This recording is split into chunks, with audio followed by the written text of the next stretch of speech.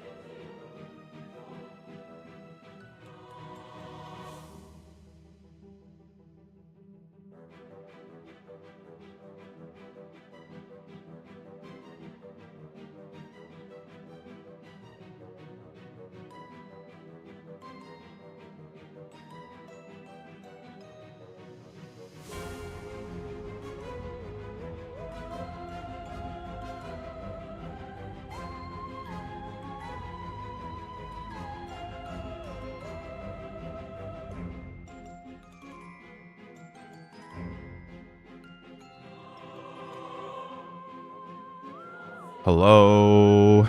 Good morning. We're back to Slormancer. I'm gonna start a new save today. I'm gonna do some research for the 0 to hero run, basically. I'm gonna see if I can come up with a strong build for just starting the game from scratch.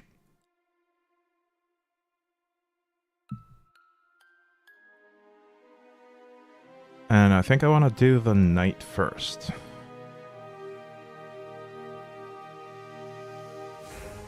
Hang on, actually, I'm not ready to start yet. I need to clean my glasses, because there's a really annoying smudge on them. BRB.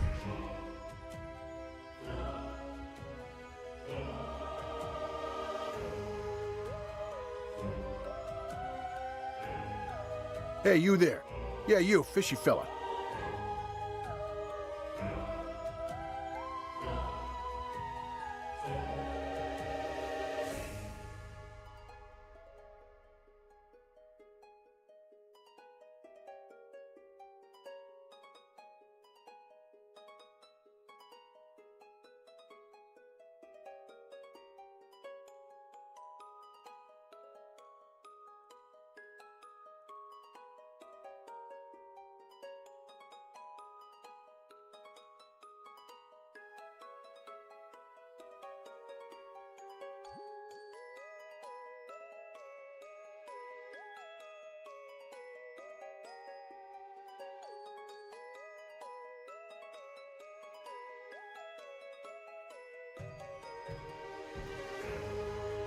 Hello.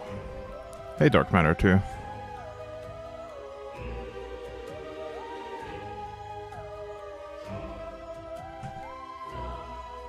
Alright, let's get this started. I'm gonna start a new save.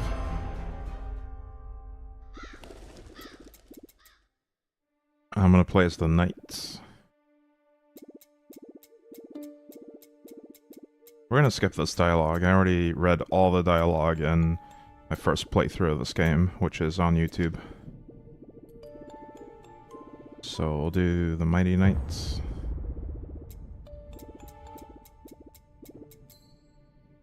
How to move. I can move. And then he wants me to talk to these people.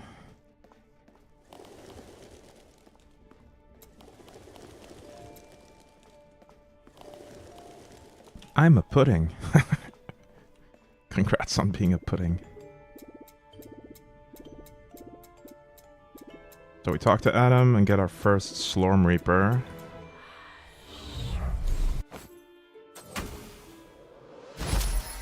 The Adam Nostra sword. Which is pretty bad, I think. Not the best. And then we're gonna cook up some poison.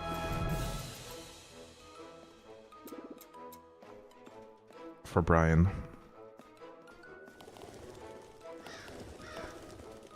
Oh, I forgot to say hi to everyone. Hello, Bababio. Congrats on being the first today. Hey, Eta, Slor. Yeah, we're Slorman. I think I did say hi to Dark Matter too.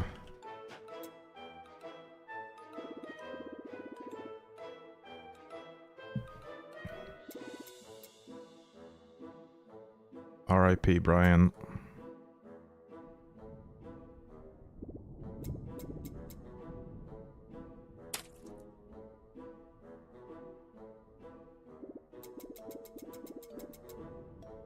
There's a lot of dialogue at the start of the game.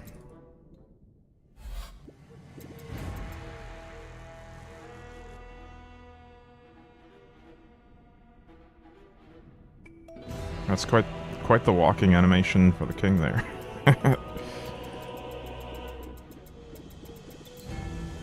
Alright, time to fight.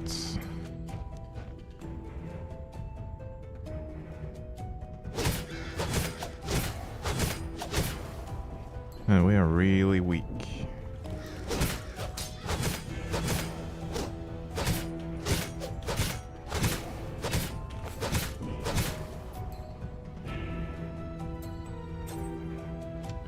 I think the tutorial is pretty good in this game, though.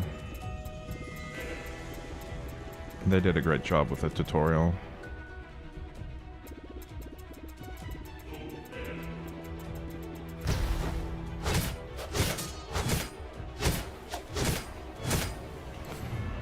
Another pair of boots.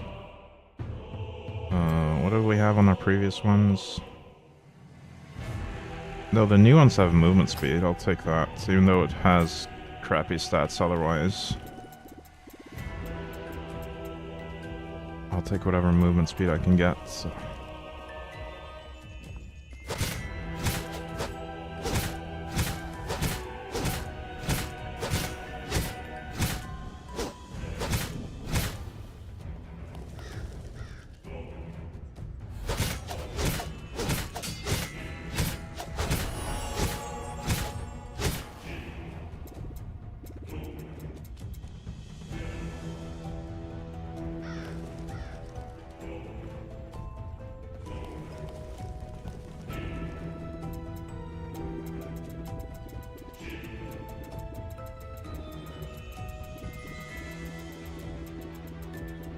If I recall correctly, we're gonna get a shovel compass or something. Maybe I'm getting ahead of myself. Anyway, we're heading to the graveyard to find something.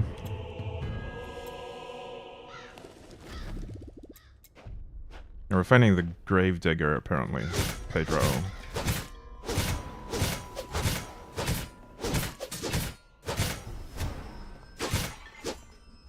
Hang on. Is there... No, there's no Filtratron at the start. I'll turn these options on, though. And I should probably do some highlighting as well. Movement speeds. Raw damage. Armor, LE resist, evasion. We'll just do the basics at the start. Max life. Life leech, life on hits. Mana leech, mana on hits. I think that's good enough for the start. Maybe crit chance. I don't know how useful crit chance is going to be early on. You kind of need a proper build to make it worth prioritizing.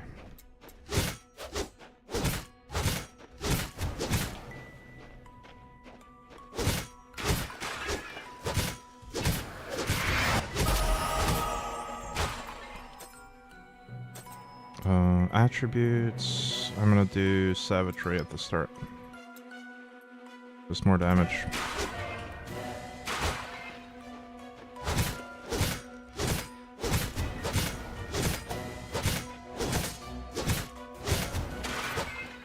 Does this skill have any... No unlocks for the skill yet.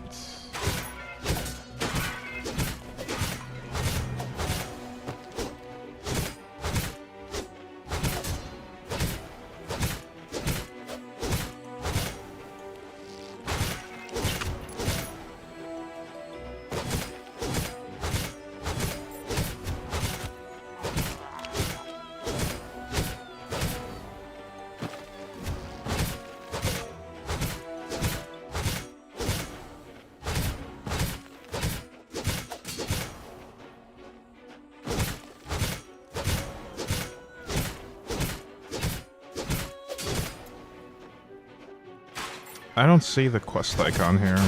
Maybe there isn't one yet.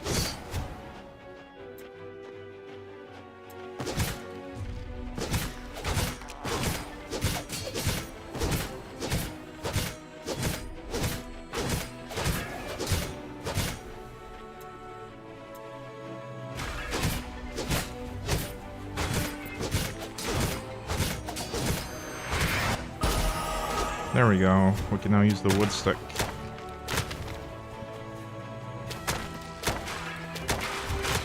I wonder if the wood stick's actually gonna be a decent skill early on, I mean.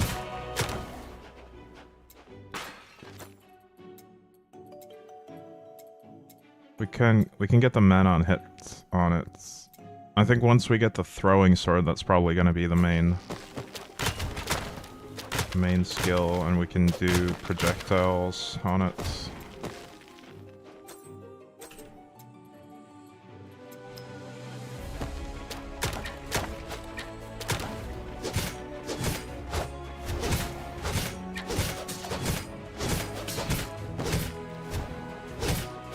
I think I might be in the wrong location here. Nobody here. Oh, I forgot about this.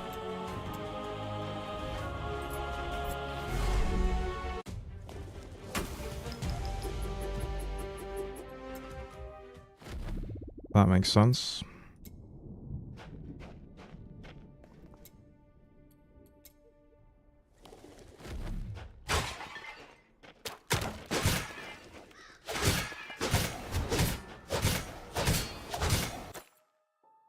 I didn't get a level up on Mighty Swing yet.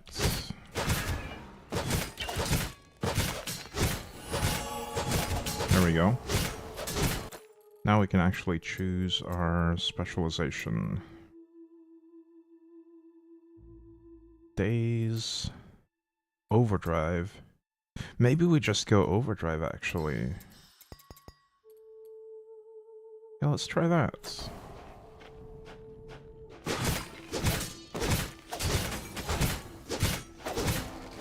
That might be the best way to level the knight. Just go overdrive, and if you get lucky and find the overdrive Slormancer early on, that could be really powerful.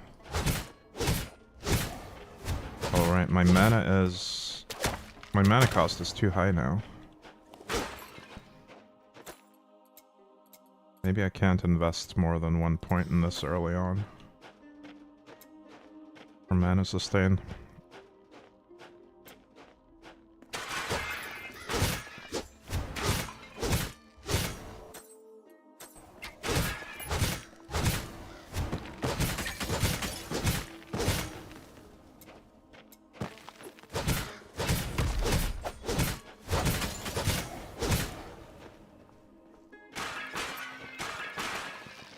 We don't have to kill all the enemies. Let's just make a run for it and then clear a big pack whenever we come across one.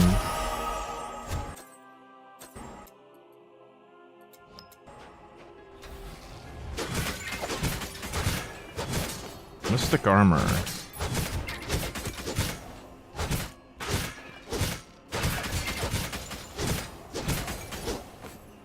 I've got 2 boots and 2 armors right now. Alright, this has raw damage and evasion. This is armor and evasion. I'll do the raw damage. Hello, Pedro.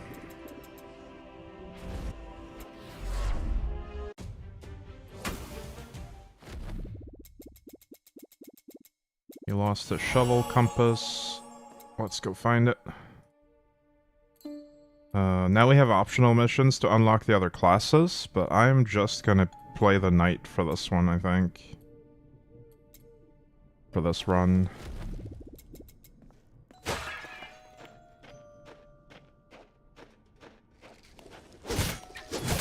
So we'll just leave the other few classes to rot in the graveyard.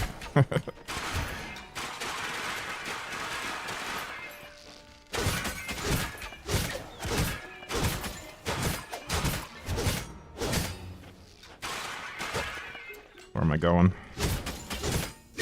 We'll try the right side.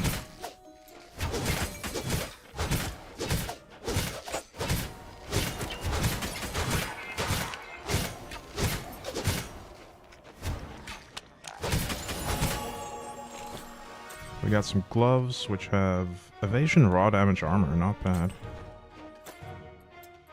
I'll get the mana on hit for the wood stick. Maybe we can upgrade this overdrive some more then, and just use the wood stick whenever we run out of mana.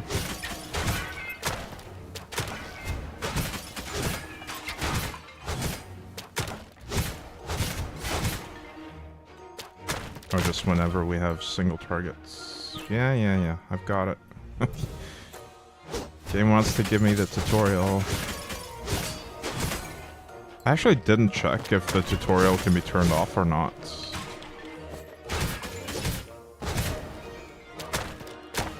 Didn't try looking for that. Okay, here we go. Throwing sword. Do you throw 3 swords? Yeah, I think we just replace the wood stick right away with that.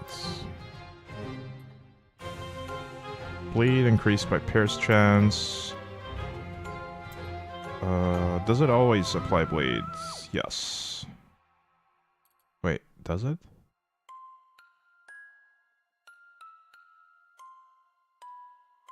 I'm not sure if this just has a chance to apply bleeds. I think it always applies it. Alright, let's unspec this. Although, I'm a little bit torn about my options here. So we could go full overdrive with the Mighty Swing as the main ability. Or we could go Throwing Sword. Let me see how that looks.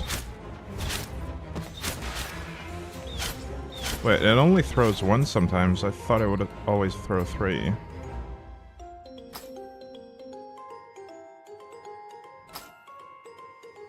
I forgot to equip my gloves earlier.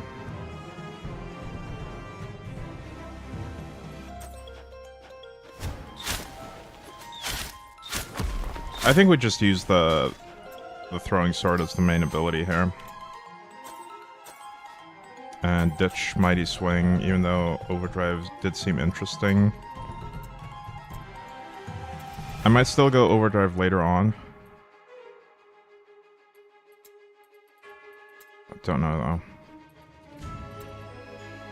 Bleed slows. Whenever you cast, mana cost is reduced for each bleed stack. Ooh, I'll take that.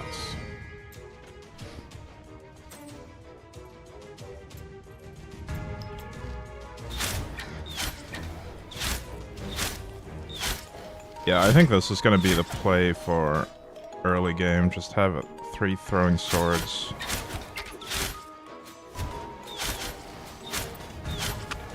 I don't get why sometimes it seems to throw 1 though.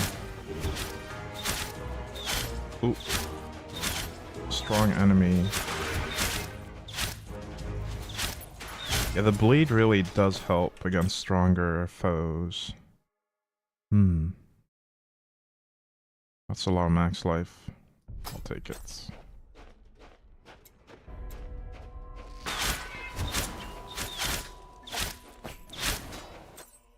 I'll take a belt as well.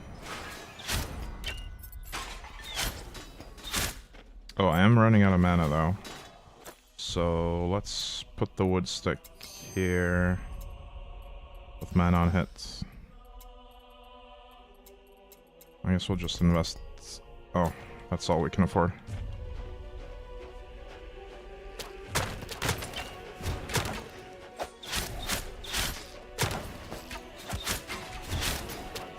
I think it's as soon as we get the ability to craft, we'll just fix the mana issues immediately with 1 mana on hit roll and 1 mana leech roll.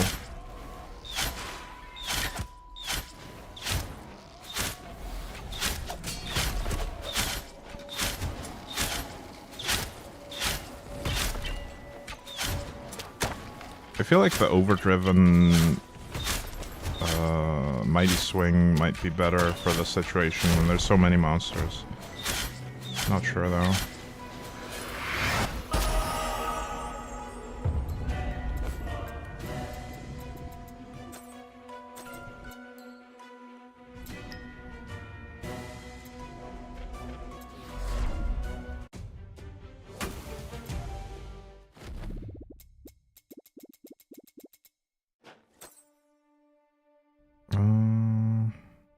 I would miss out on the movement speed if I take that.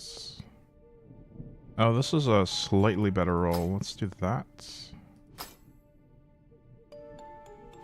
Got some nice raw damage there.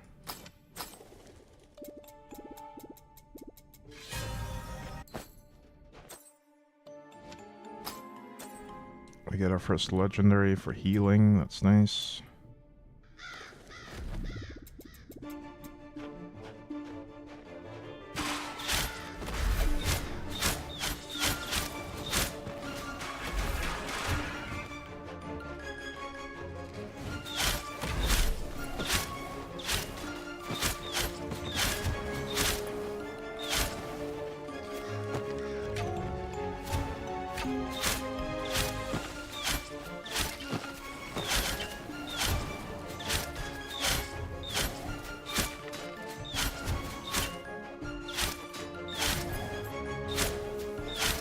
I might have to read up on why it's only throwing 1 sword sometimes.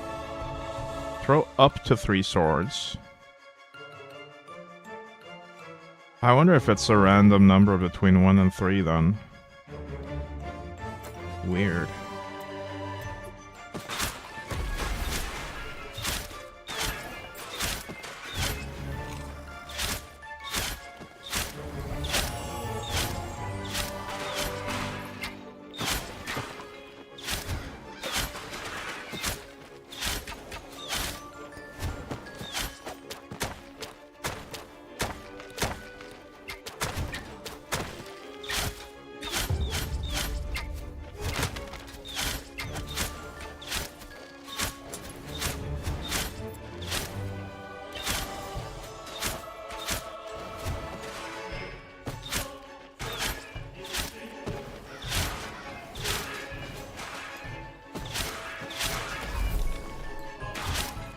Yeah, I just met an elite enemy.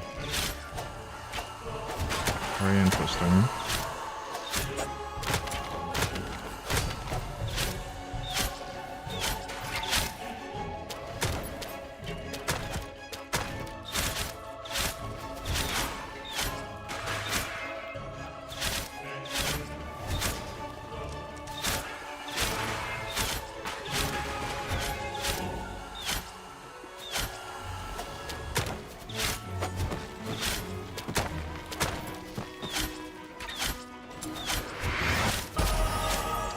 Cadence. I wonder if that's a good skill to use at this stage.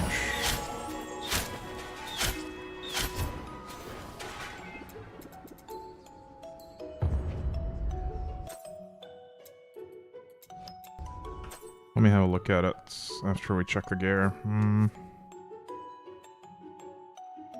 We've got so many chest armors here. Oh, green boots with some movement speed, but not as much as my previous ones. And no life. Now, we'll keep our current ones. Cadence, a fast but light attack. Every 5th cast, it's magnified and hits in a larger area.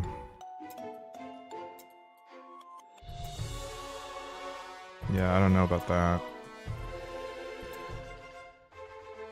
Whenever you cast Throwing Sword, you gain a block stack for each sword thrown.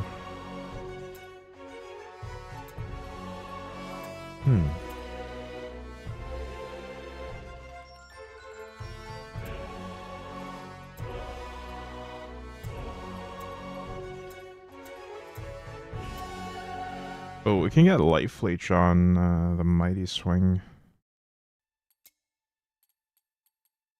I think mana sustain is the main issue we need to solve, though.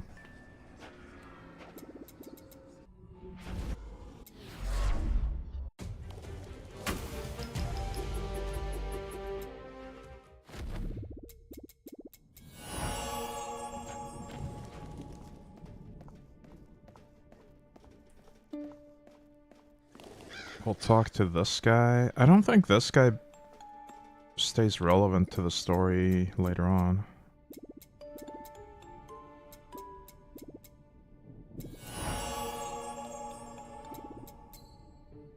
Yeah, he just teaches us how to unlock the full potential of our Slorm Reaper.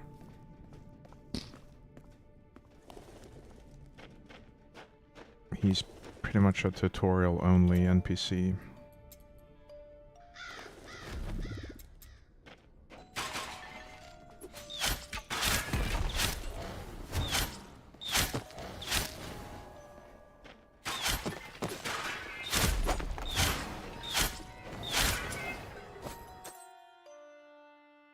Nice, we got a cloak with some movement speed.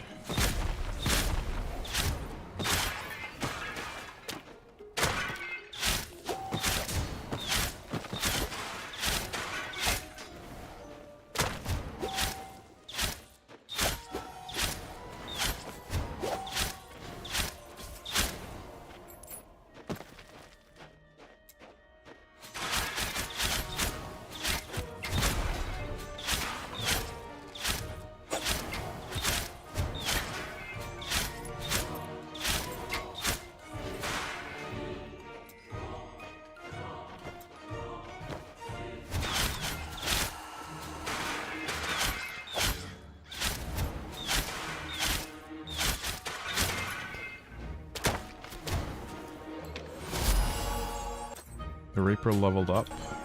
Nice.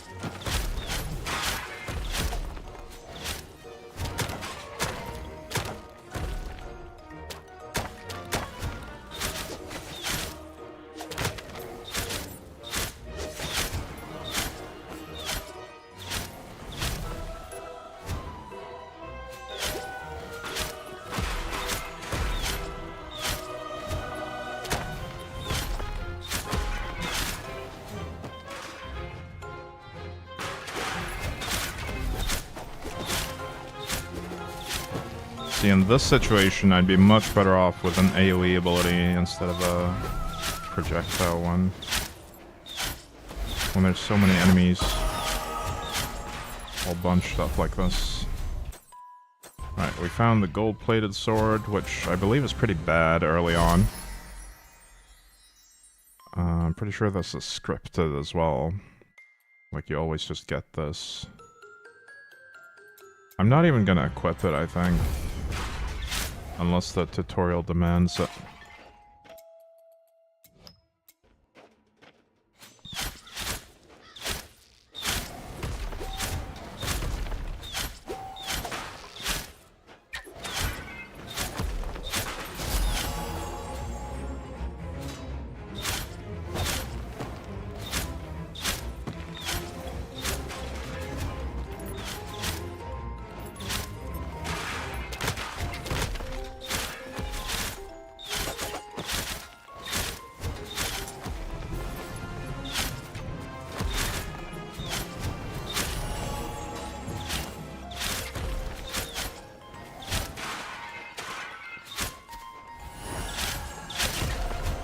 Wait, our sword leveled up. What do we get?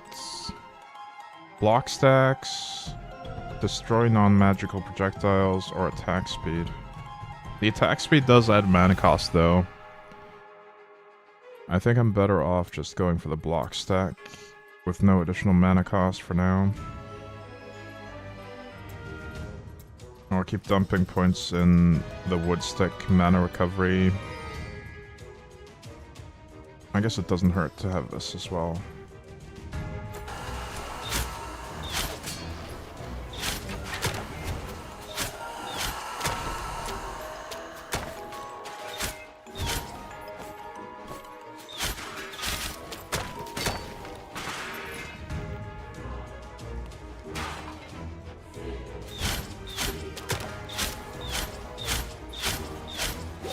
Oh, I have haste right now. I just realized. I got that from the breach there. My attack speed is way higher.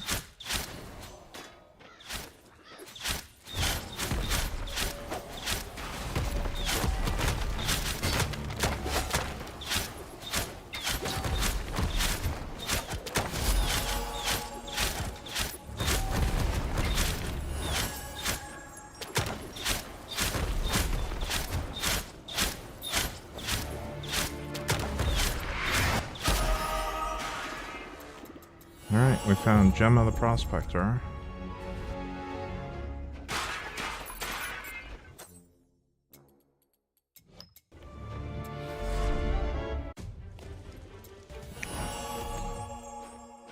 We now have the option to sell gear and buy gear. I'll have a quick look through my stuff here.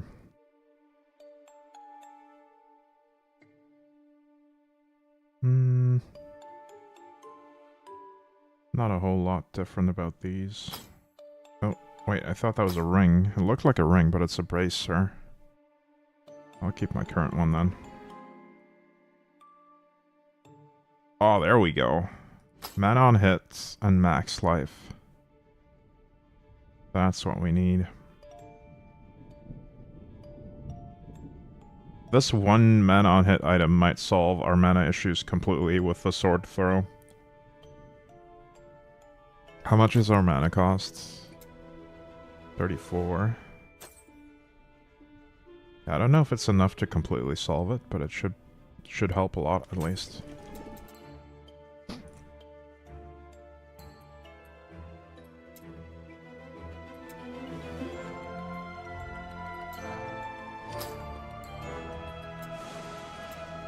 We could do a random container here.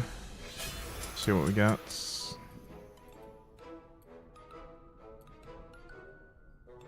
That's an even better max life chest armor. Yeah, let's go with that. And I will sell the rest. Oops.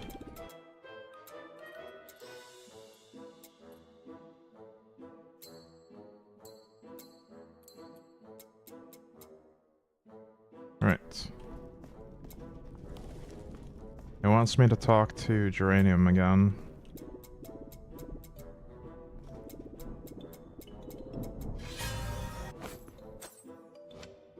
Get another free legendary. Which does not help us yet. This lets me swap Slorm Reapers more freely, but honestly, I never really felt like I got any use out of this.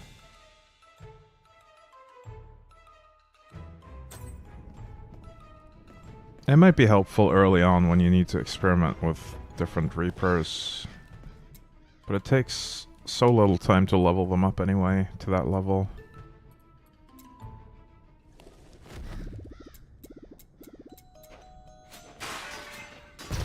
Oh.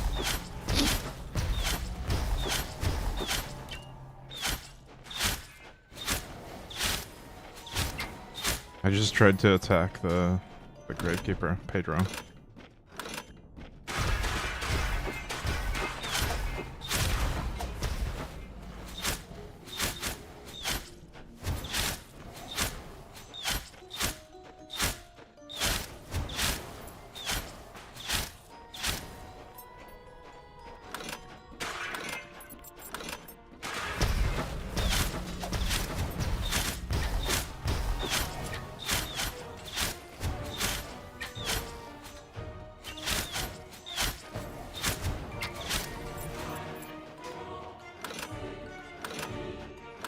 We actually have 89 block stacks from just throwing our sword at them.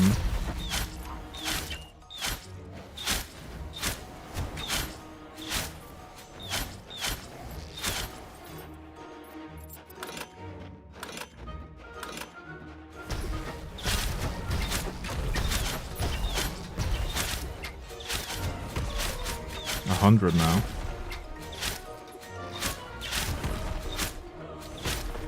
Yeah, it is starting to look like we are perfectly sustaining mana with just that one mana on hit item.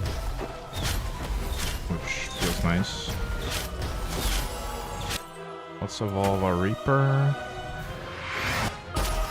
What is the difference between these two? Ah. Adam's Blessing for breaches. I see.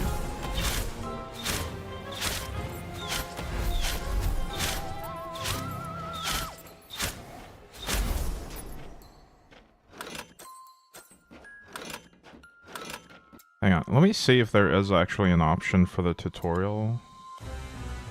I don't think there is. Gameplay... Don't see any tutorial here.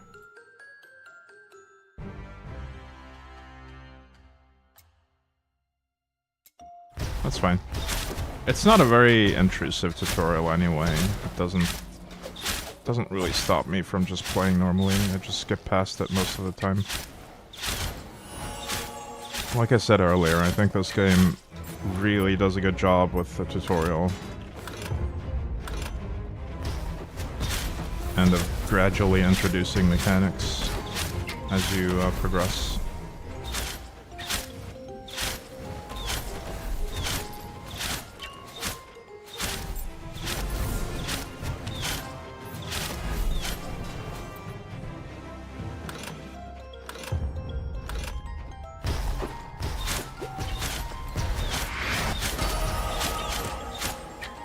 Ooh, we got a lot of unlocks there. Hang on. That was the specialization, so we'll do... I prefer this tree for the knight, I think, because at the bottom here you get 100% tenacity for free. And a lot of these other things are mostly defense. And I feel like the knight is kind of lacking in defense, ironically. If you don't go with this tree.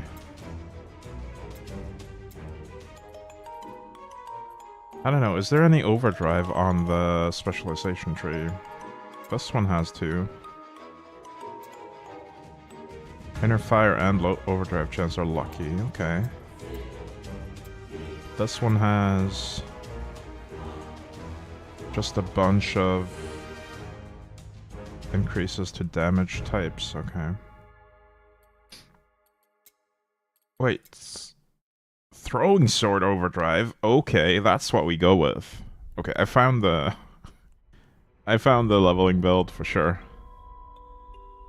So normally overdrive can only trigger on melee attacks, but we can make it trigger on throwing sword, and then go with the overdriving Reaper. That's gonna be insanely strong, I think, once we get access to that. There was overdrive here as well, but yeah, I don't think it's worth using anything other than the throwing sword early on, once you get access to it.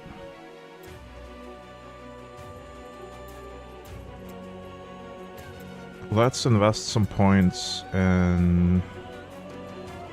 Whenever you nullify damage with deflect, you gain block stacks? Nah, let's do life regen. It's just a passive.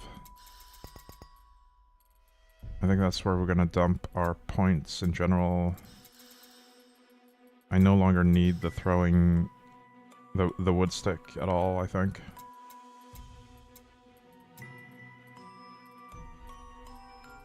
I'll just dump points in this instead.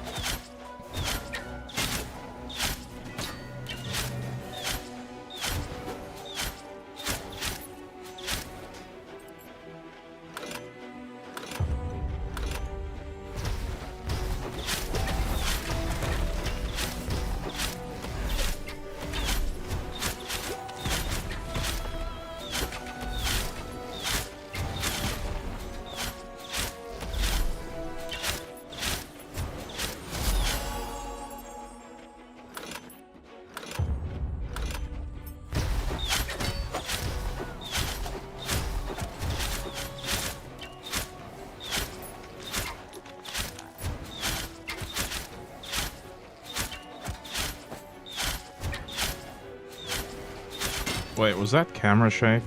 No. I thought I saw a camera shake. Am I losing my mind?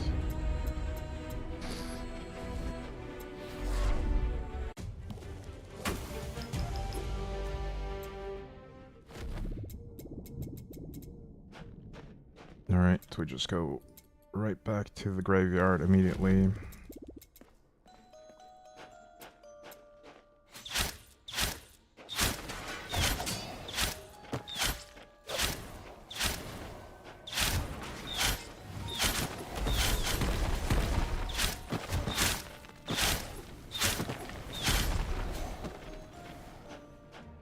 That looked like a camera shake. What was that?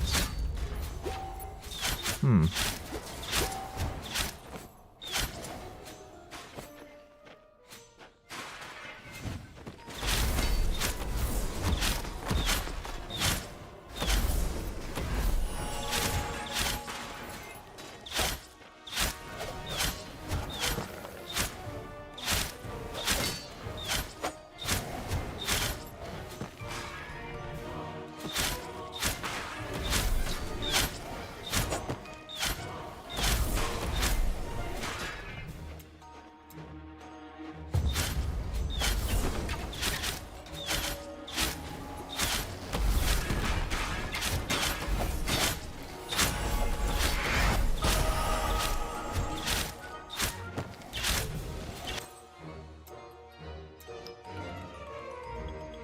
Nice, we get some more Reaper damage. There's a Signet. Yeah, let's do that. Every gear slot is now occupied at least. Well,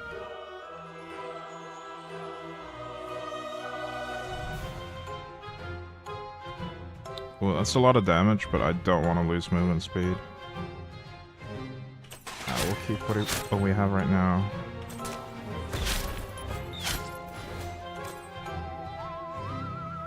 %1 max life. No, the other one's better.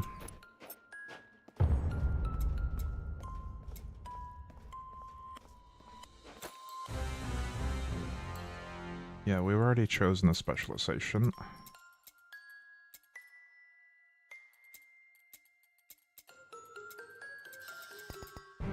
We can increase our max life there.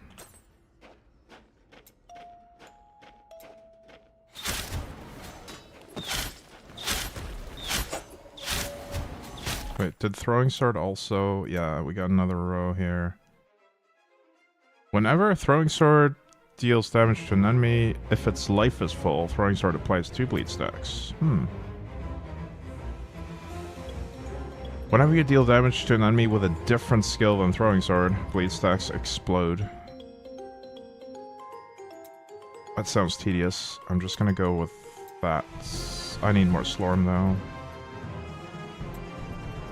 We could get some Slorm back.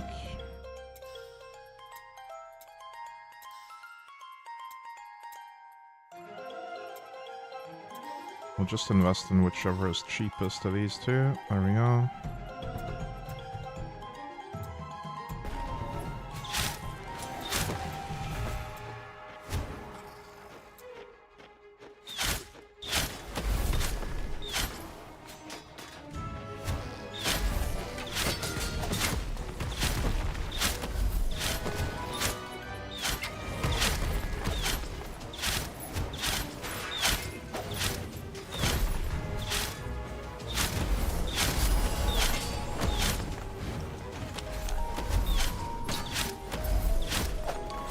Oh, I'm also gonna check whether or not the knight has any free pierce or fork or rebound.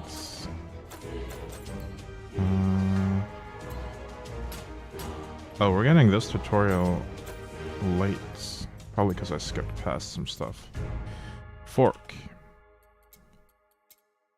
Okay, the throwing sword has fork. Up to... 35%. That's something at least. What about pierce?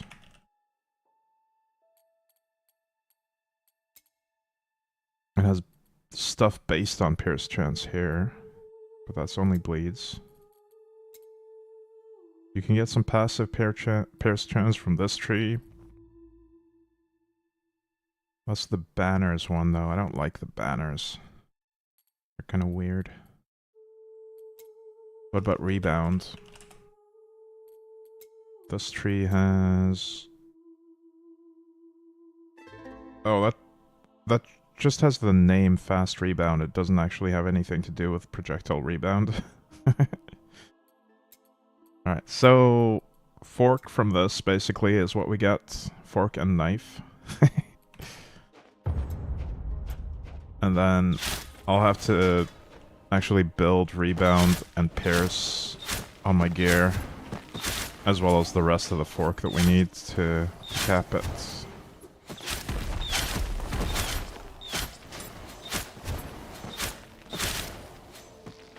Hang on, I think I might have noticed what happened there. Maybe we just show this always and we won't get that weird screen shake-like effect. The whole damage meter thing.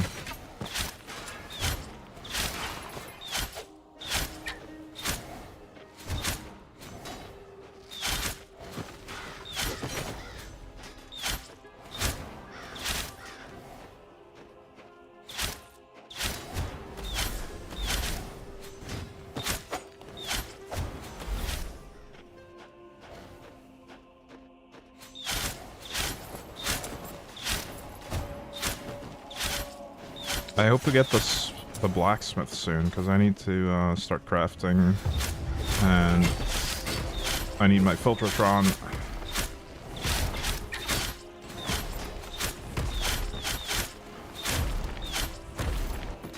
There's Pal String.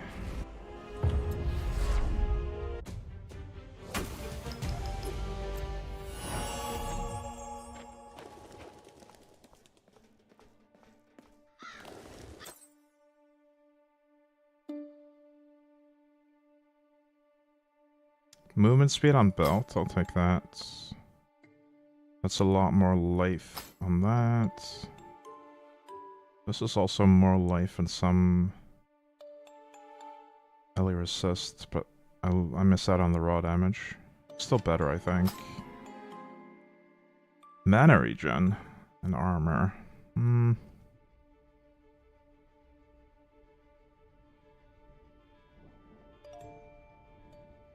this is fine for now.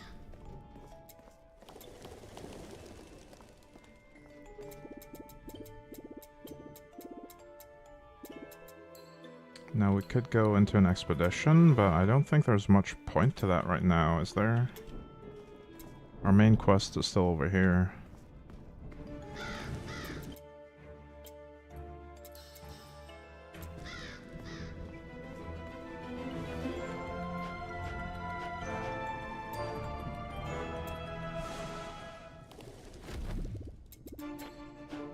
Alright, now we're learning about cataclysms. All the enemies explode in this one.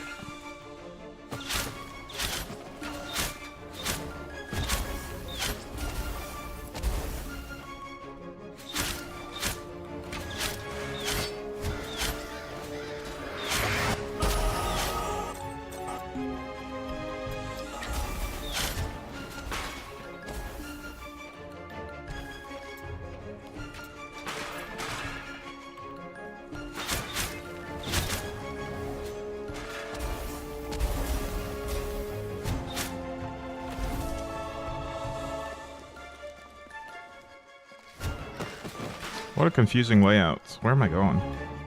It looks like maybe down there would be the right direction. I might be going the wrong way altogether. We'll see.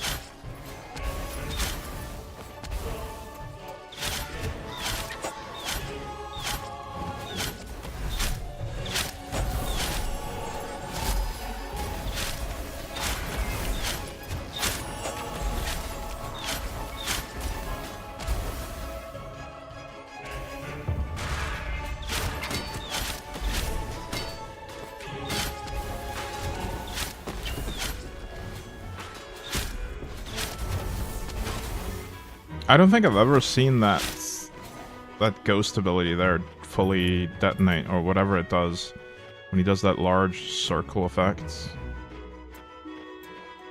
I have no idea what that ability actually is. It does look scary though.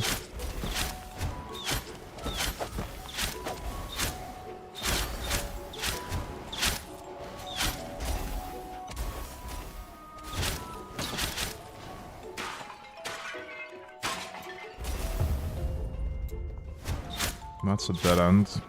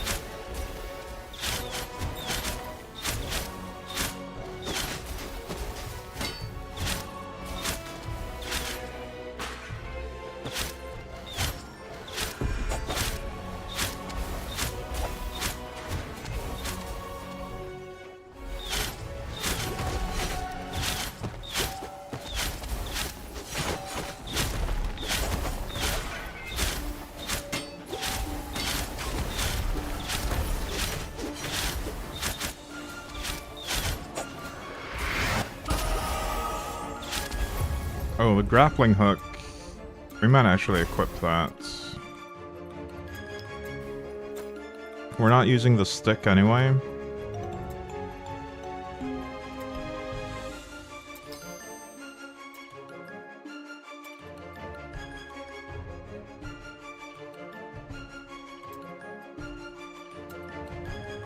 We'll do maximum range. And whenever it hits Eagle Punch, I want the pull-in effects. Yeah, I think we go with this one when we get it. Or I could use it for movement.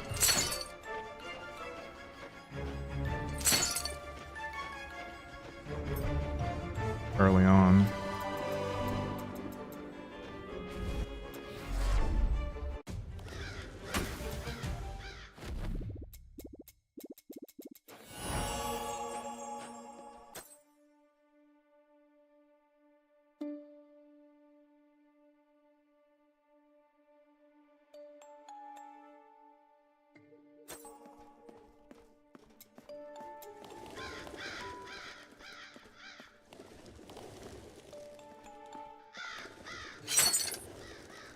I missed.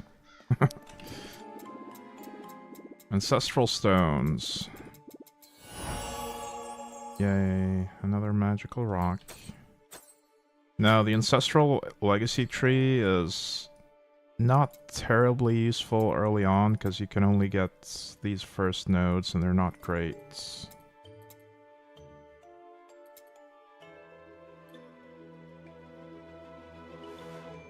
Ooh, maybe flashing darts, actually. I've never tried that. Oh, it's based on my missing mana. Oh, never mind. It reduces mana regeneration. Yeah, we'll have to build around that if we do it. Hmm.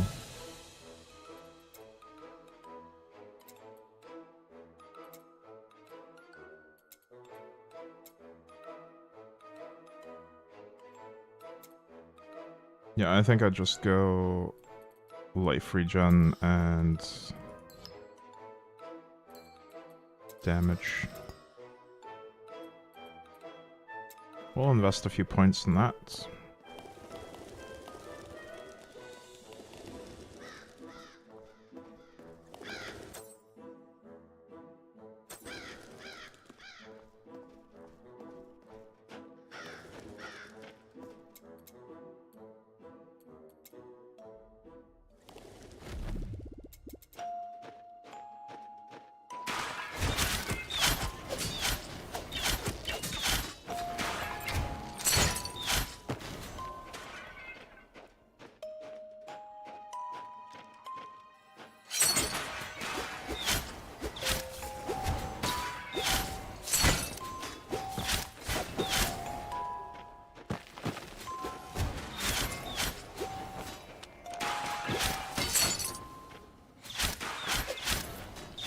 Yeah, I don't think the grappling hook's gonna be terribly useful for movement when we get decent movement speed.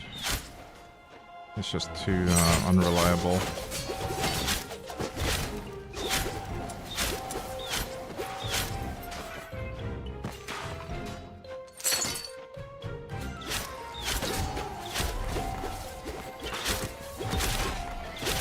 I am getting hit a lot more now. Oh, because they have 50% increased attack speed. That makes sense.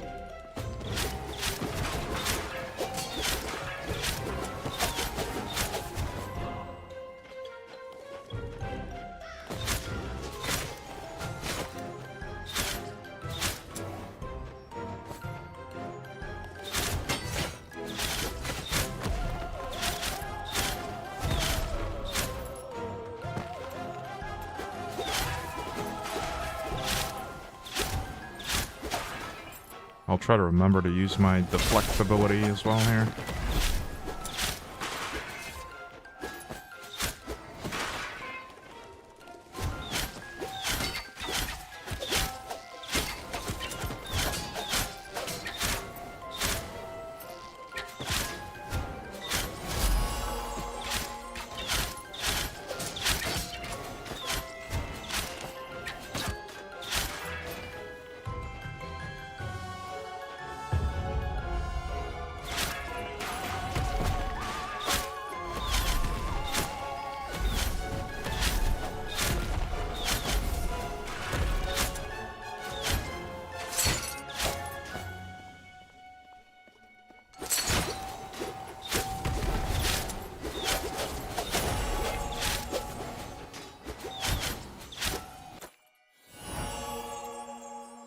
Nice, we get our fork now.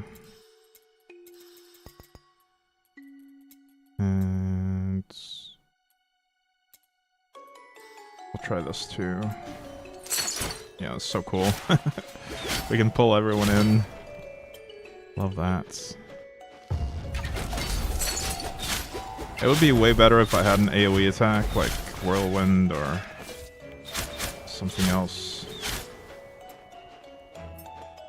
to deal with them after they get pulled in, but still.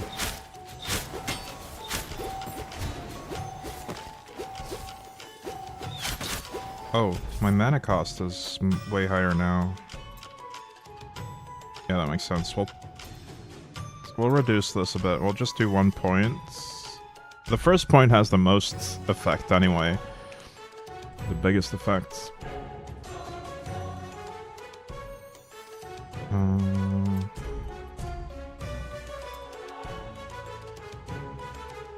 Could do more range on this, but it would also increase the cost. Let's do some of this though.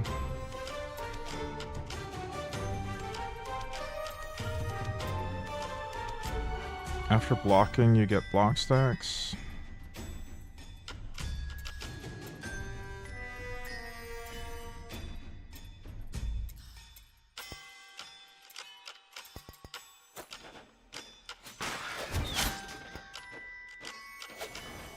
Jeez, we might have to go back to the wood stick actually. Because we can't sustain the mana cost right now.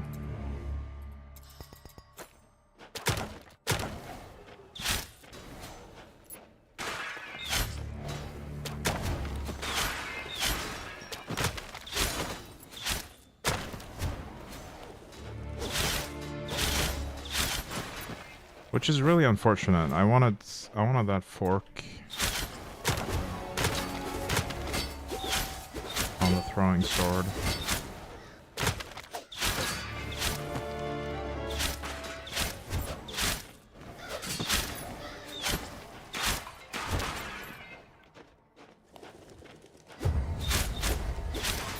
But I can fix that pretty easily once I get access to crafting.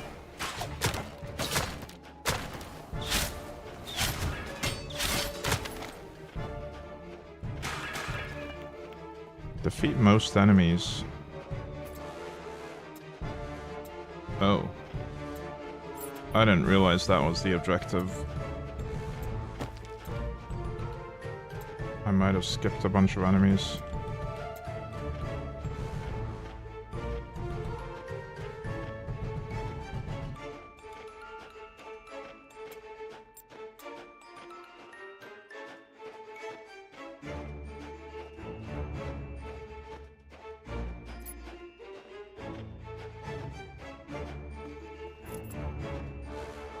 But where?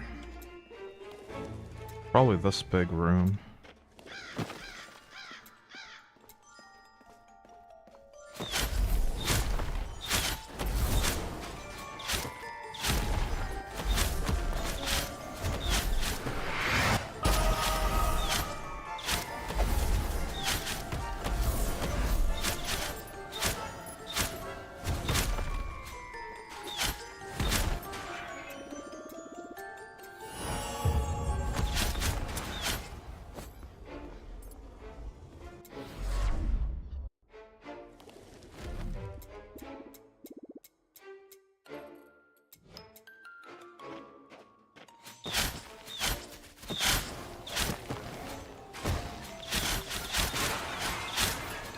I could also check attributes and see if there's any cheap mana on hits.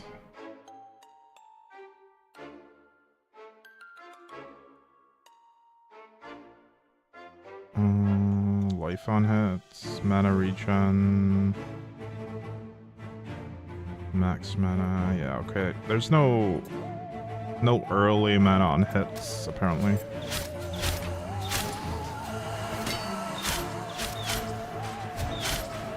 And the attributes tree. Mana regen might help enough. don't know.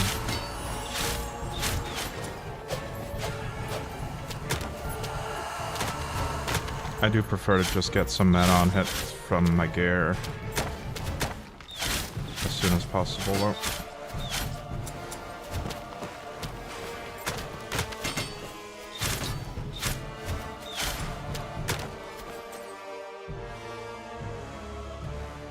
Wow, this is actually worse than what I have.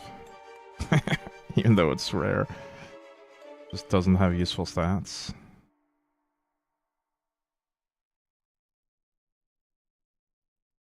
Honestly, I think I might turn off the highlighting on everything except for the mana stats right now.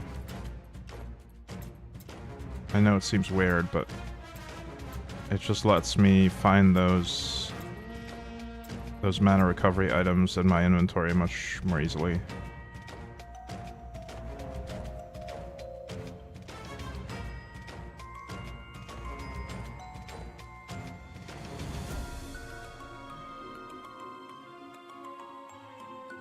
Maybe movement speed as well. Yeah, I'll take some more movement speed. See, now everything that has movement speed or mana on hit or mana leech will be highlighted, but nothing else. So I can easily find the stats that I want. The other stats will be on most items anyway, like raw damage, max life, and stuff. There's a lot of items that have those stats.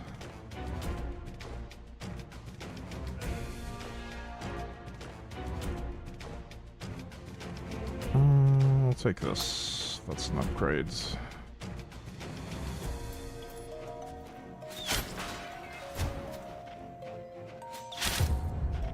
Hey, Osmanic.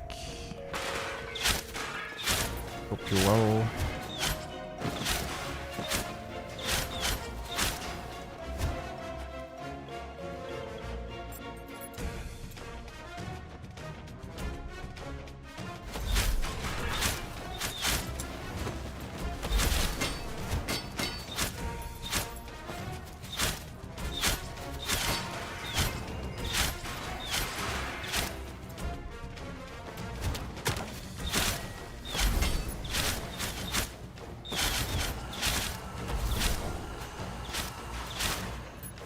Not enough mana.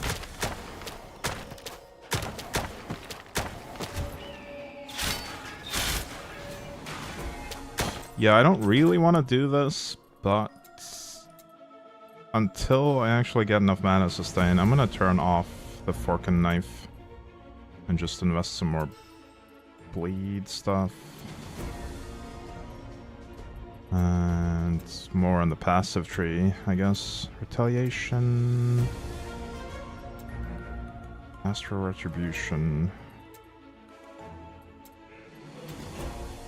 Not enough Slorm, okay.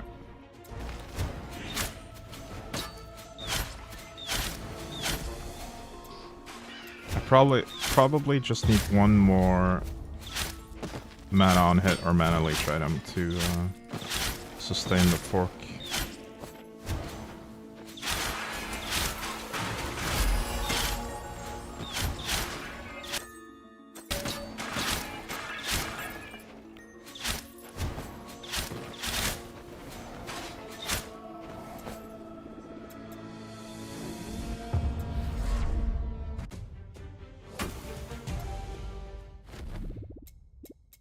Keys to the crypts.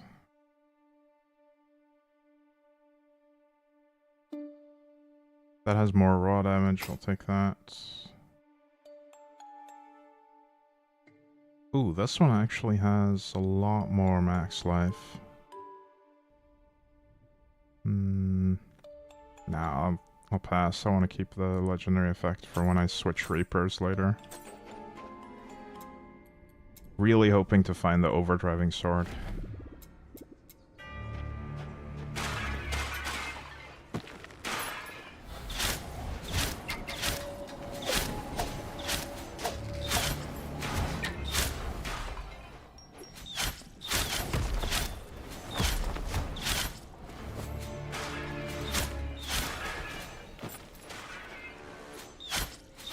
And I'm glad we're getting some breaches in the missions now, because that's how you get the Slorm Reapers. You have to clear breaches. Nice, I've got a temporary fire buff. Very cool.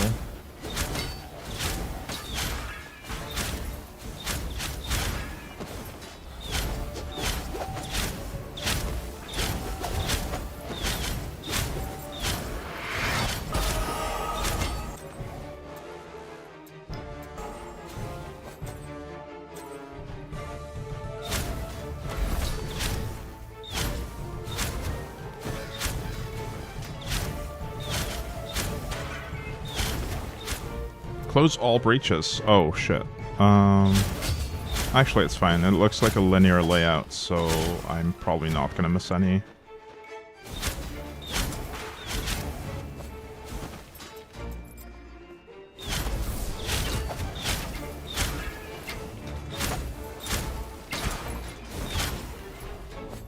Is my inventory almost full?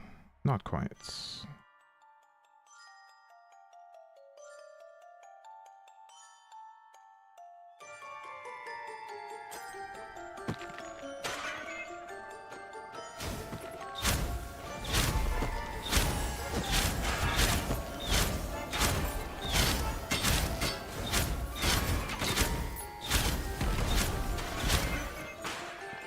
I got a sweet movement speed buff there.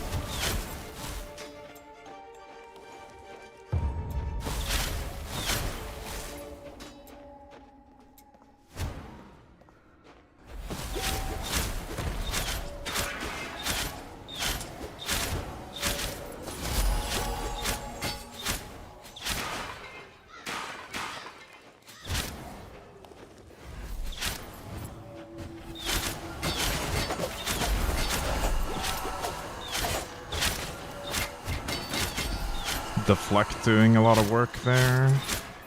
Probably would have taken some damage there otherwise. Crest shield. Ooh, that's another really good ability though. Is it a new character? It is a new character. Or rather, I'm starting a fresh save. This is the night, but it's on a fresh save.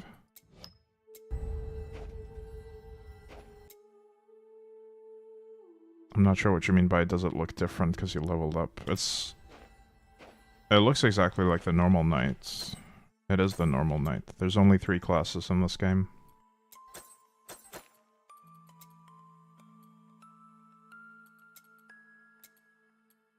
I might want to test Crest Shield because it gives a nice passive bonus.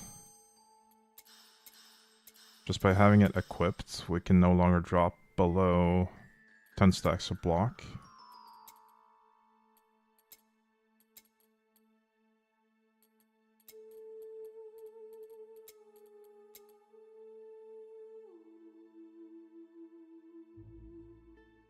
I mean, if the looking changes when you get new items. Oh, no. There's no visuals for the items. They don't affect how your character looks.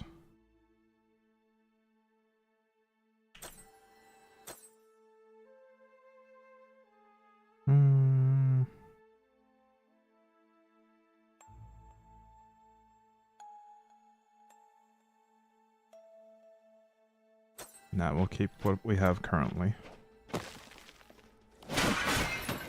I don't know if the shield ability is gonna be... I mean, it is pretty good, actually. I don't know. No more business here. Okay, Brian.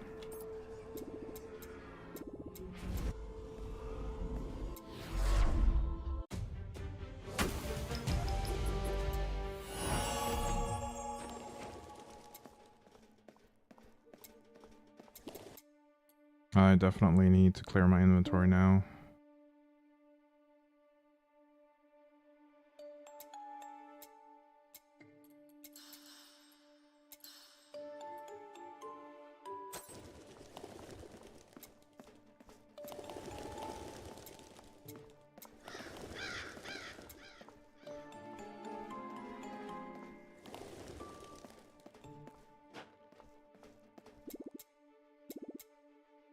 Check in with Palstrang. He'll probably have expeditions for the prison. Okay, sure. Not gonna do that though. We're gonna continue the main quest for the moment.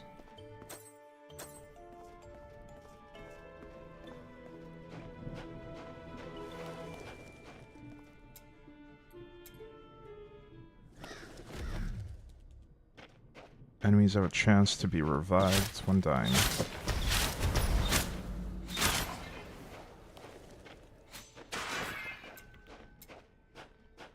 Oh, this is a defeat most enemies ones, so I'll make sure not to skip any.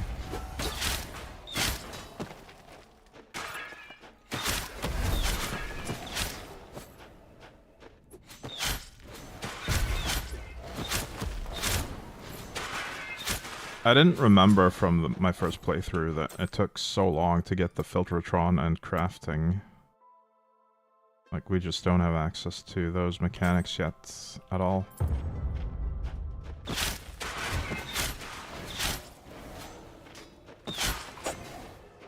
And it's been about an hour of gameplay.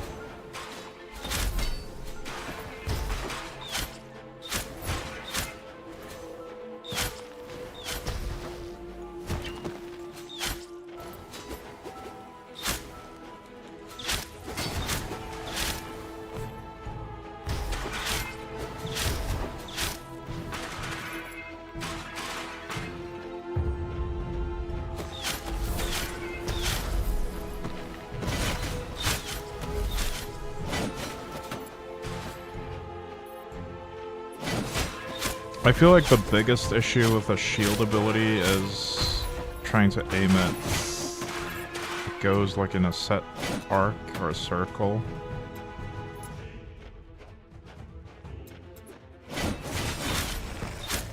And you need to be the right distance from the enemy to make it work. So it's way easier to just use the throwing sword.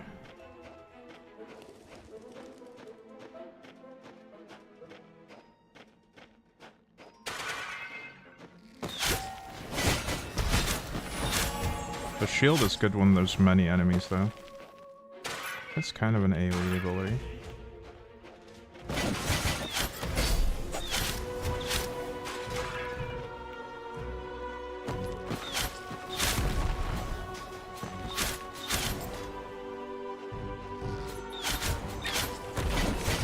Like right here, for instance.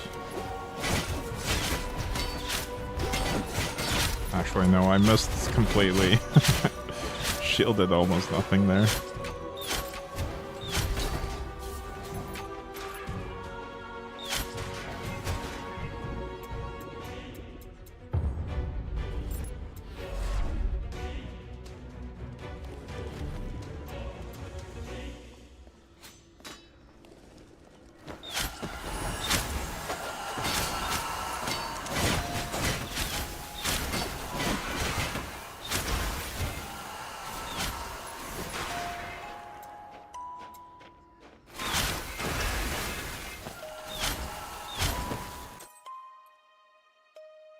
Still no more mana recovery.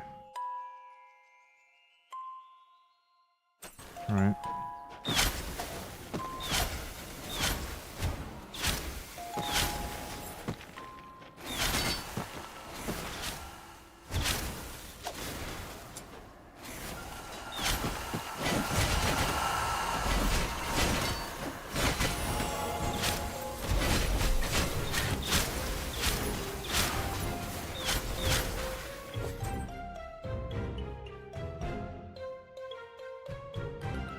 Well, that's a pretty substantial raw damage boost. I'll take that.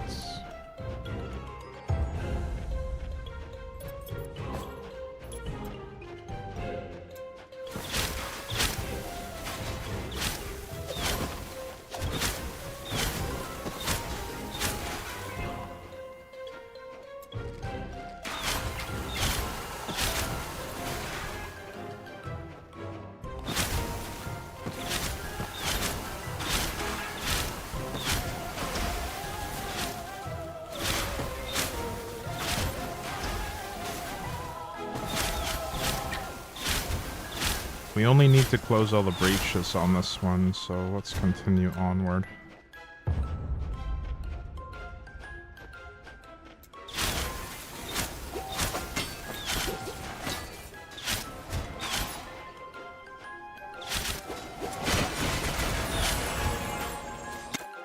Throwing sword, got another row.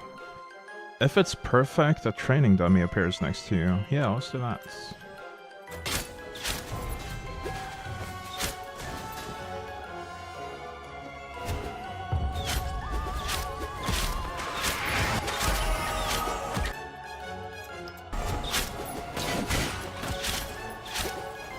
Right, now it's gonna be perfect.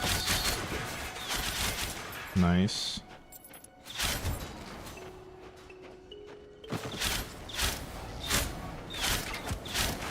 Perfect is when this bar fills up and reaches 100.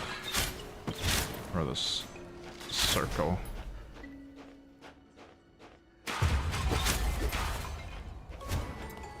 My next one will be perfect. Alright, that training dummy is really cool. I like it.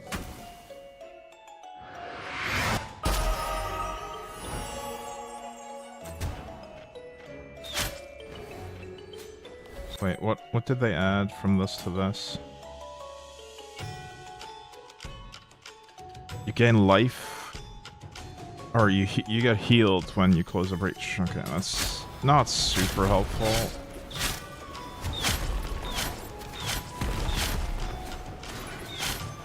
When you close a breach, there's gonna be no more enemies near that breach anyway, so it's not really a time when you desperately need healing.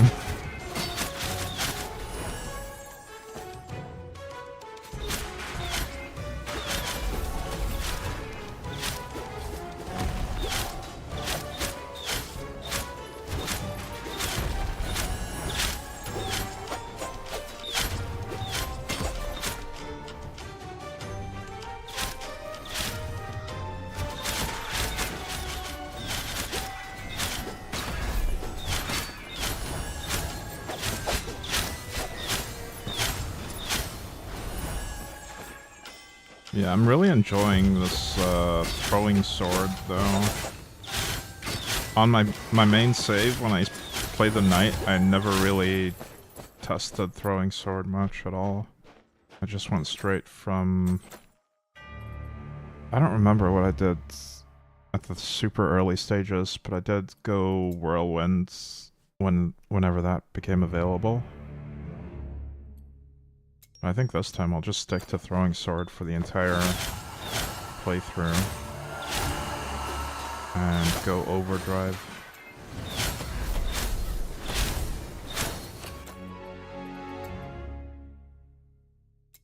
Oh, that's on this row though, so that means no training dummy. Aw.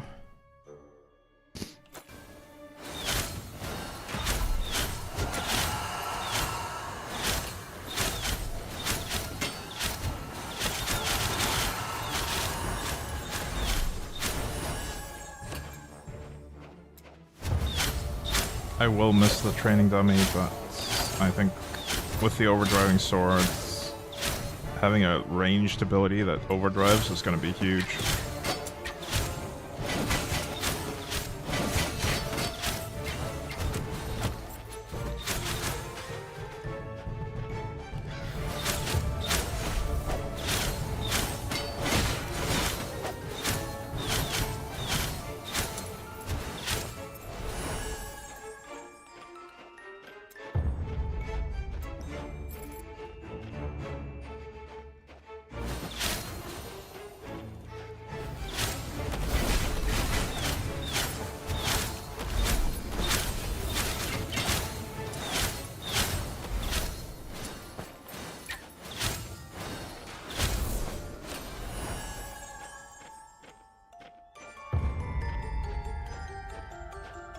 Any mana regen yet? That's got movement speed, I'll take that. Oh, that's got mana on hits. I miss out on some life. Yeah, I miss out on a lot of defense there, but the mana on hit will be very helpful. We got our first rare item. Honestly, quite terrible stats, but I can craft it later to have better stats on the first 4 slots. And it gives life on kill as well. Wait, that's percentage life on kill. If I don't have a flat life on kill roll, that does nothing.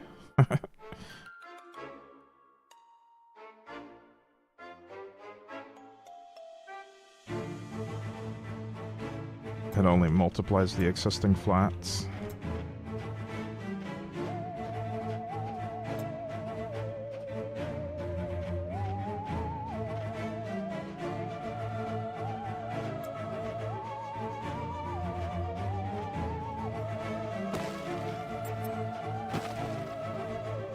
Gonna make more coffee?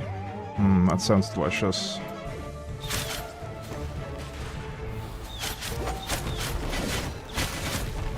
Yeah, I'll take my first coffee break soon as well. Not quite yet, though. You've been drinking quite a lot of coffee.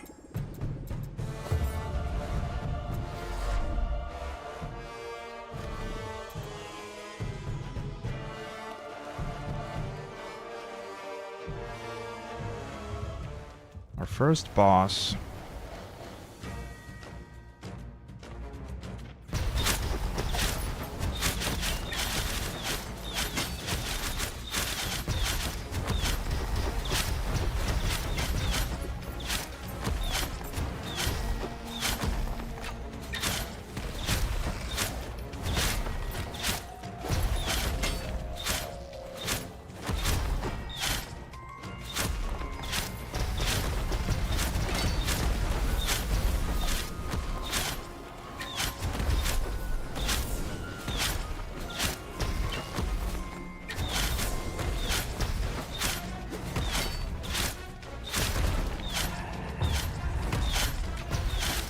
Wait, where did my training dummy go?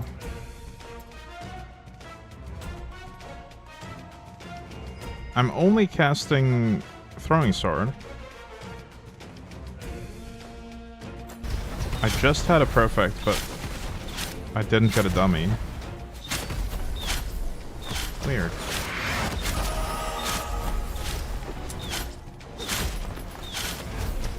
Okay, this time I got a dummy.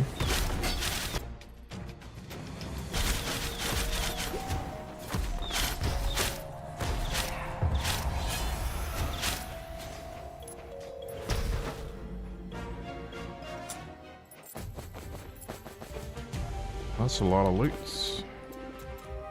Beautiful hats.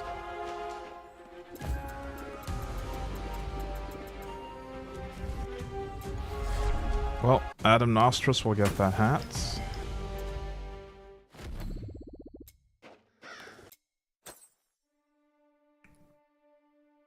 Movement speed, but not as much as our previous one.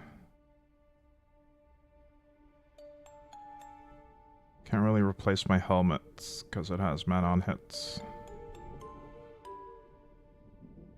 Nor my body armor for the same reason.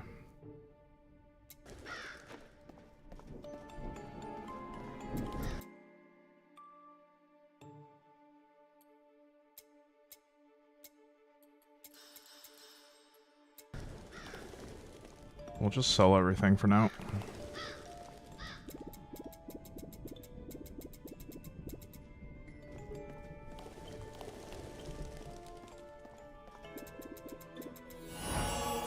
Another stone, right. I didn't remember that we got the stone so early. What can we get with 2 stones?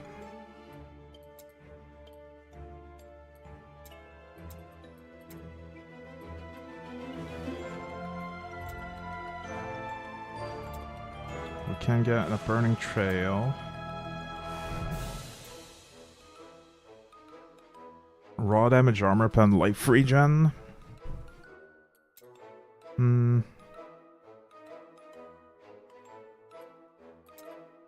I don't think I can make it all the way to imbue now. All the imbues need 4 stones, I think.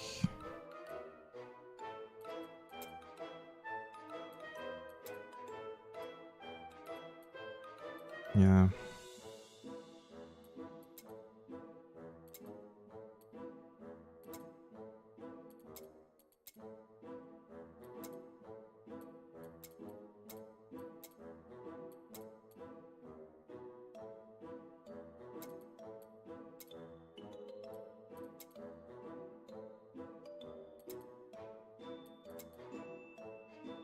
I guess we just do, I don't know, actually. Technically, we don't need to use our second stone yet. There's no real benefit to doing so. Unless we can get to... Oh, never mind. We can get to the raw damage one. Yeah, let's do that.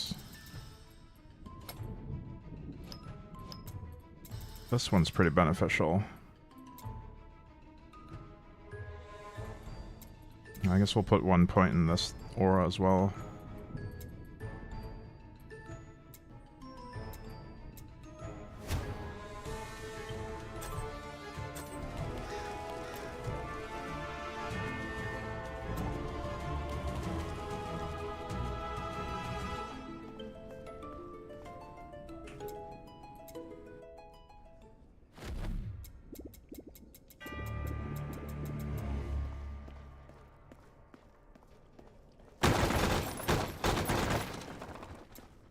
Close all breaches. Alright.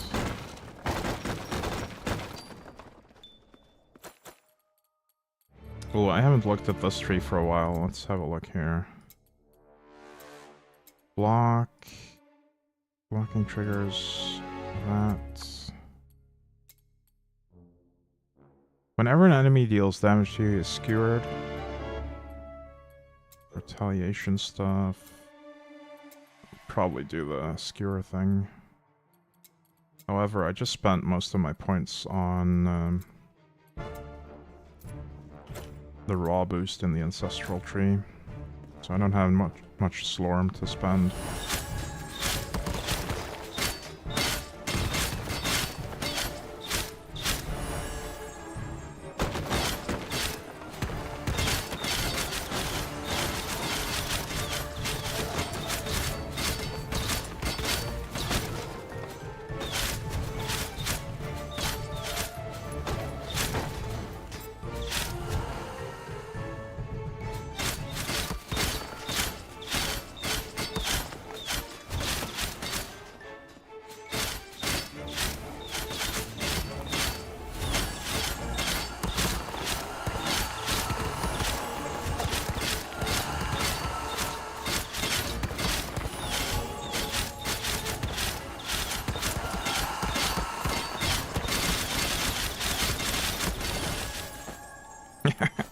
I love that dummy. Alright, let's do fork now, though. Should have enough mana to be able to afford this forking.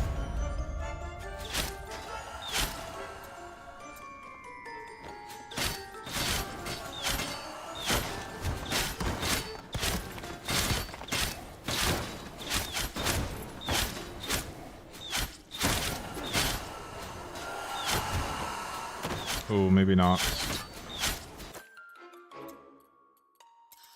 Let's just do the 1 point.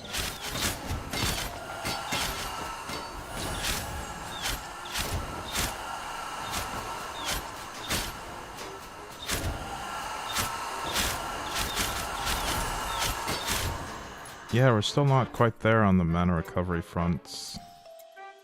I might need some passive mana recovery, like mana per second.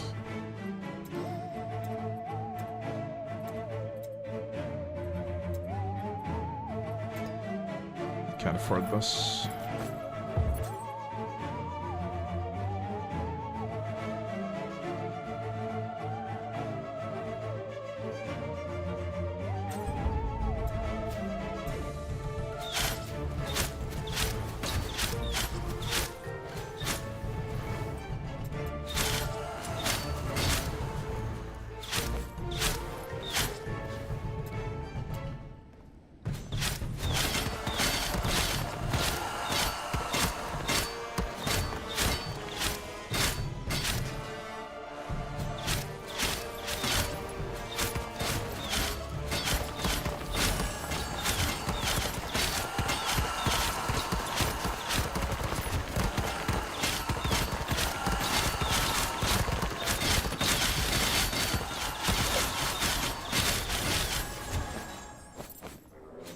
I really enjoy that dummy when it spawns on the breach like that.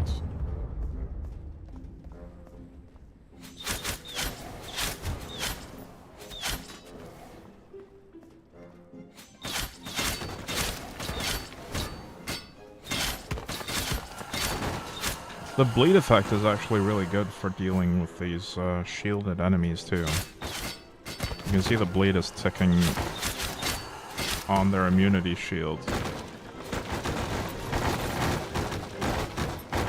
So I don't have to hit them multiple times.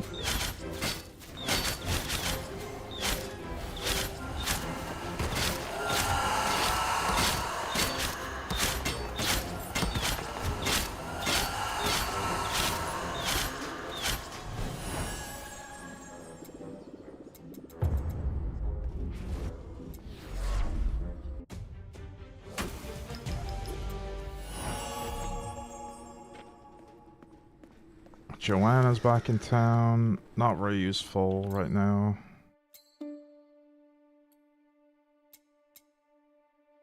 Don't have money for the legendary stash.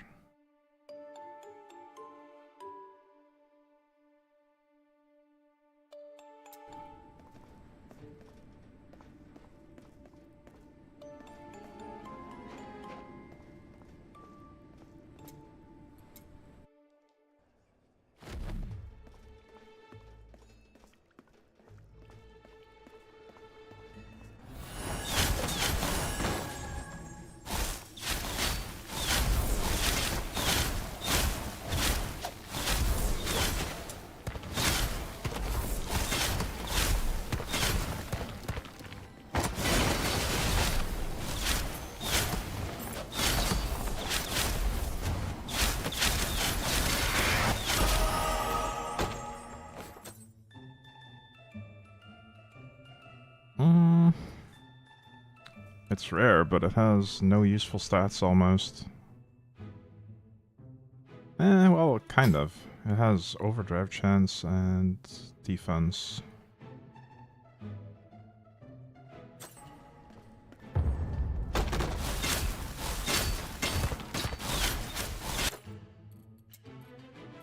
We need level 7 to actually start using overdrive. Hey, you there. Yeah, you, fishy fella. Hey, you. Hey, Dorito.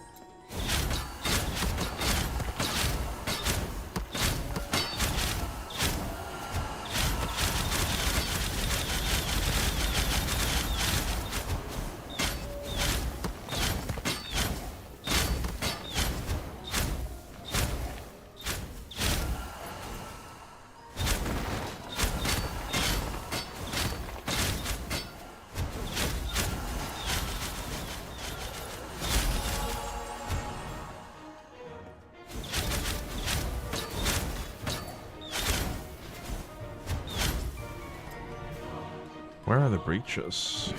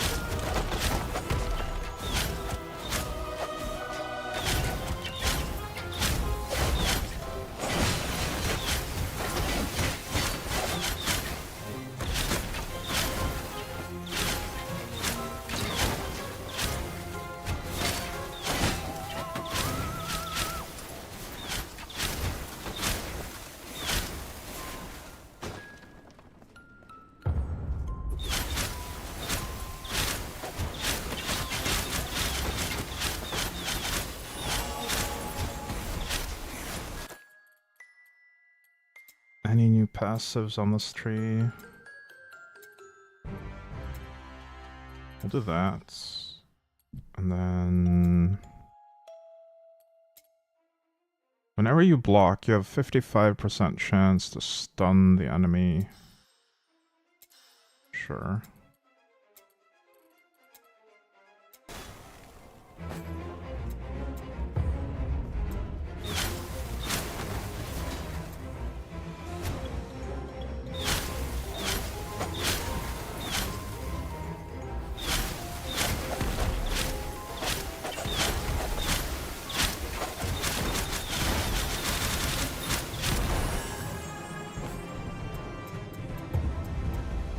Oh, we get the Slormite expert before we get the crafting. Before we get the blacksmith.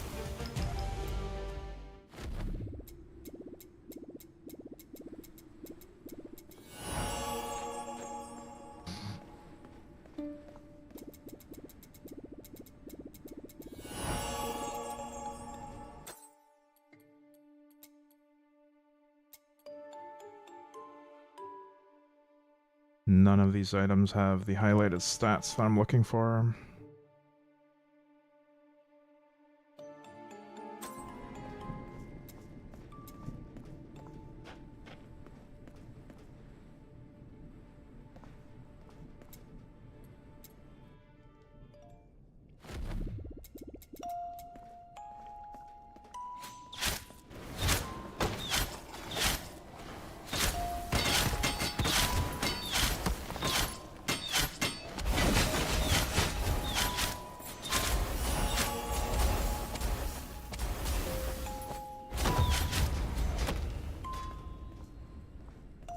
Find the exits.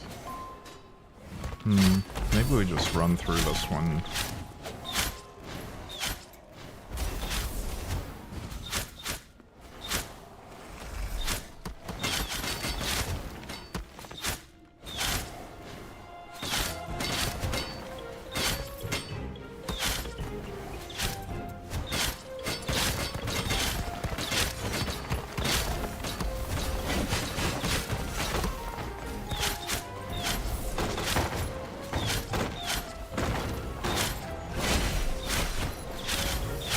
Nah, I like doing breaches.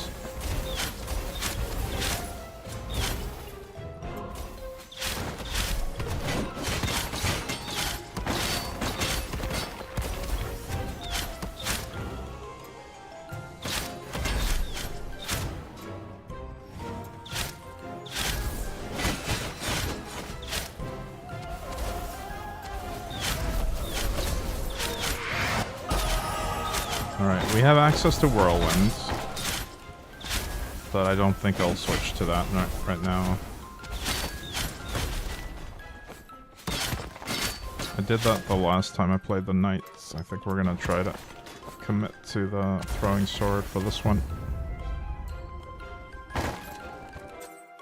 Slormites, nice.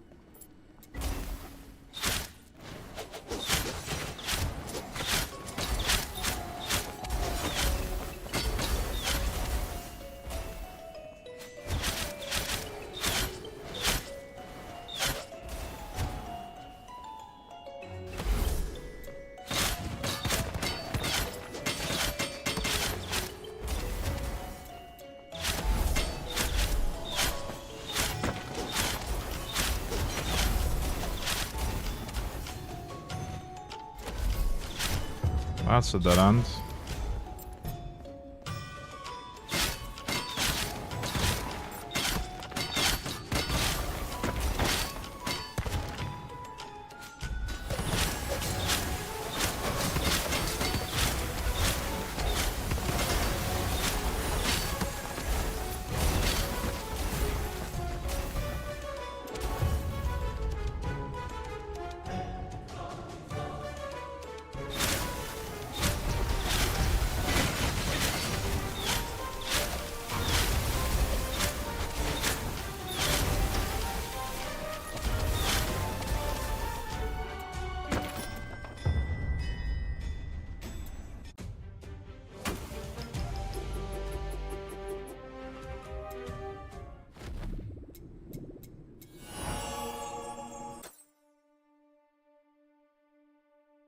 Alright, this has movement speeds, and... well, it has lower movement speed than my current one.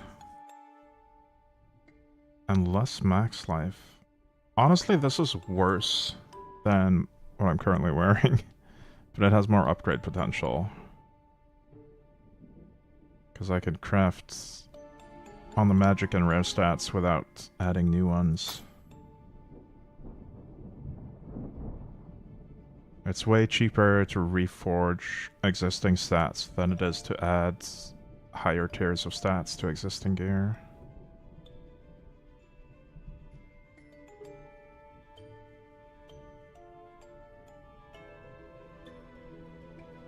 Oh, this one's... I'll lose the movement speed, which is a problem. But it already has raw damage and overdrive. My movement speed is so terrible, I can't afford to lose any. Not yet. Alright, I don't have anything with enough potential yet to upgrade here.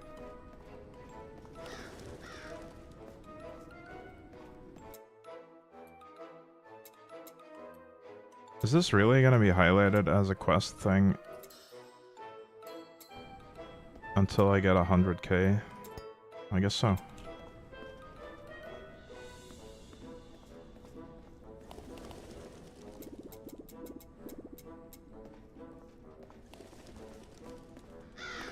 Oh, I'm gonna sell all my stuff.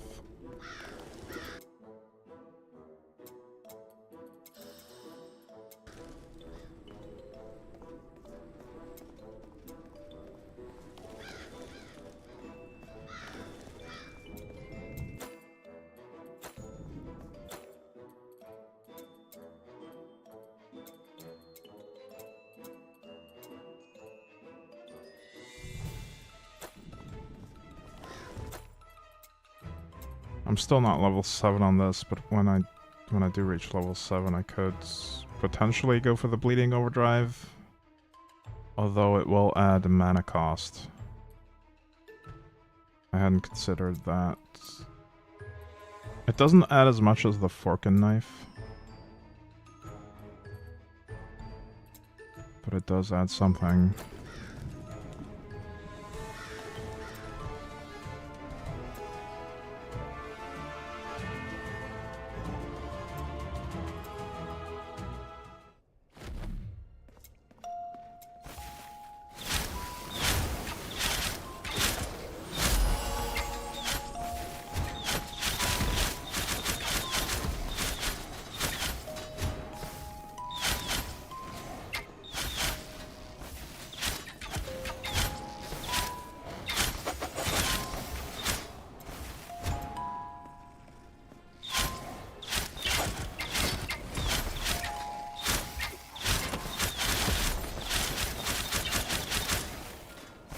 It's probably just not worth switching to the overdrive build until we have the Reaper for it.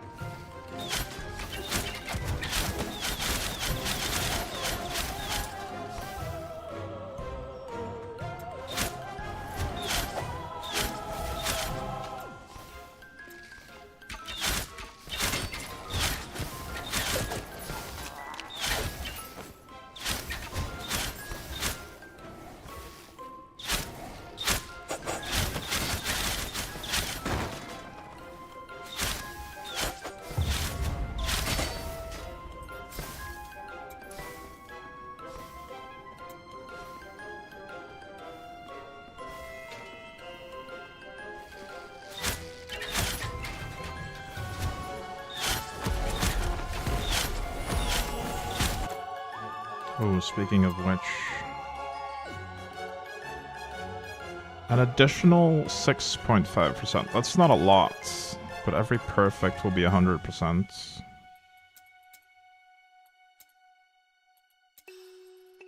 I could try it out.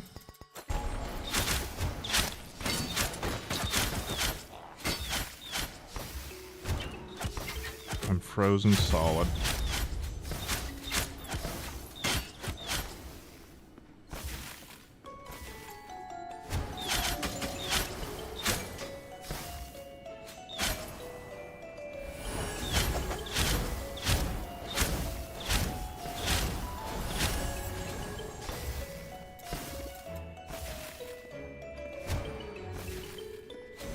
Hey, broken one.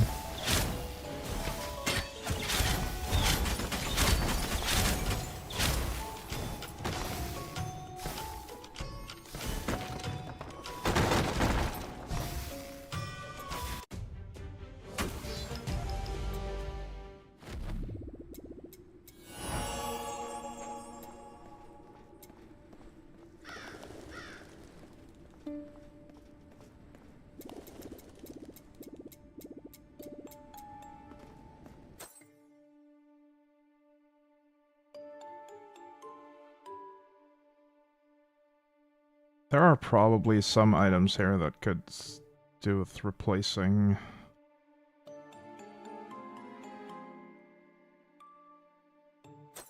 But for now, I think I'll wait until we get the blacksmith unlocked and then just replace all the gear with like level 20 plus items.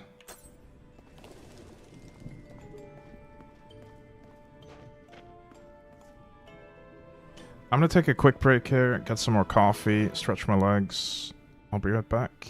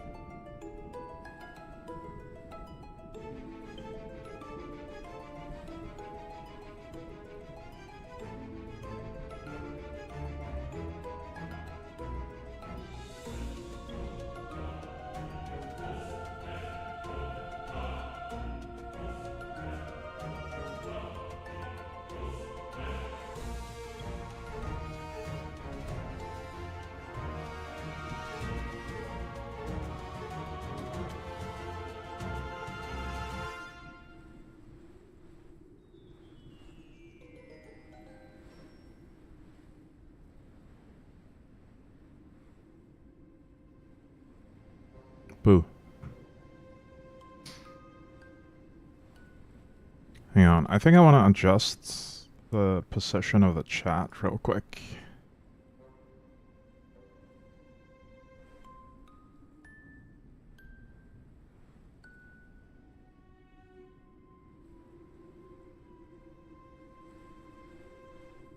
I'll just put it in the middle.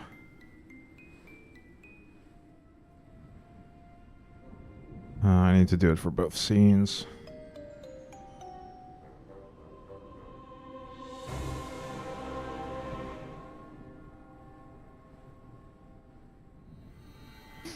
I'll fix the rest of the scenes later.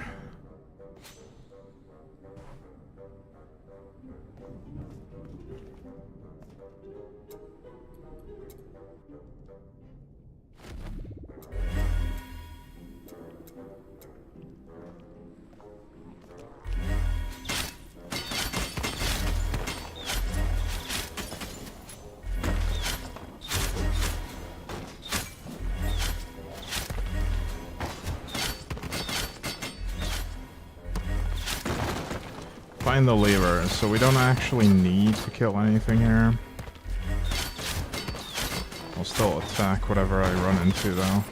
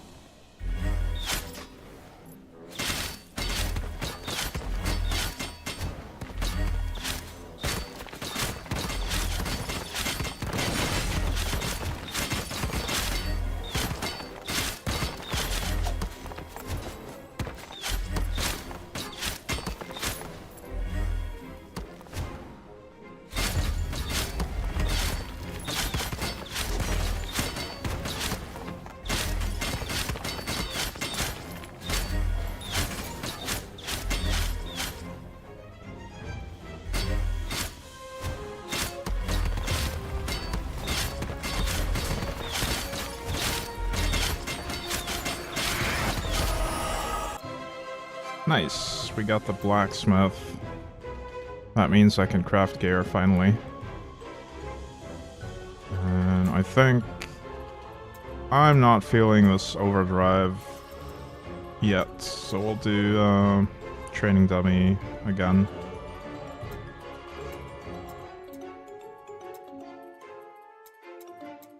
The overdrive might be better later on. Hey, Gadank. Quack morning. Quack.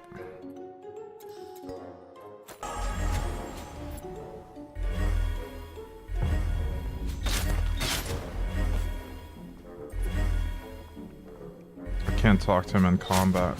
Let's get rid of these.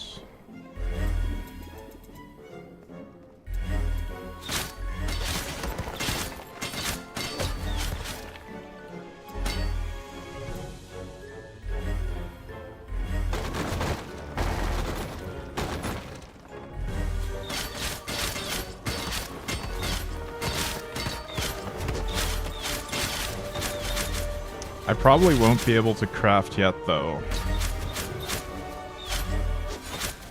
I just realized, because I'm not gonna have any fragments or shards.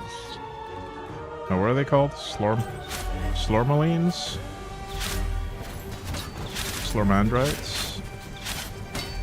One of the Slorm types.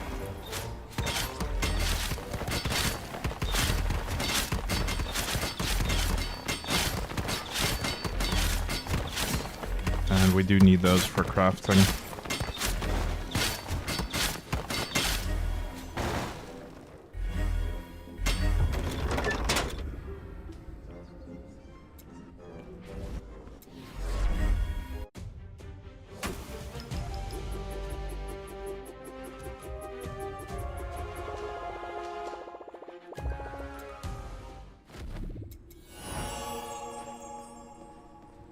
We can at least talk to him and get started, though.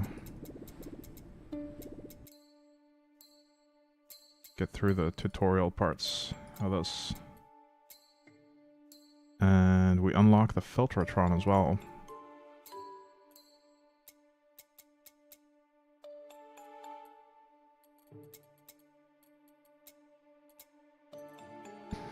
Let's create a filter.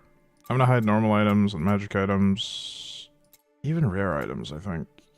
Unless they have a pure stat. Or a highlighted stat. We'll show all epics and legendaries for now.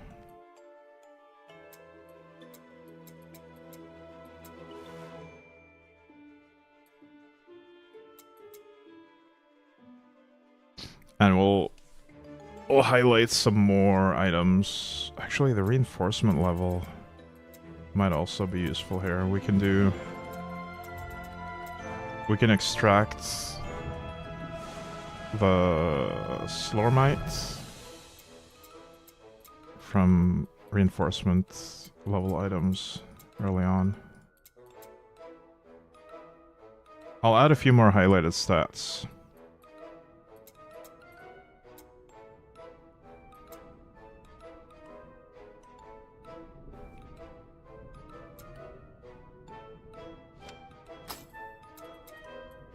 Yeah, we don't have any crafting materials yet.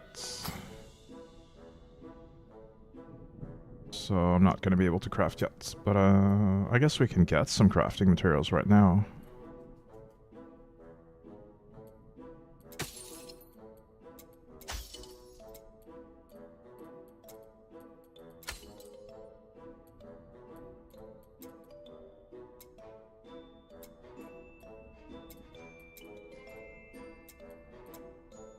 I only get fragments when I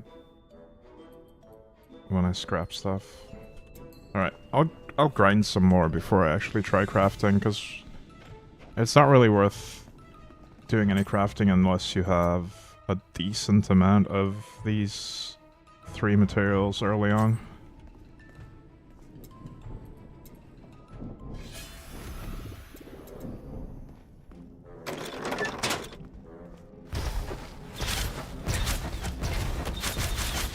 But they'll be dropping now, so we'll get some of those from just grinding a bit.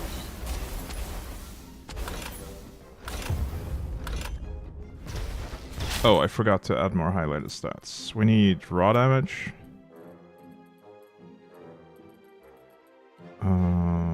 Armor, LE, evasion.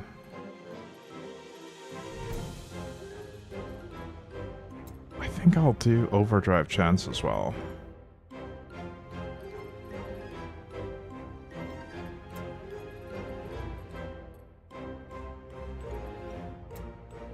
Max life, life leech, life on hits. We already have mana leech and mana on hits.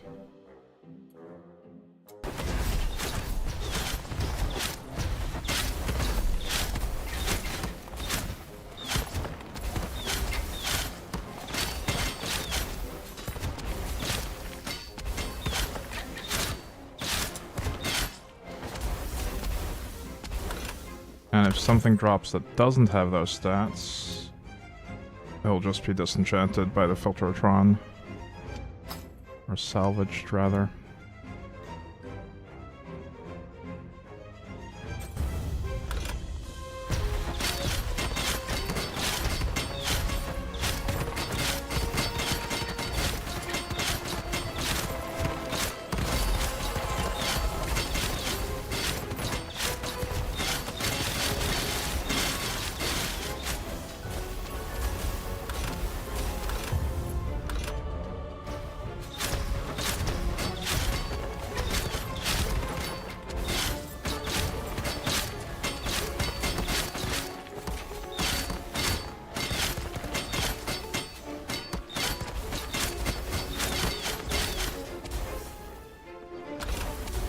You know what? I actually changed my mind about the armor, the defensive stats in general.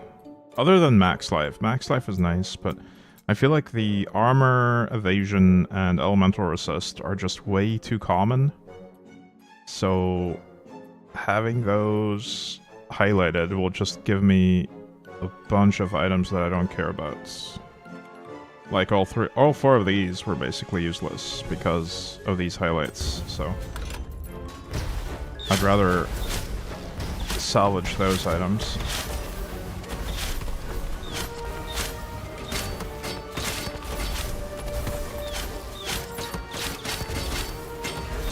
I would get 25% more salvage if I salvage manually, but that is also a waste of time that I could be spending just killing more monsters.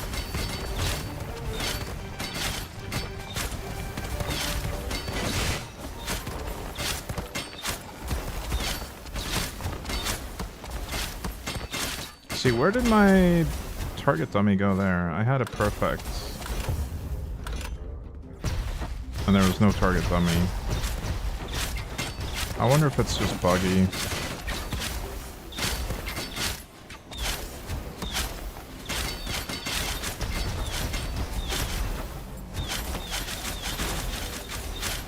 Maybe the perfect cast needs to happen exactly as it ticks over into the hundreds. Might be a timing thing.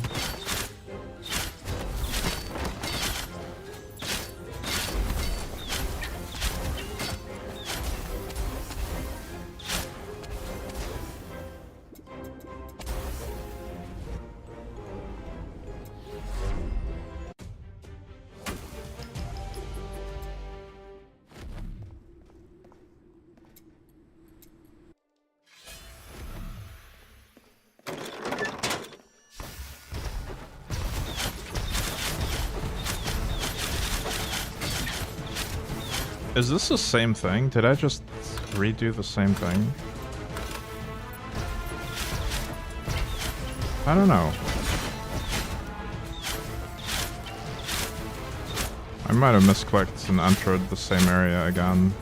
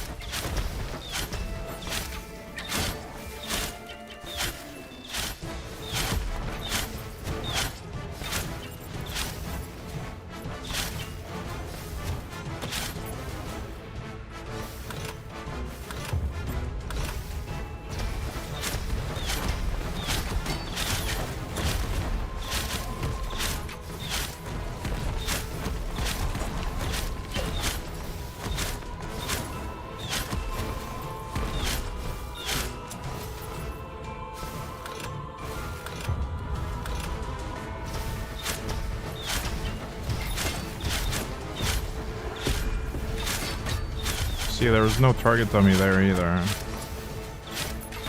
Weird.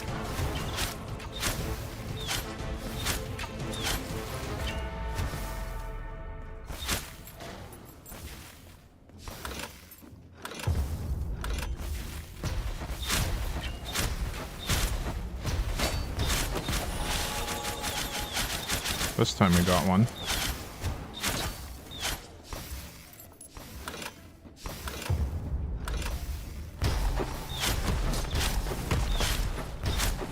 Oh wow, I'm taking damage from these guys. Big hits. Oh, they're mini-bosses, they have names.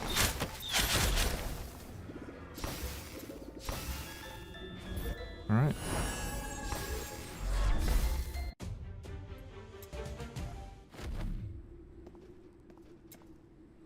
Storage room.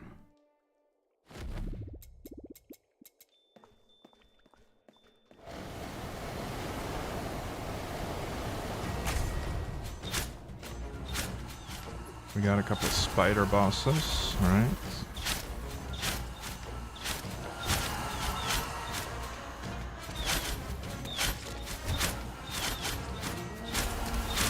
Don't actually know if it's worth trying to clear all the eggs here.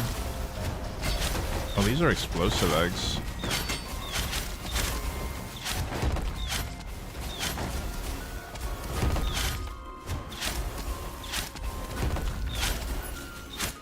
I wonder if we could use the explosive eggs to damage the boss.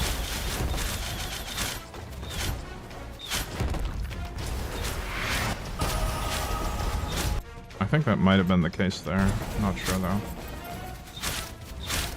Either way, pretty trivial boss fights.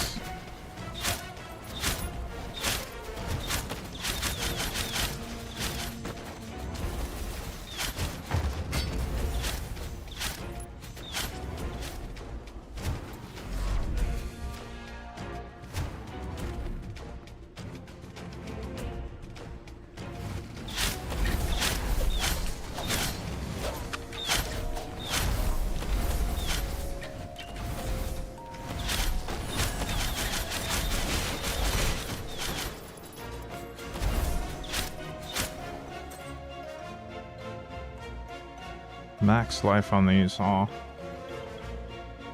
I was hoping it would be movement speed.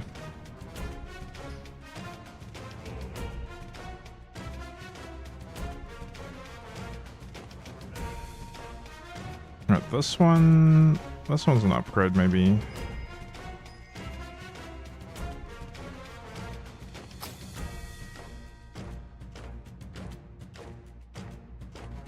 Can't really replace my movement speed items, nor my mana on hit items. That one's better.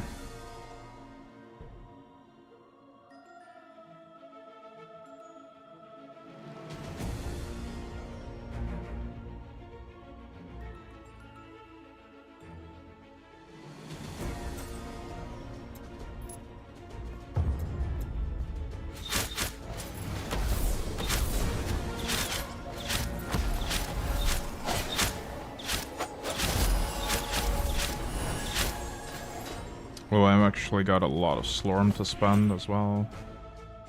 Oh, that's a big movement speed boost. I'll take that.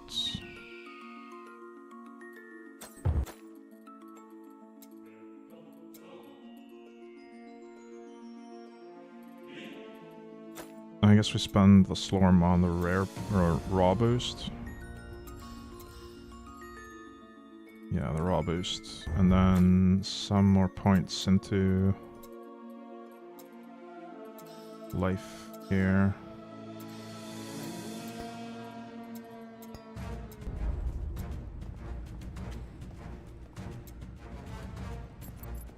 Enemies have increased damage and movement speed for every other enemy. Okay.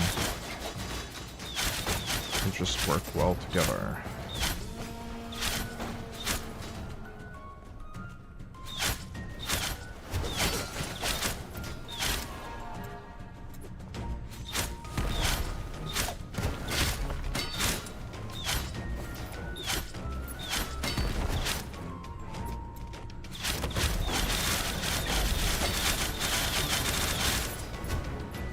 I really love that target dummy, and I wish I could make it proc more frequently.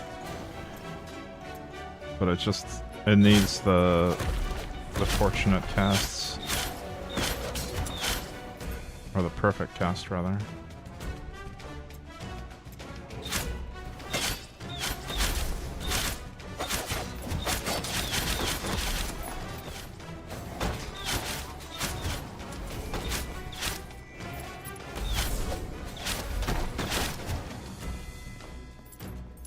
I'm surprised I haven't found another Slorm Reaper yet.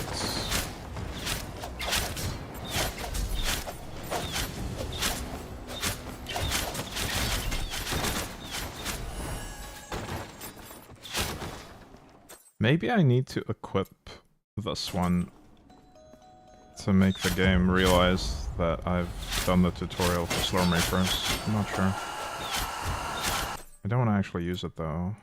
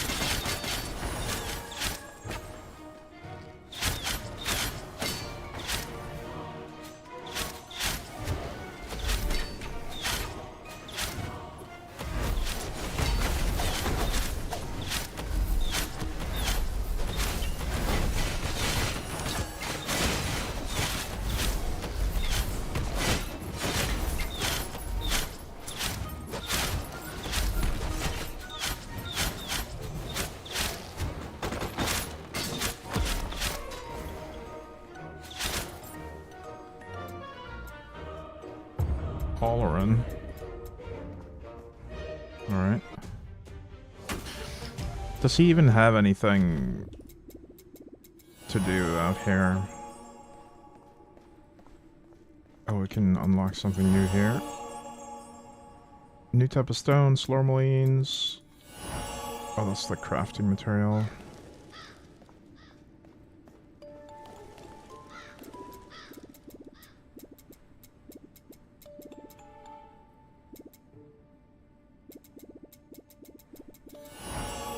Elder Slorm. Oh, right.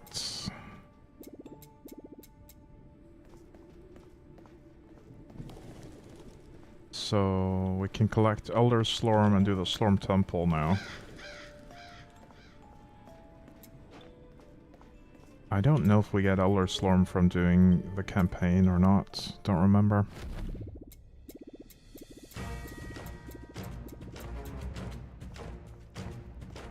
Oh, maybe we do in the sequence because he's escorting us.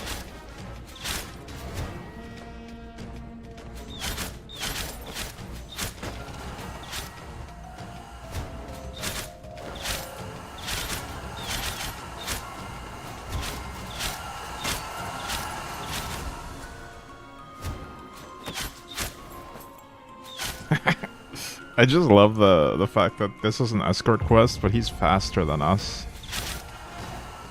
He's just always running ahead.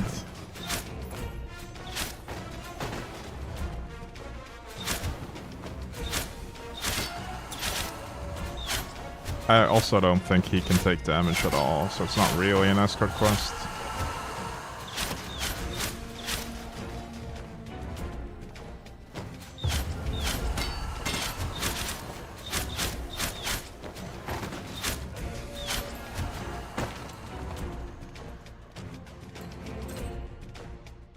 Alright, this has potential, so we can upgrade that.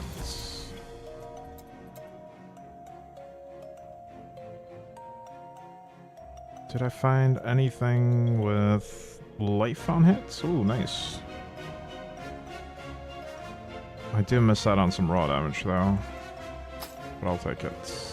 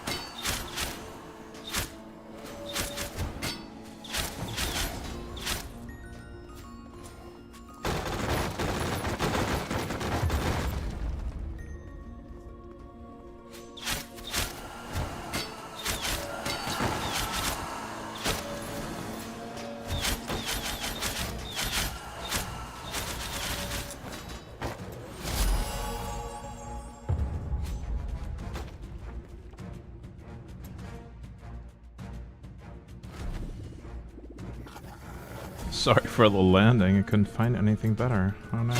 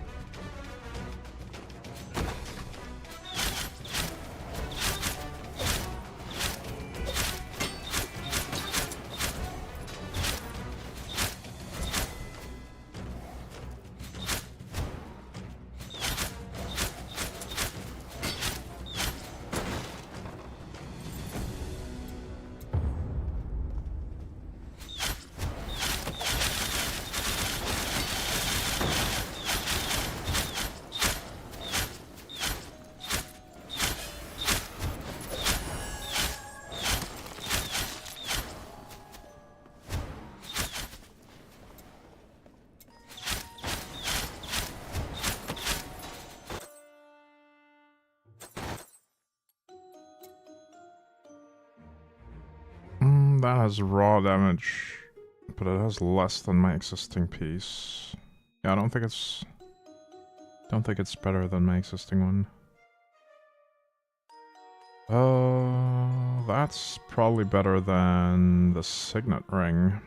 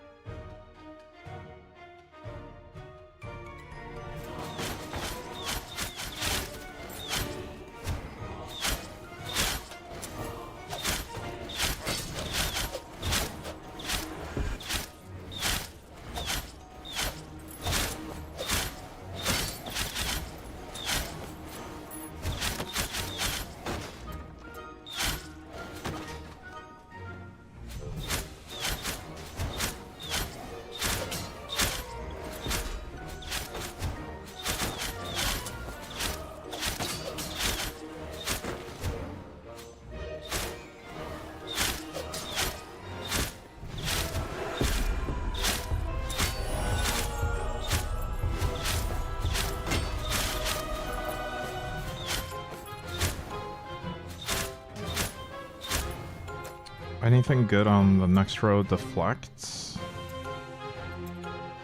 Immune to area damage during deflects. Damage received after damage mitigation is now added to retaliation damage.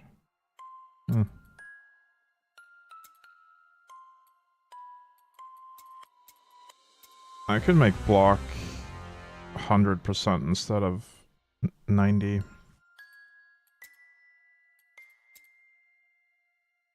Could also just do a bit of extra damage.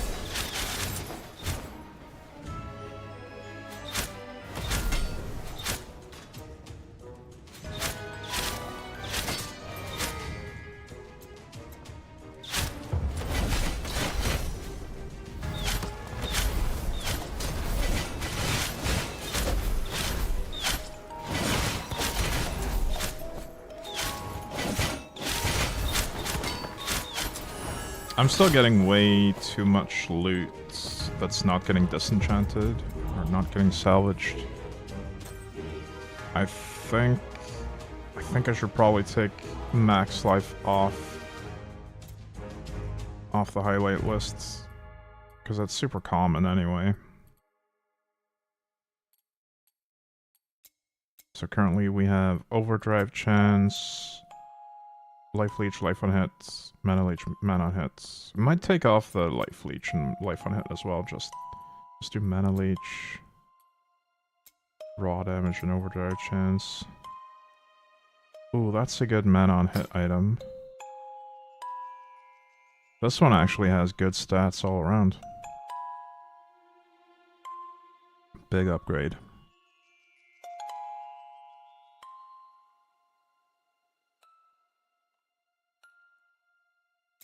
Hell, even the raw damage I'll take off.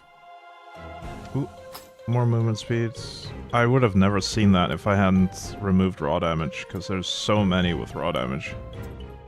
I'm not gonna individually check every single item. This has overdrive chance. I have to prioritize the movement speed. I think it's too soon, actually, to show overdrive chance at all. It's not going to be helpful yet. If I actually get the overdriving sword, I'll re-enable it.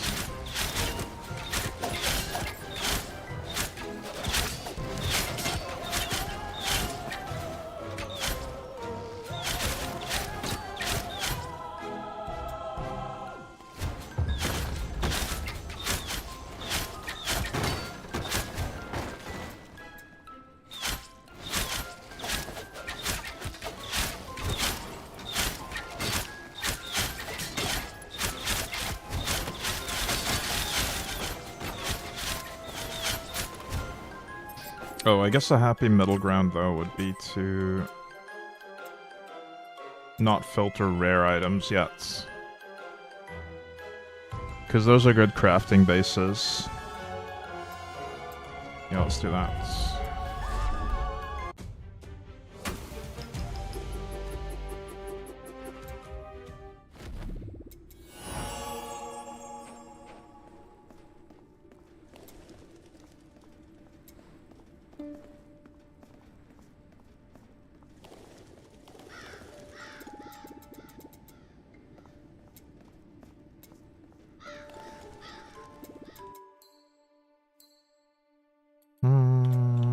I don't have access to this board yet. I think we need to do the full campaign before that board becomes available.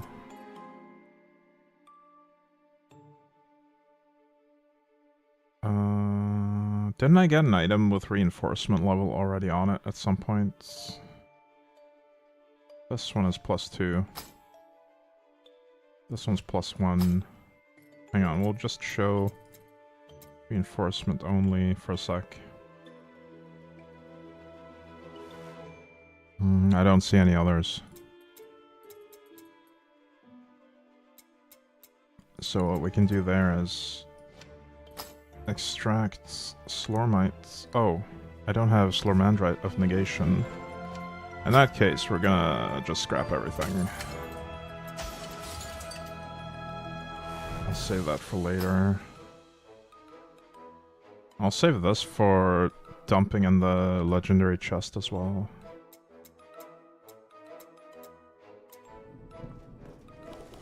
Oh, I could do reinforcement on something like this.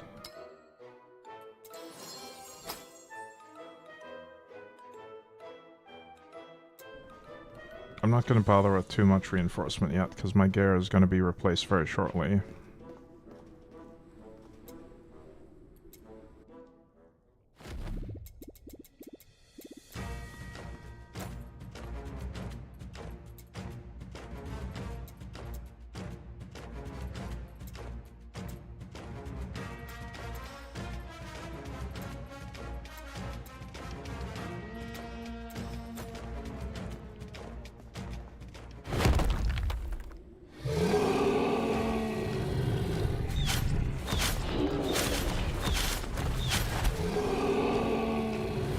Holy, he's getting demolished. What on earth?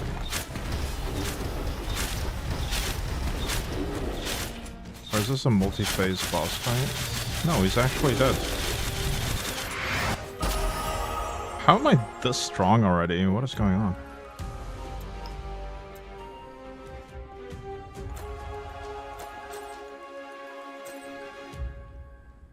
Wow, that was easy.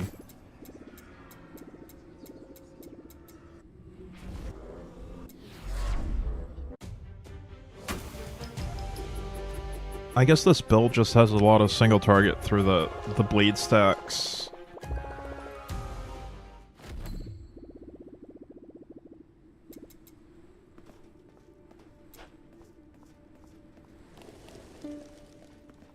It doesn't clear super well yet, but it will later on.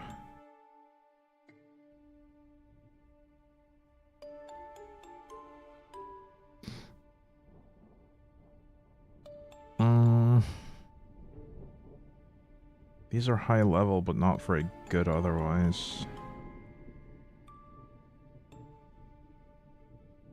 I guess we'll take this, though. It has a lot of flat mana regen, which would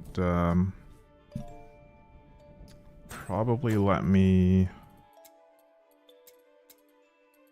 change things up here. Get some fork, maybe. We'll try that.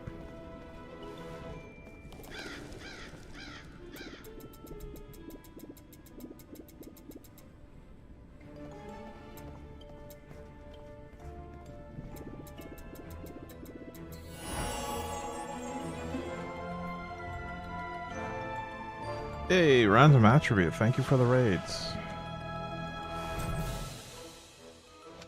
I hope you had a good stream. Oh, I got another rock.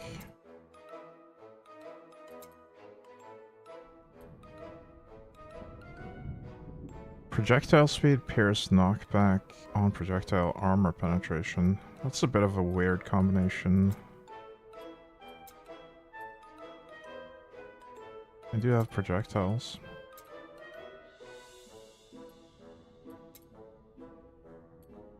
But I think I'd rather just do something like attack speed, armor penetration, maybe.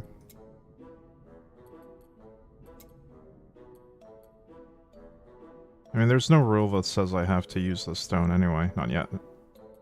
I don't really need to. I could take 1 point in this because it's super cheap.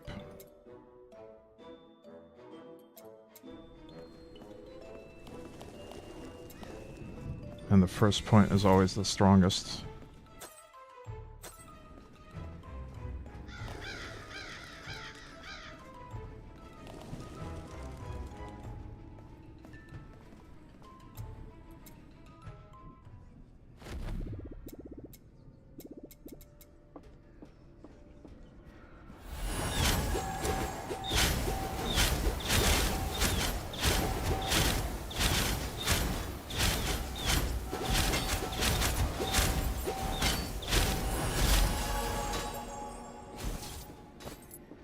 What are we doing here? Close all breaches. I like that.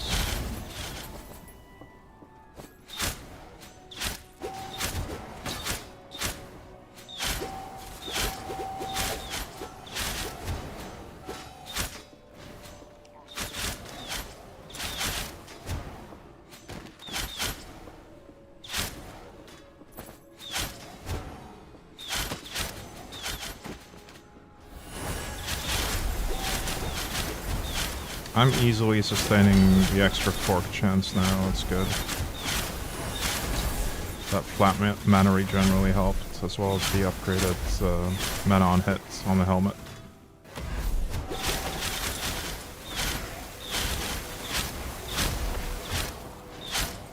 I think I'll save my Slorm for additional points into this as well.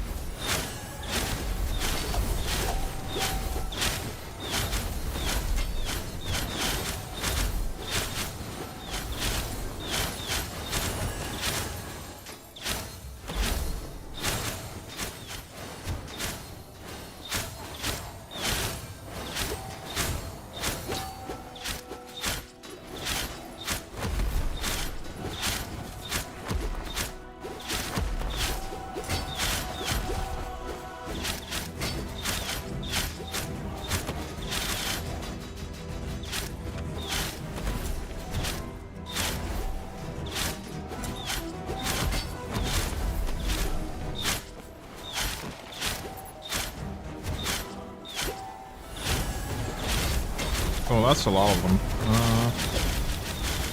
I should be fine.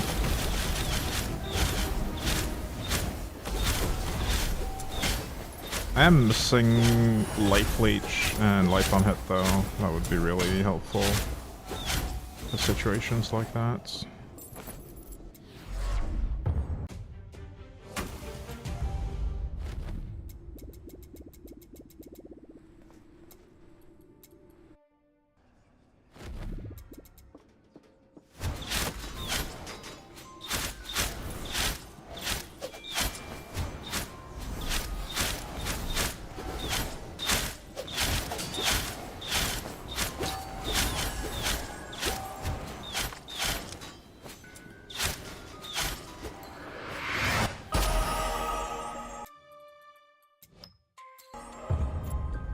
Wait, from 0 to hero is actually an achievement. I didn't even realize.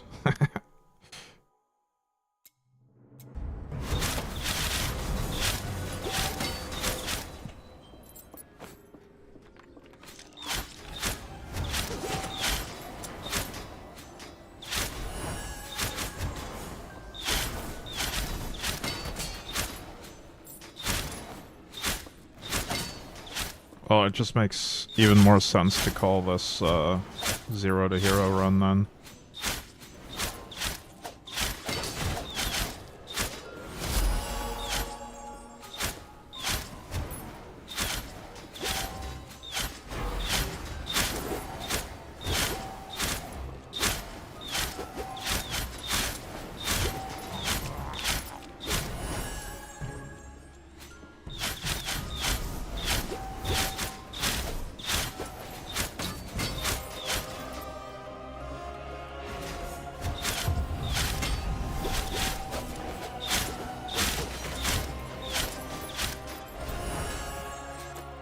I want more fork.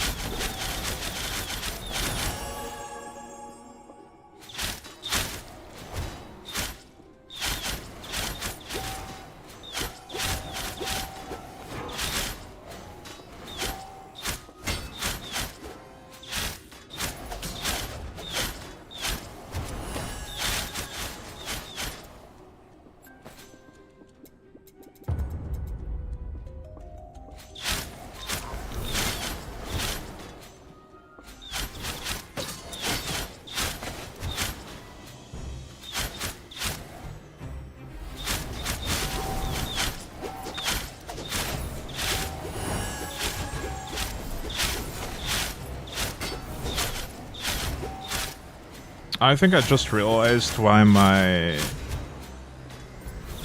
training dummy is sometimes not triggering. It looks like if I'm already casting Throwing Sword when it ticks over to 100, it just doesn't trigger. Which is really unfortunate. So I should probably wait until I see the effect or hear the sound before casting a Throwing Sword.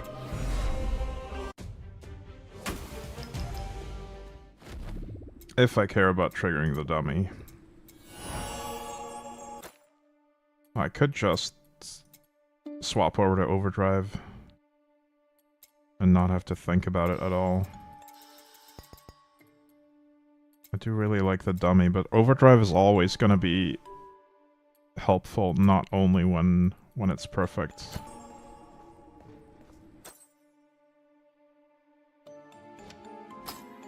Oh, hello. Mana on hit, mana on kill. Yeah, I'll do that instead of the lowest level ring that I have.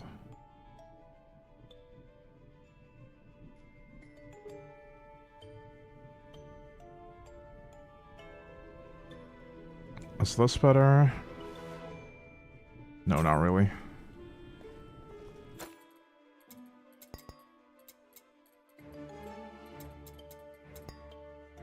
Don't have enough Slorm.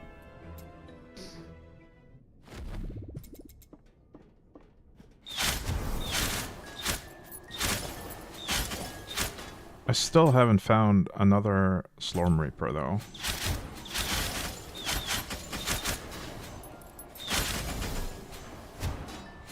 I wonder if they can only drop in expeditions.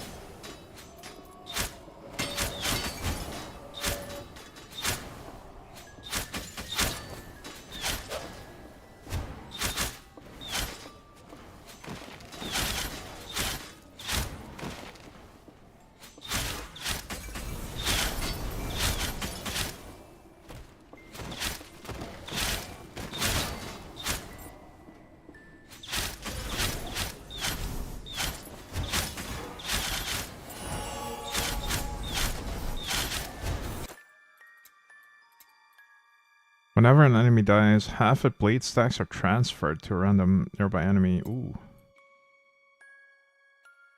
Chance to do additional swords. That's more mana cost though. Yeah, we'll do the blade stack transfer because we're already using a lot of mana.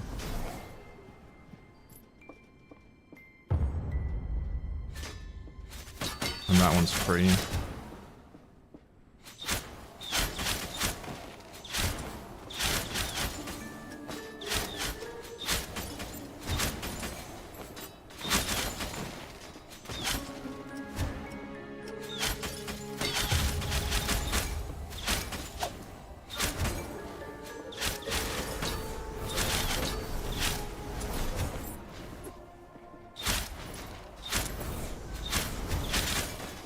That blade transfer might also help with stuff like projectile shields.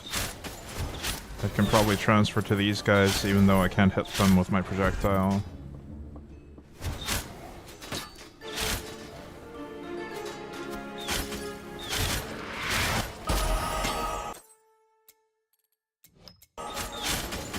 Wait, what did I get? Overdrive damage. Wait, there's overdrive on savagery. And also on Fury. What is this? Bounce multiplier? Huh. Interesting.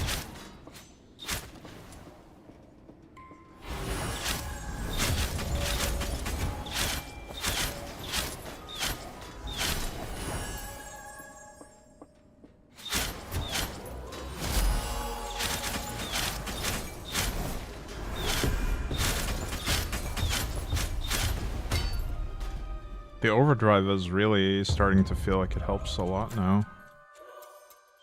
I'm surprised at how strong it feels already, with no Slormancer for it, and no additional overdrive on gear, I think. This ring should completely solve my mana issue. Yeah, I might not need any other mana on hit now.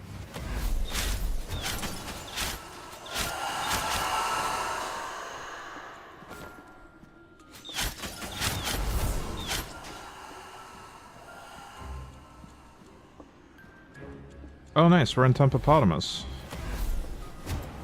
This is the leveling zone because of these free Chaos Breaches.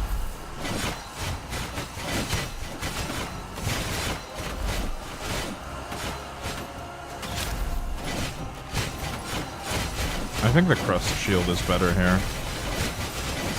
Because it'll just hit more enemies. Happy Sunday, Asmac. Have a good one.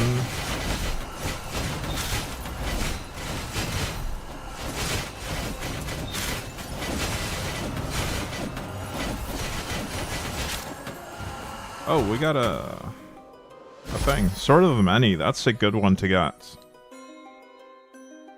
That's free life regeneration and movement speed. I'll immediately swap to that.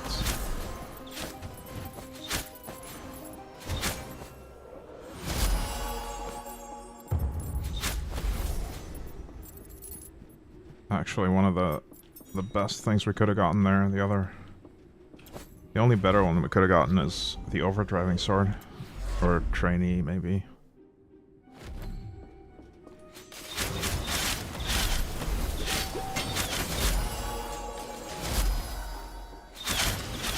Hey, X1Z official.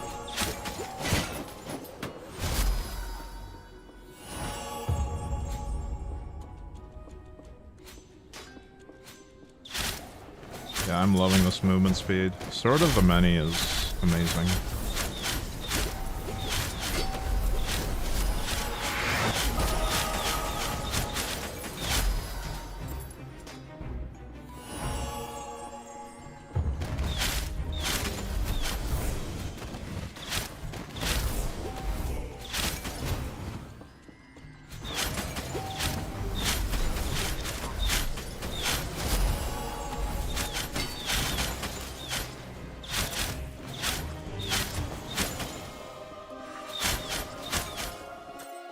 I could try building around it.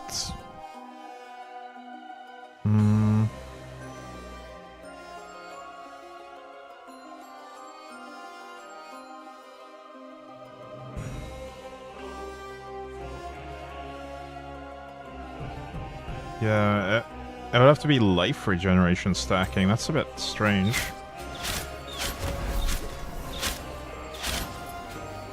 I've never tested that, though.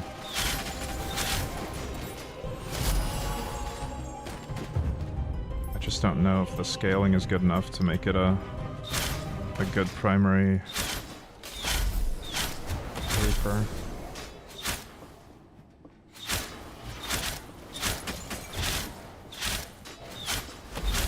I mean, it'll definitely get me through the campaign. You can do that with anything.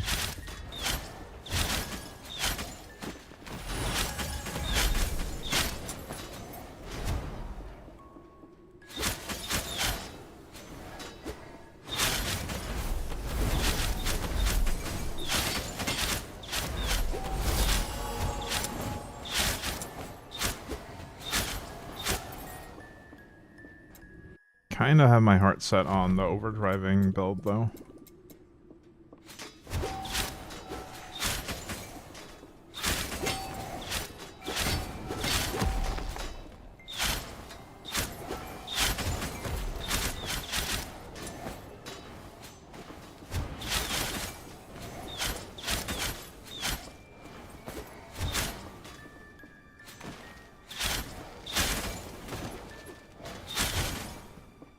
But now that I have this extra movement speed from Sword of the Many, I don't know if I want to switch out of it. It feels so nice.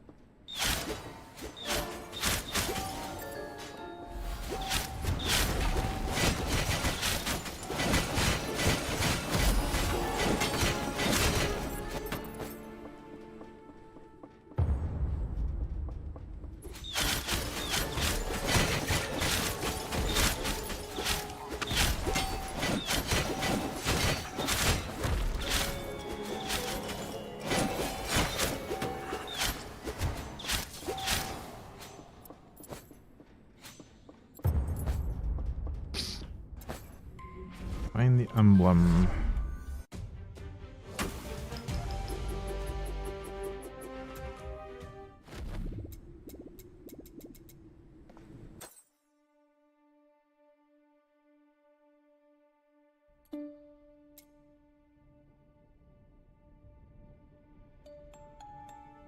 That's even more movement speed. I'll take it.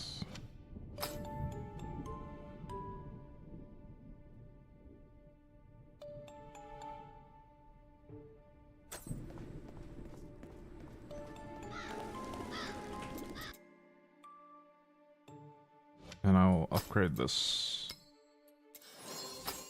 boots and probably these gloves as well. And the helmets.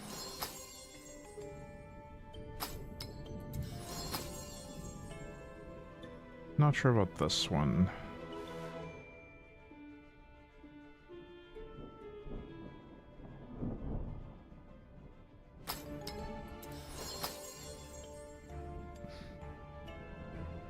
See, I don't really have enough to do any serious crafting yet. But simply adding one reinforcement level to everything is dirt cheap.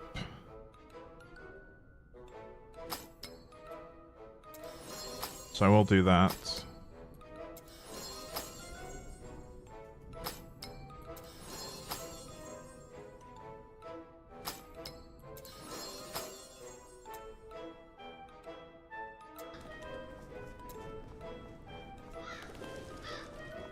I didn't talk to the gardener yet. Let's do that.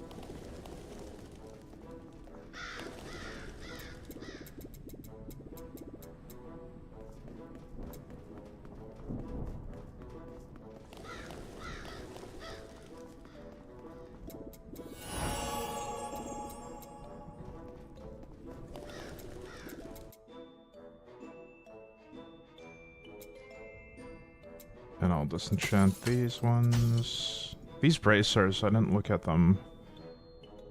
Whenever you deal non-critical, non-ancestral strike damage, you gain humility. Okay.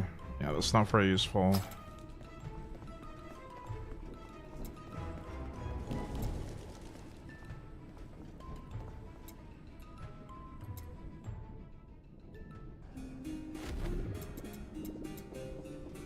Not at the moment, anyway.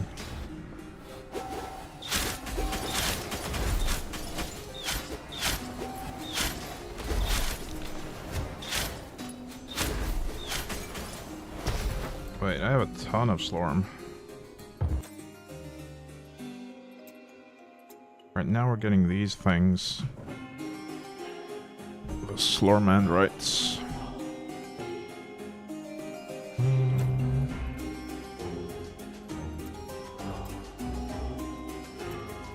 I'm just gonna keep pumping the overdrive chance.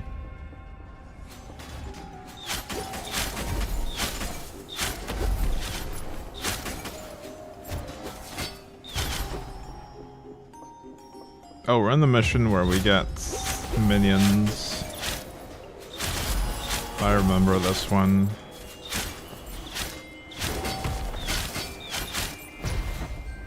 We end up with a lot of witches.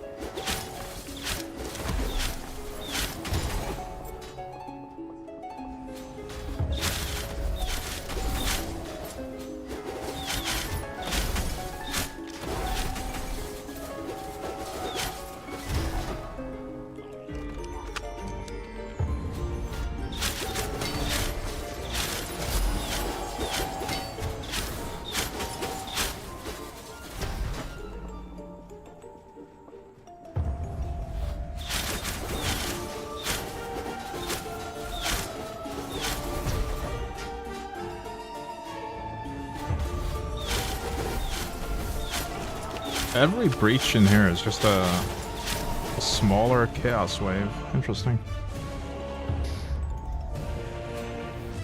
Oh, now there's a big chaos wave.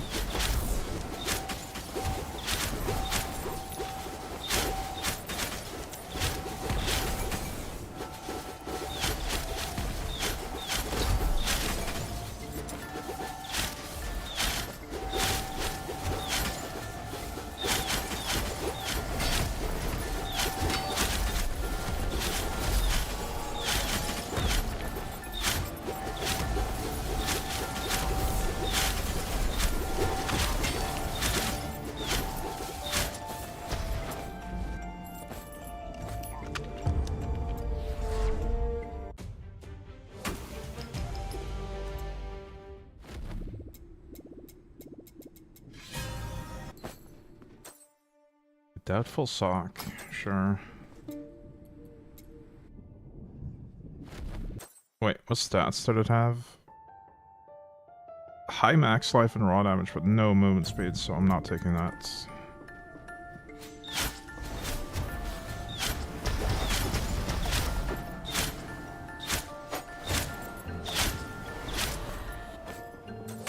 Nice. Nimble Warrior is also a pretty good early Reaper.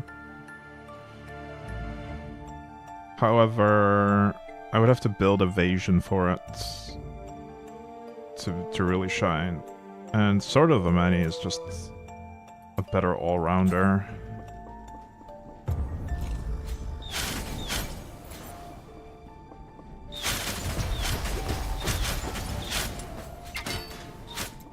It is nice that we're getting decent early Reapers though.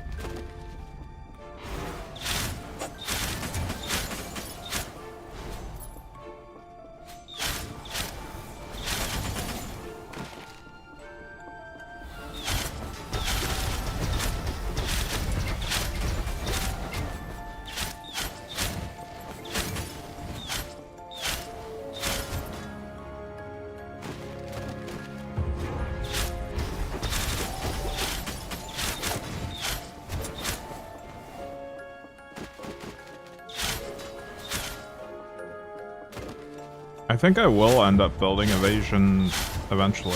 I feel like the best scaling from gear in the game is basically just vestments of a wraith and immense vitality. And then savagery 60? No, 45. Just basically scale based on missing life. Both evasion and damage.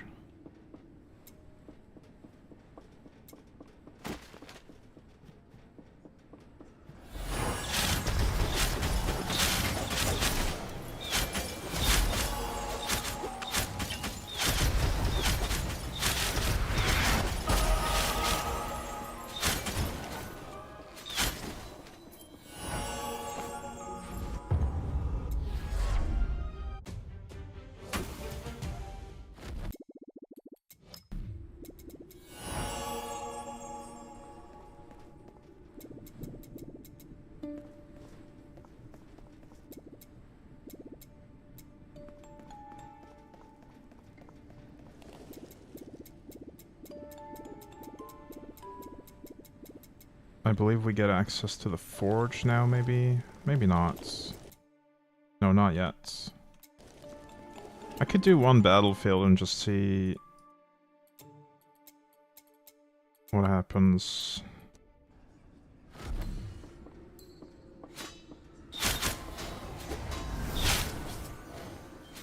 I don't know if it'll unlock anything, but we do get some Elder Slorm. Yeah. So we could do the Slorm Temple, maybe.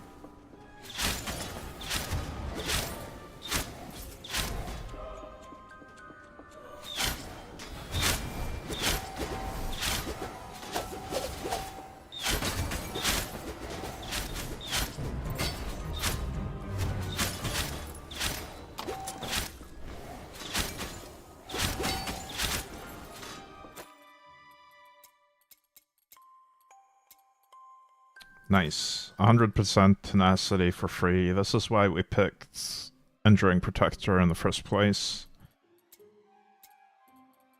Tenacity is just such a nice stat. And there's no way to get that much on gear early on. Mana Leech. That's the first thing of Mana Leech we've seen so far. We do miss out on some Fork. Ooh, that's a lot more movement speed, actually. I lose some life. Oh, that's okay. Movement speed has to take priority here.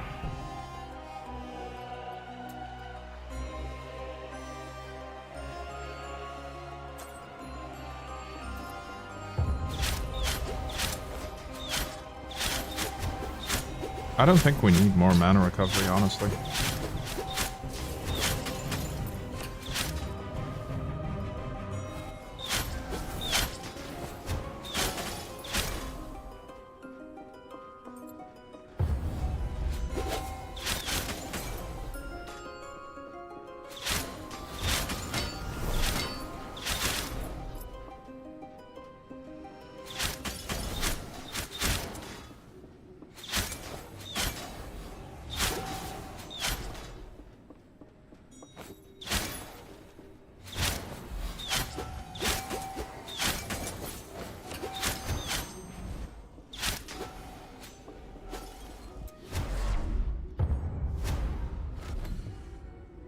In most expeditions, your goal is to close breaches. Yeah, you know this.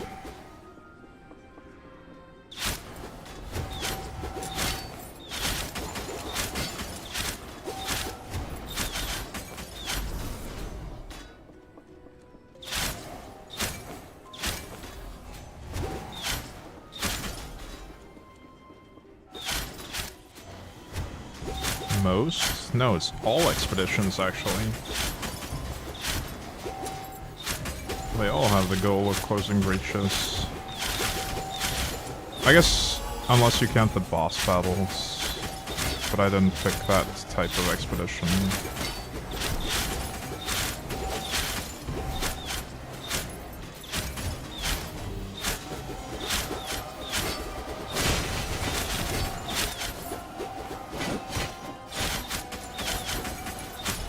I might want to flesh out my Crest Shield tree a bit. Just pick something on each row at least.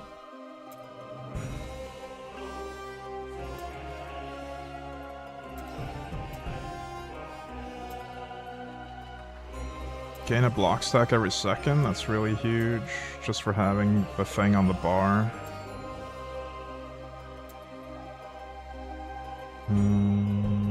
This one is too technical, I can't be bothered. I'll just take the passive one.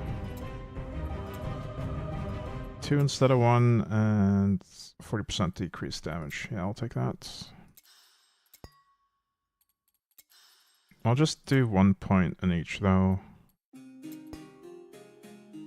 Except for that one. Let's do 5 in that. And we'll save the rest of our points again for more Bleeding Overdrive.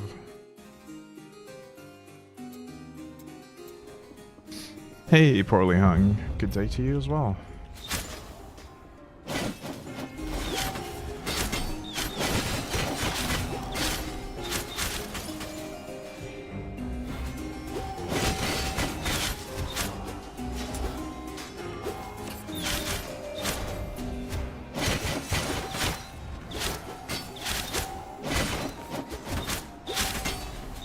I believe the Crest Shield ability is not a projectile. Yeah, it's a special skill. You wouldn't know how to properly use a shield anyway. So he just throws it.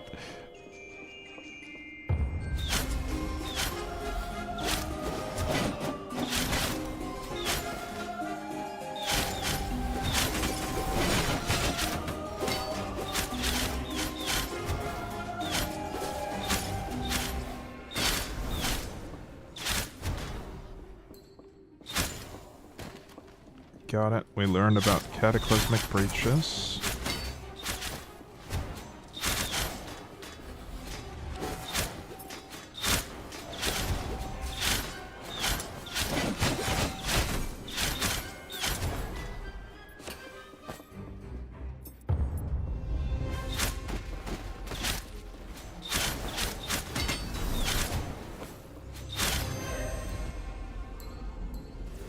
Let's head home now.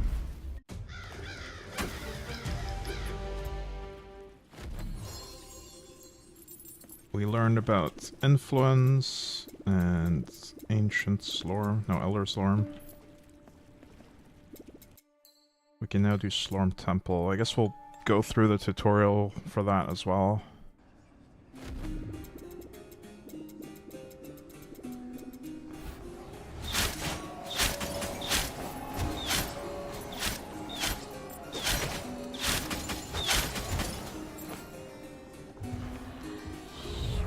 Ooh, we can get Reapers here. Unholy Sepulchre. That's a bad one. That's pretty useless.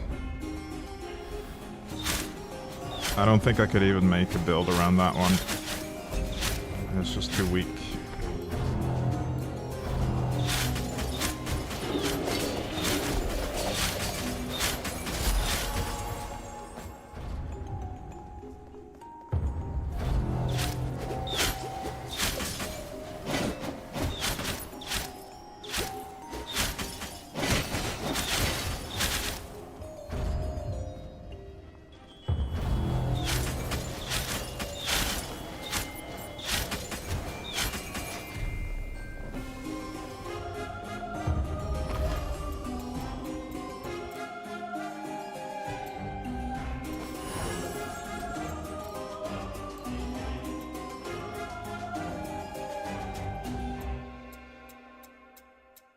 Oh, these tabs don't unlock until I reach floor 10, 15, and 50. Interesting.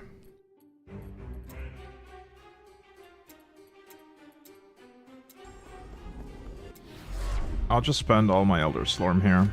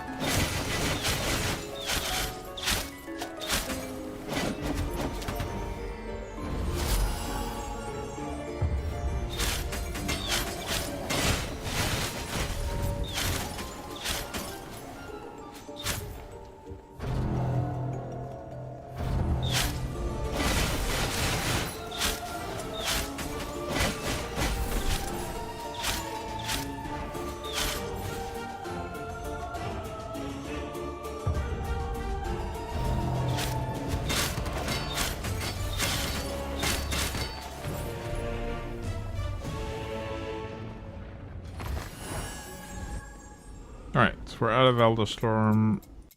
Let's increase our capacity and get out of here.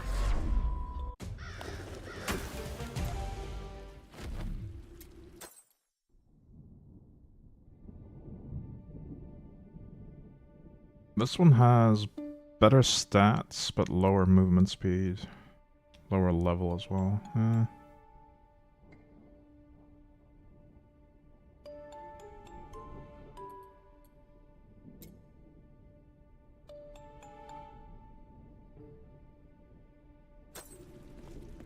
Alright, I'll just keep my current stuff.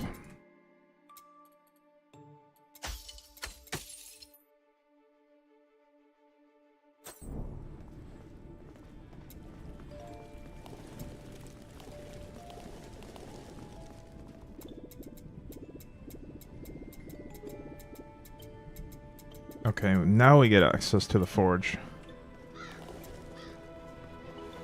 But we'll save that for later.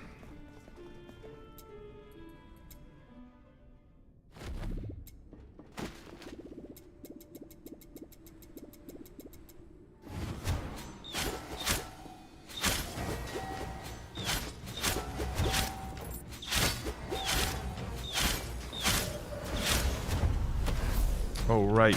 I forgot about this fight.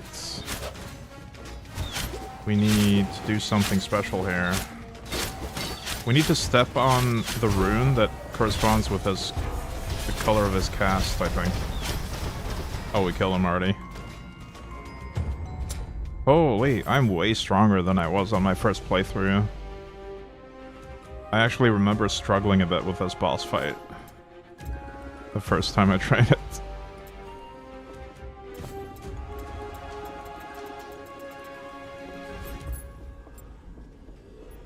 I only had to step on the runes twice.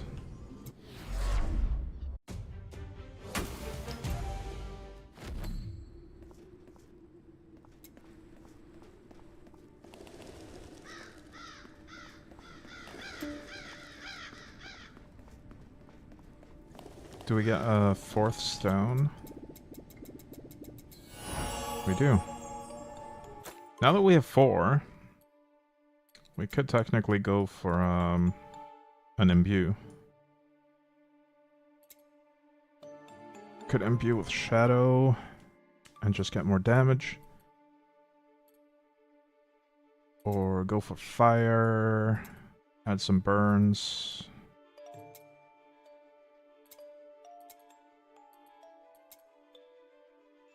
But I kind of want to keep my raw boosts. I could go for frost if I keep my raw boosts. Or ice, rather.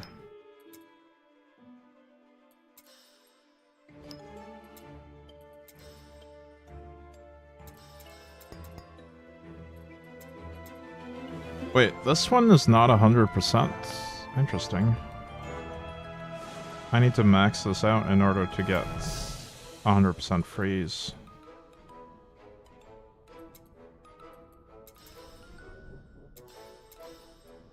But it does get 55% chance for just 1 point, so for now we'll do that.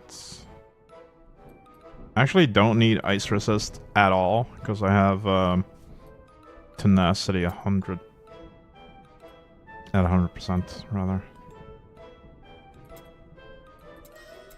I'll do another raw boost here.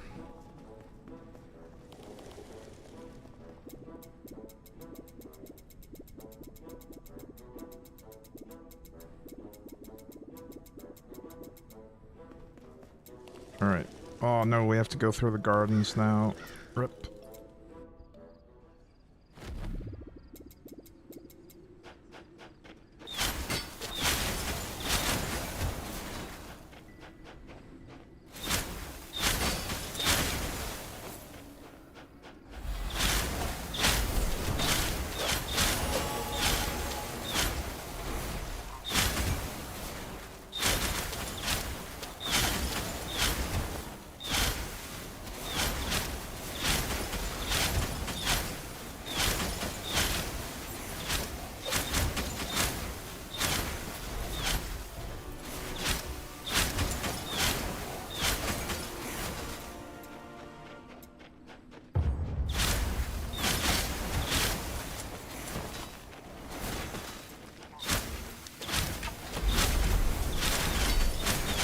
Actually, the campaign version of the gardens is not...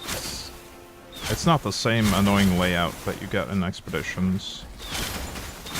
It has wider corridors. I actually don't mind this at all.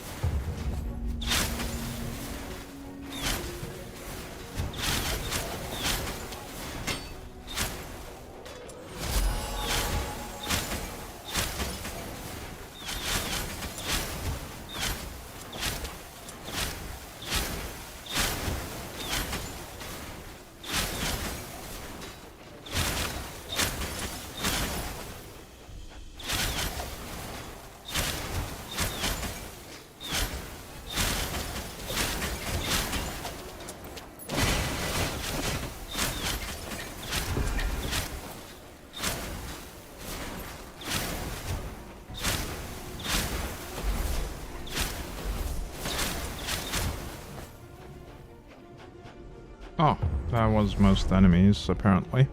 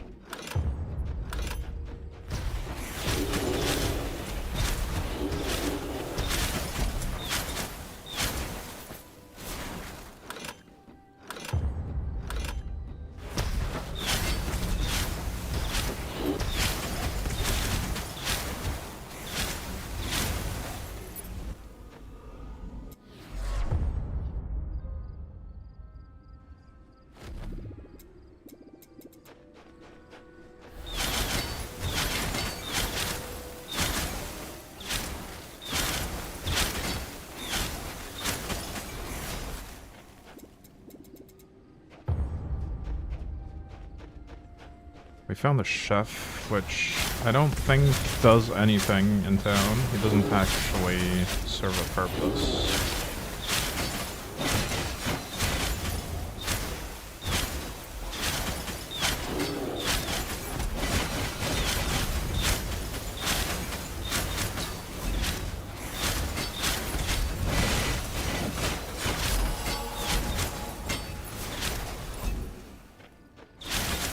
Oh right, the riddle. I'm tall when I'm young, and I'm short when I'm old. A candle.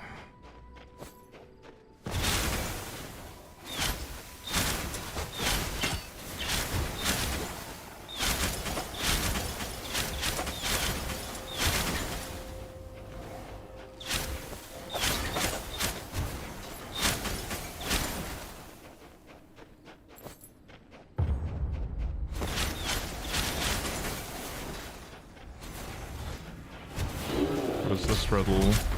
I'm a room, yet I have no doors nor windows. Probably probably this, because it's not a mushroom.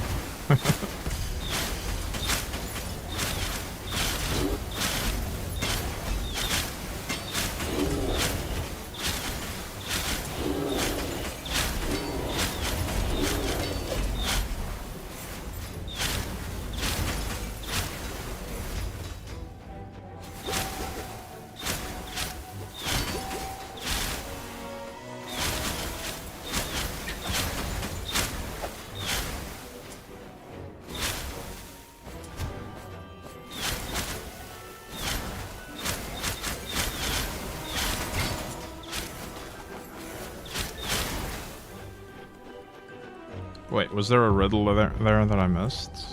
Or did I just go to a dead end?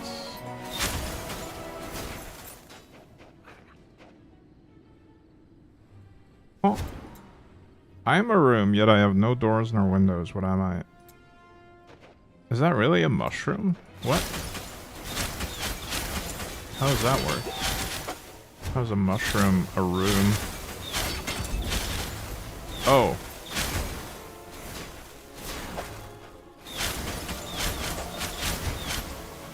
Mushroom. I see.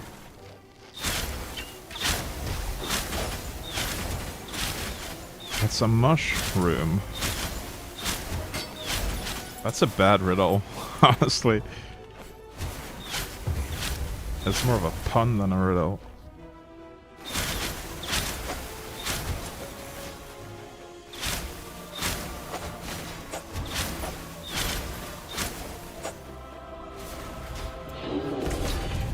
It has to be broken before it can be used. An egg.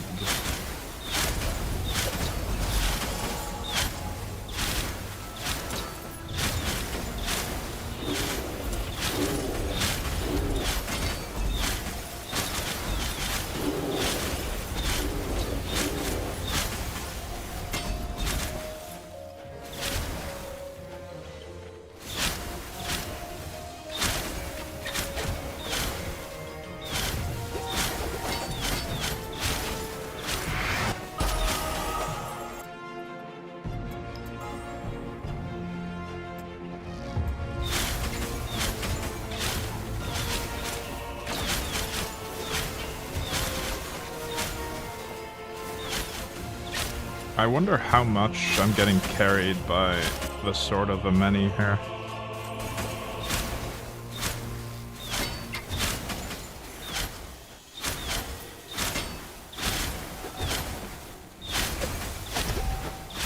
Let's find out real quick. I want to see if I can still do it with this.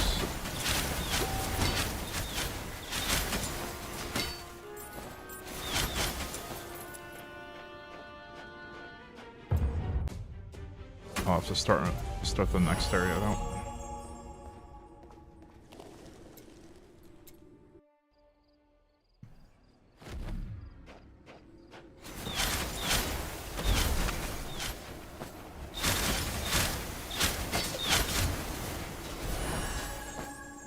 Oh, we got the Big Fury sword as well.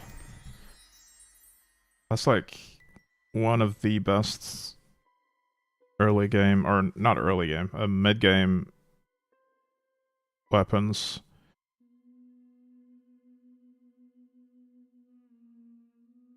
The best way to brute force your way to the end game. But it does mean you need to stack a lot of raw damage on gear.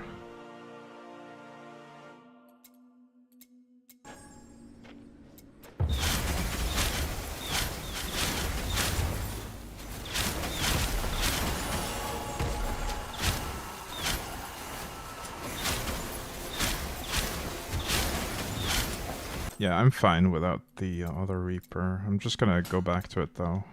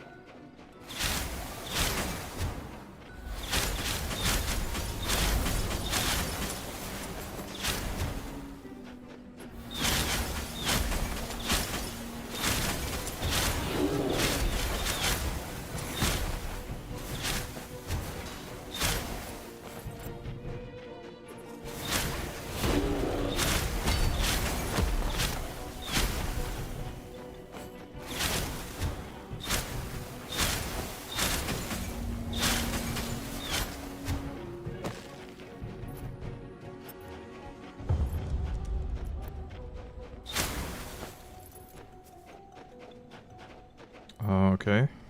That's another dead end. I have to go around this side, I guess.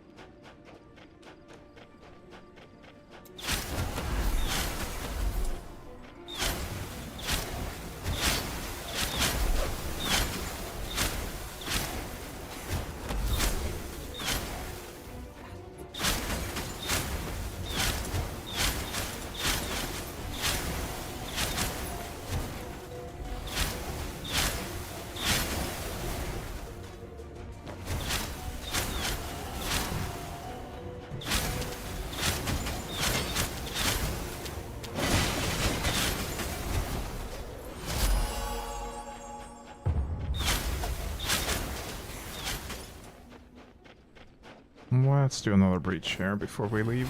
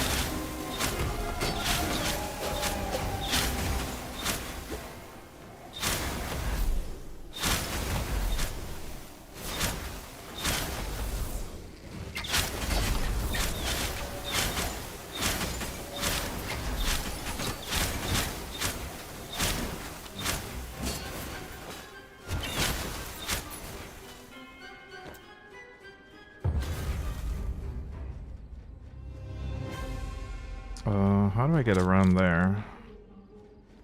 Maybe this way.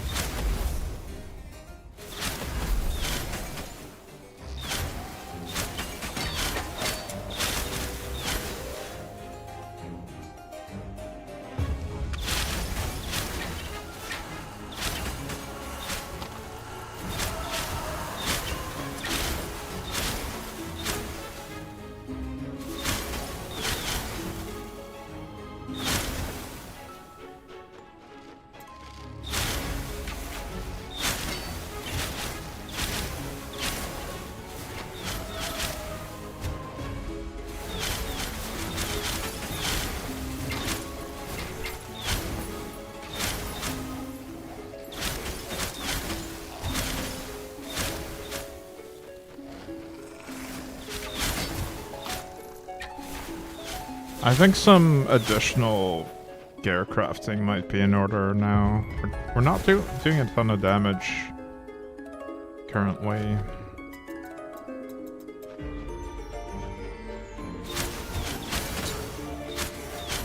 I've also looted a lot of items that I haven't looked at yet. So after this mission, we'll go visit the blacksmith.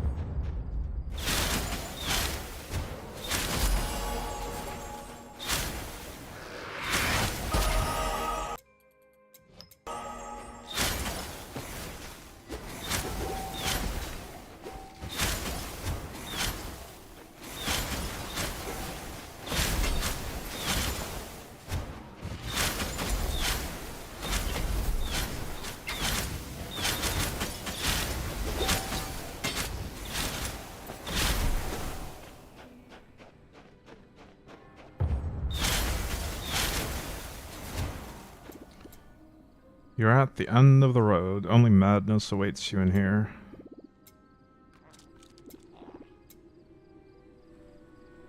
On the side, I see small handcart writings. I think it says 24231. Oh, right. This puzzle. I remember that.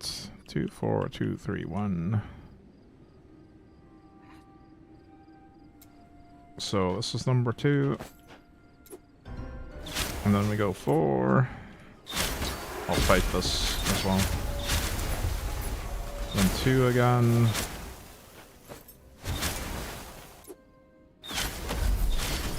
And then 3.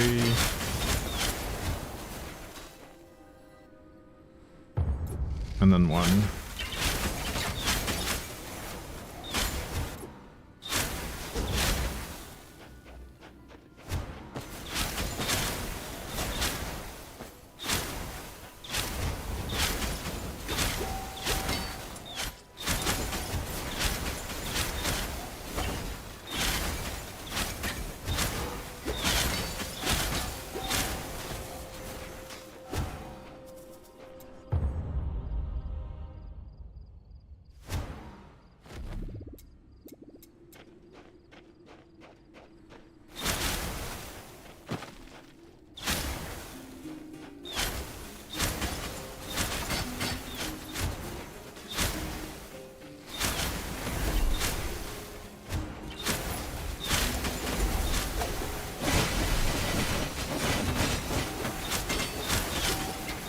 Oh, I've got some Slorm to invest right now.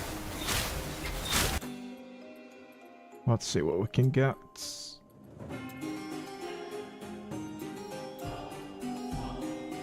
Whenever it deals damage to an enemy, it applies bleed to all enemies within a 2-yard radius. Oh. Throwing sword now applies skewer. I don't actually know how good skewer is. 10% of the damage will be dealt again every time you deal damage.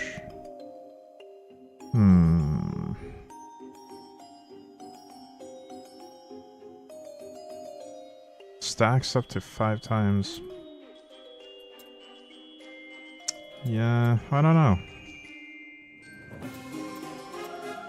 All 3 of these seem really good. I don't really care for the extra sword chance. But like these 3 seem pretty strong.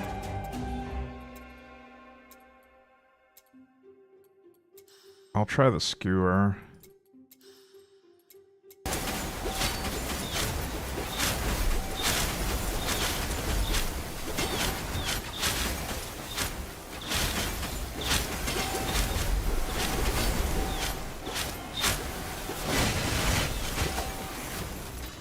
Actually, I have a feeling the skewer is going to be really good for single target, but bloodshed is probably going to be better for AoE. And let's max out the fork chance. And the bleeding overdrive. And we're out of Slorm. Oh, another riddle. I turn once, what is out will not get in. I turn again, what is in will not get out. It's gotta be a key. Because the other option was fire.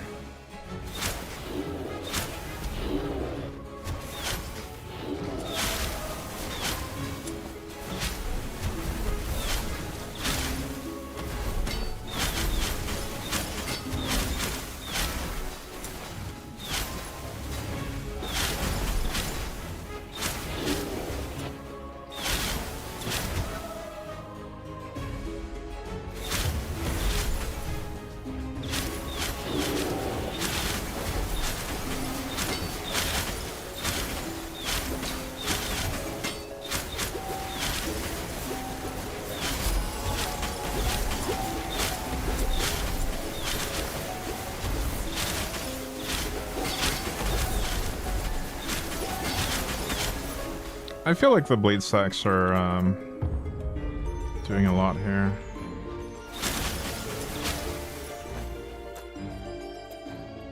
Like this bloodshed one, I think it really helps the AoE player.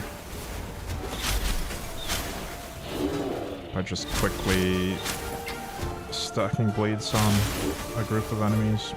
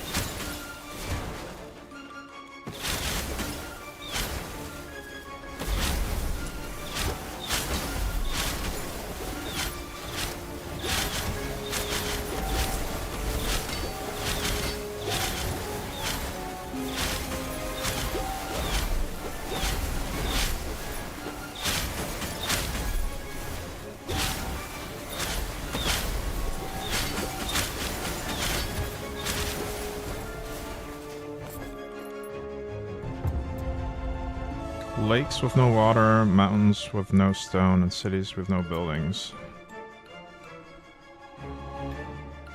I don't know. Definitely not a mushroom, that's all I know. I'm still not sure what the other option is, what the image is supposed to be.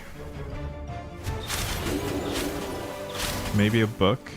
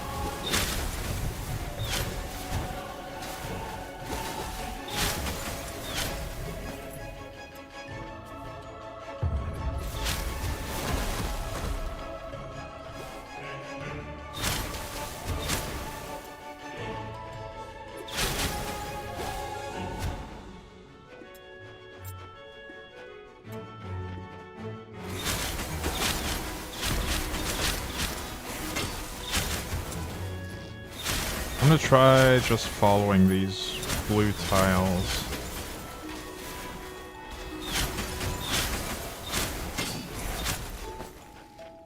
Oh, they're gone. Oh, never mind. There they are.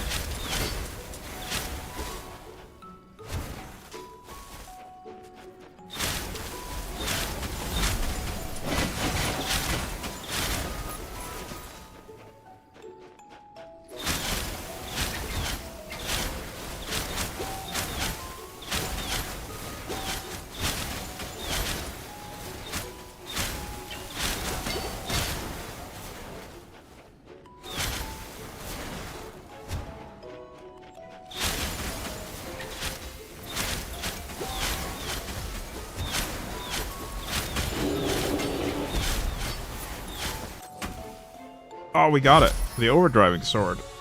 That's huge.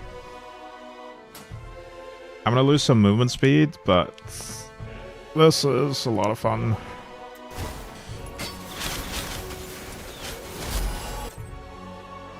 So how much do I get? I need to level it to get overdrive chance to a higher level, but it's gonna be leveling pretty quickly anyway.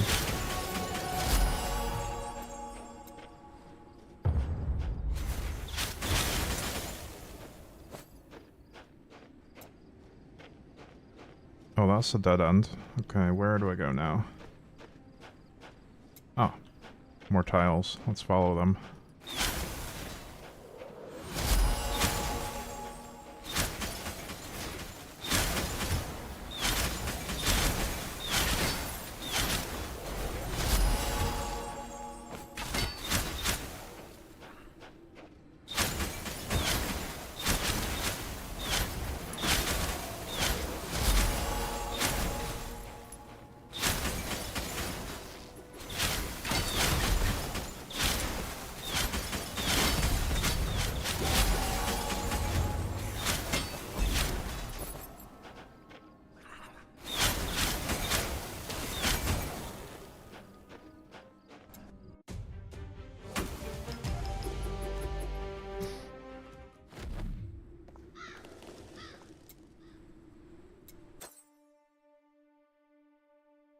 I will check my gear one more time here. Movement speed, evasion. Movement speed. I don't want to replace that. Or do I? I have mana on hit on other pieces now. Nah, it's not worth it. That one's pretty good. Pierce instead of fork. We get more raw damage, more crit chance. Oh, wow. Pure raw damage. We miss out on our life on hits, but I don't know. I don't know how important that life on hit is, because we have a lot of regen from passives.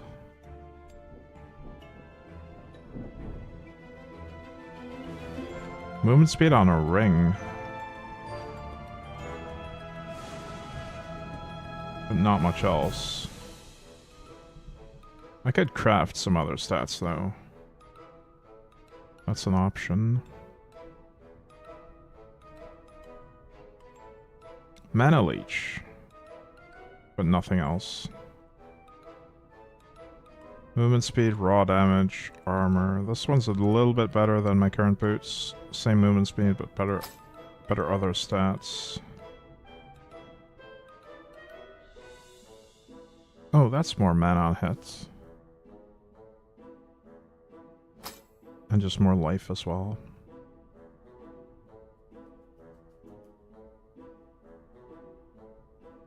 My current amulet is quite weak, honestly, but so is this one.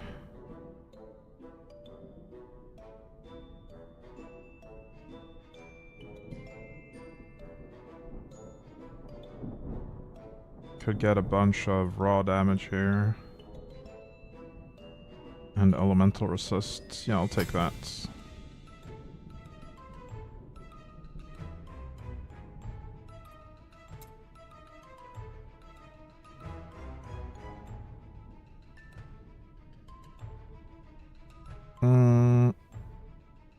This one's probably better though. Slightly less raw damage, but evasion and armor. And it's already epic.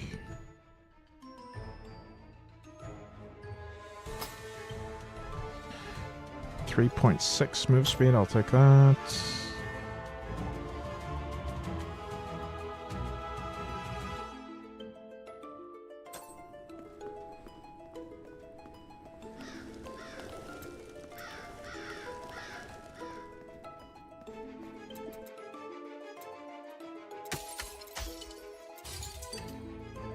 We salvage all of that. Maybe craft something at this point. Can we afford it?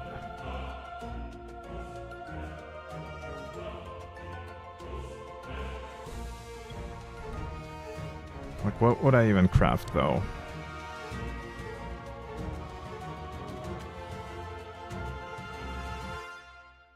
I think it might be too soon to craft. Well, this has movement speed and ally resist. We'll add something to the magic slot. Actually, no. Adding takes 5 of these. Reforging is only 1. We can change the defense stat on this one to something useful. Elite damage reduction is pointless. That is pretty cheap, at least. Evasion's fine. Whatever. Same thing with this one. I can reforge the elite damage reduction to max life. Sure. Armor, what can we do there?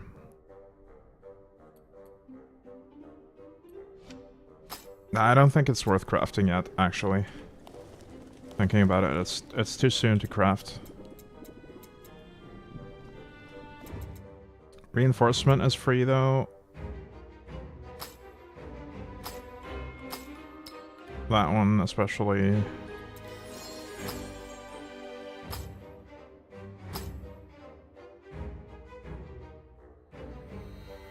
It might be worth going for level 2 on some of them.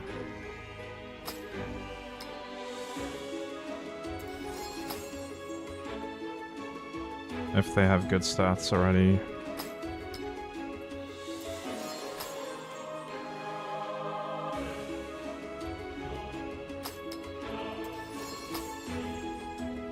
Oh, I said my amulet was pretty bad, but I forgot to consider the fact that that's where most of my mana recovery is from. So, it's actually not that bad.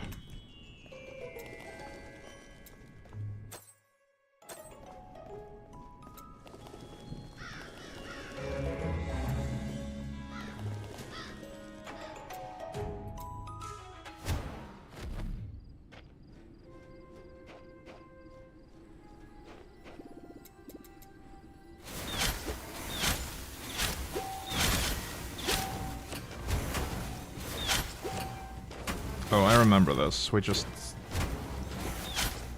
pick up the pumpkins.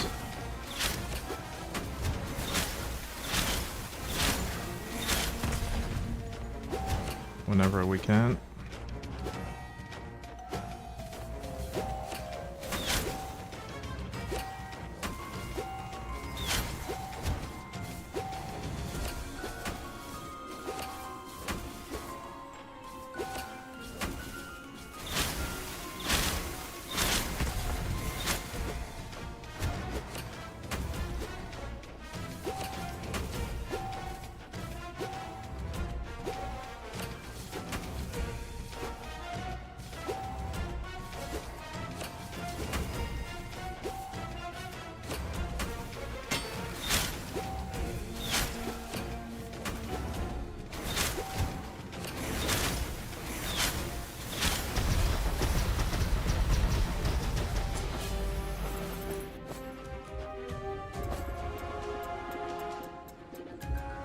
Another piece of clothing for Adam.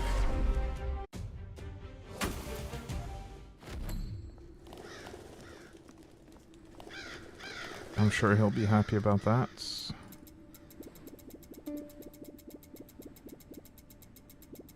So much dialogue.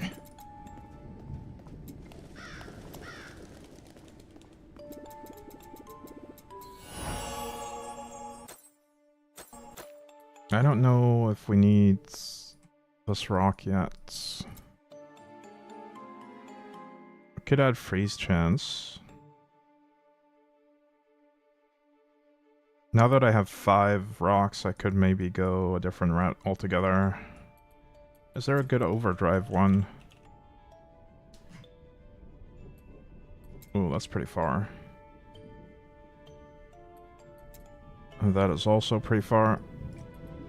Yeah, I think we're gonna have to use the blue stone for this one.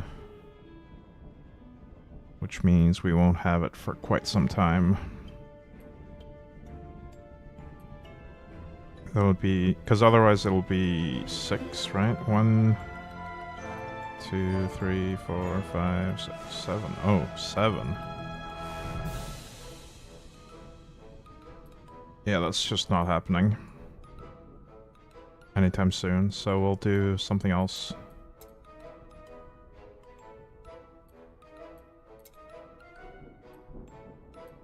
I honestly kind of feel like going fire. But I do miss out on the raw boost then.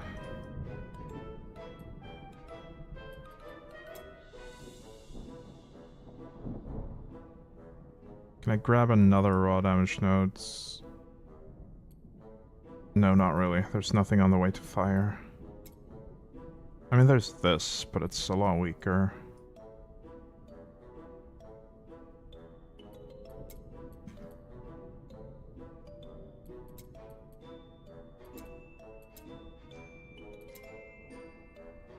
I guess I'll just stick to cold for now.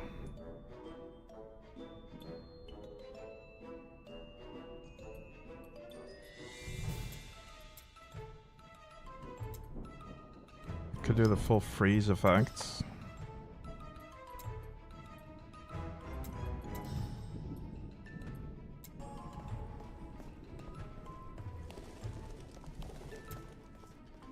I don't even know if the overdrive effect applies my imbue or not.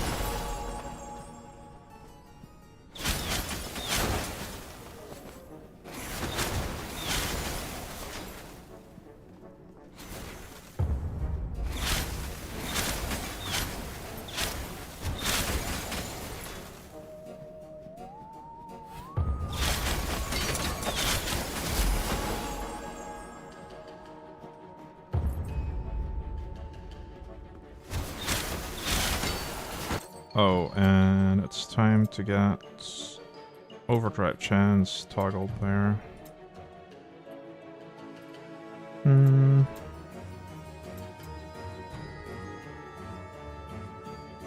More mana on hits. This is a slight upgrade. Kind of. Yeah, I'll take that. The epic stats on this aren't really doing anything anyway.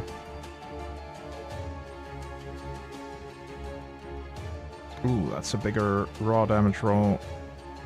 And some ally resist, I'll take that. Really bad movement speed roll, but some other juicy stuff. I can't give up that much movement speed though, I'm already pretty slow.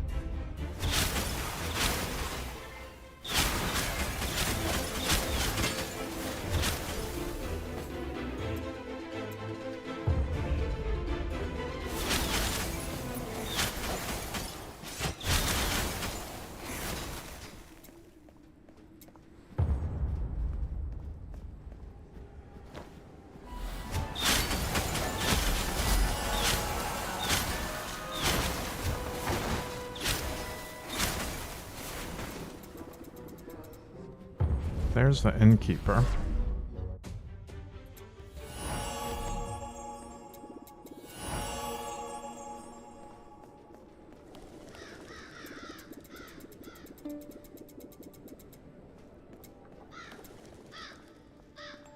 Alright, I'm gonna take another quick break here though. I need to get some more coffee. I'll return shortly.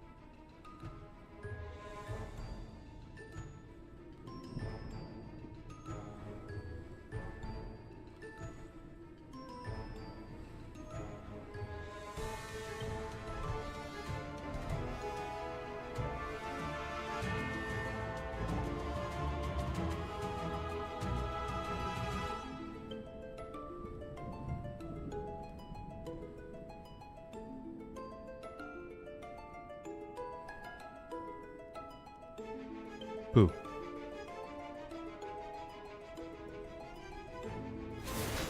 Alright, so we're back.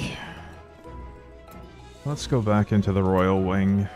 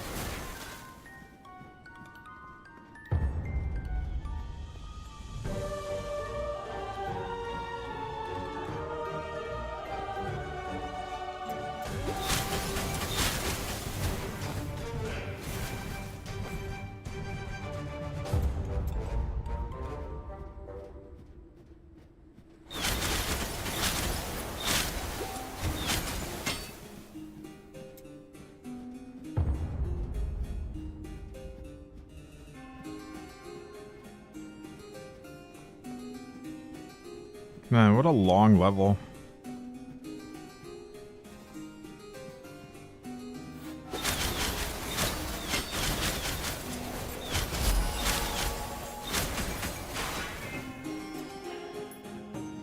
Wait. Oh, okay, I see. I thought I was in a dead end again.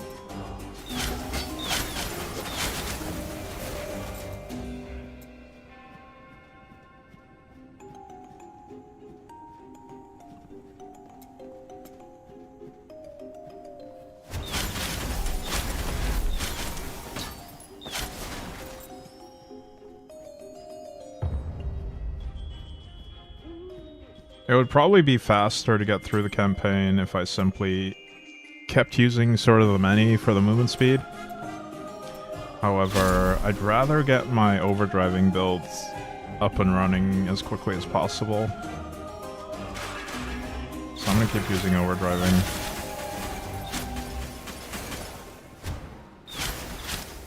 I mean, it's already doing some decent work, but... Ooh, let me show you, actually. There's an item that I want. Overdrive. See, the legendary effects for overdriving, there are some really good ones. Like that one, a loop to all. You can now be targeted by your overdrives.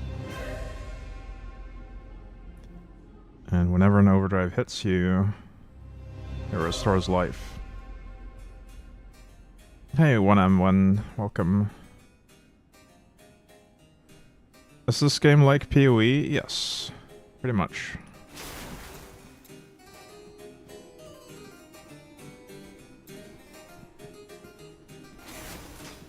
I mean, it's a little bit more bare bones than PoE, and it's single player only, but it does have a lot of stuff you can do with the skill tree and stuff. Like there's this ancestral legacy tree, and there's passives for every skill, and a lot of nice quality of life when it comes to filtering items. I think it's a really, really well-made game. Definitely worth at least a couple of hundred hours of gameplay. Like, it's way bigger than it looks on the surface. And it has a lot of different builds you can do with the different weapons. All the weapons have unique effects that really change how you play. Or at least they can change how you play.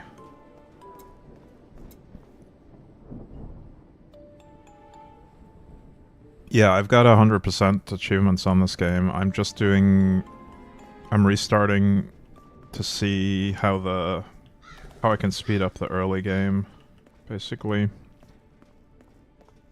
I've done the end game.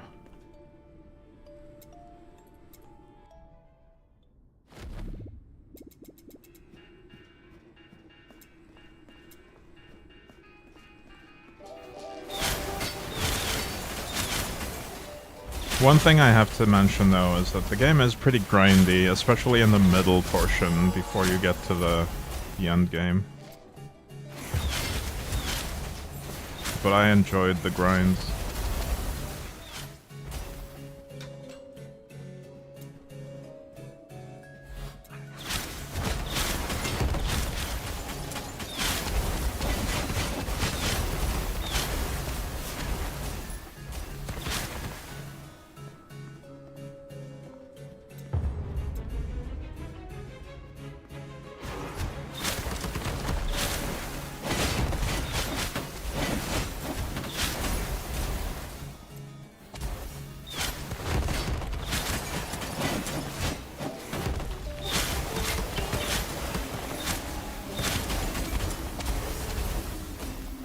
No problem as long as you enjoy it. Exactly, yeah.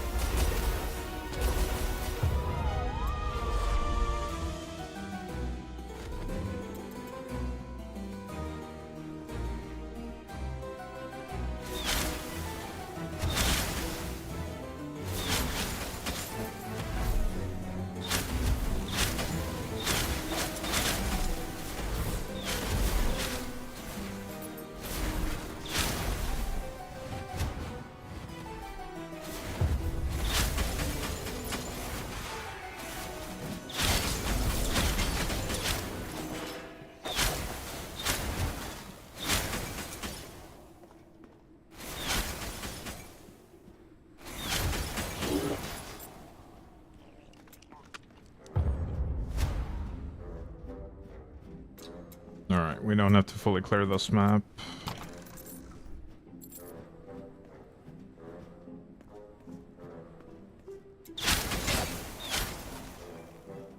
It is a bit of a maze, though.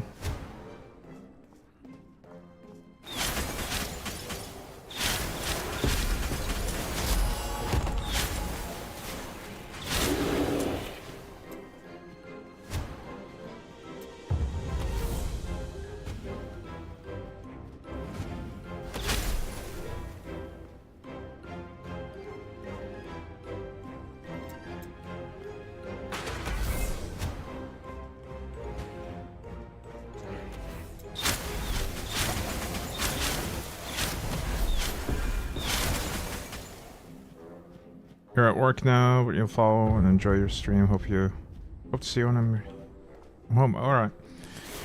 Have a good one when I'm on. I don't know if I'll be on when you get back, but I'll definitely be on some other time.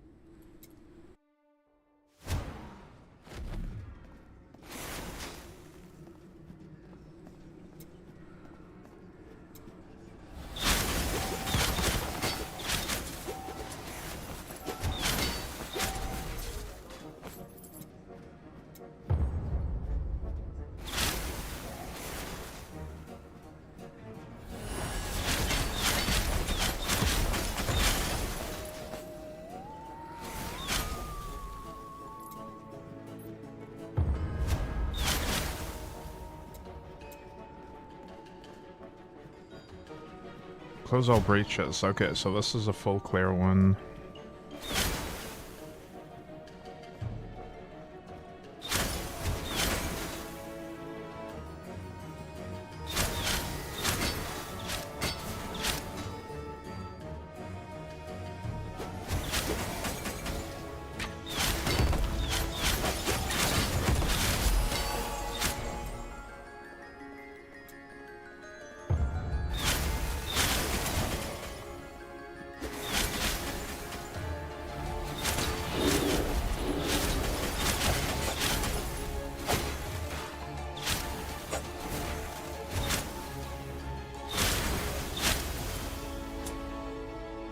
I really hope I didn't miss breaches down there. I probably did.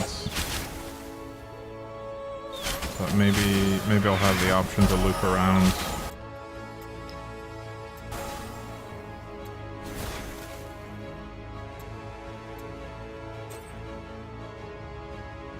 Ooh, that's a lot more movement speed actually. I'll take that. More mana on hits. Good evasion and raw damage, but no life. I think I'll take that, actually.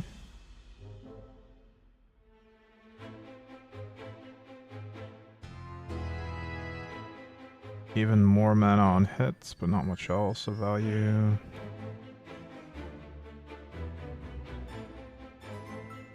Alright, it is definitely way overdue that we replace that one ring. The iron ring +1. But this is not it.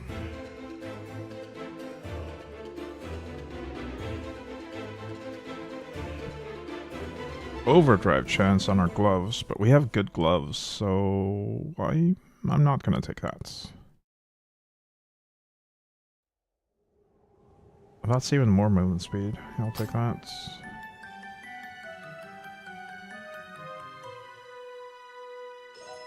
Raw damage and max life. Not a ton else though. Nah, we'll skip that.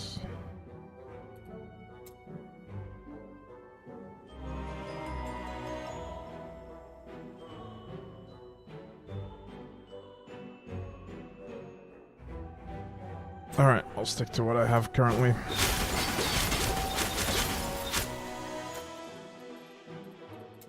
can I invest some more points, maybe?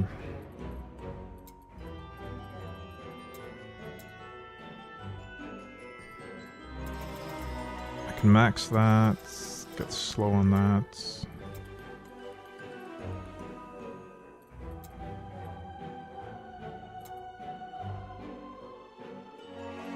Sure. Wait, no, that's not a good way to spend our points. Let's do max life here instead. And life regen.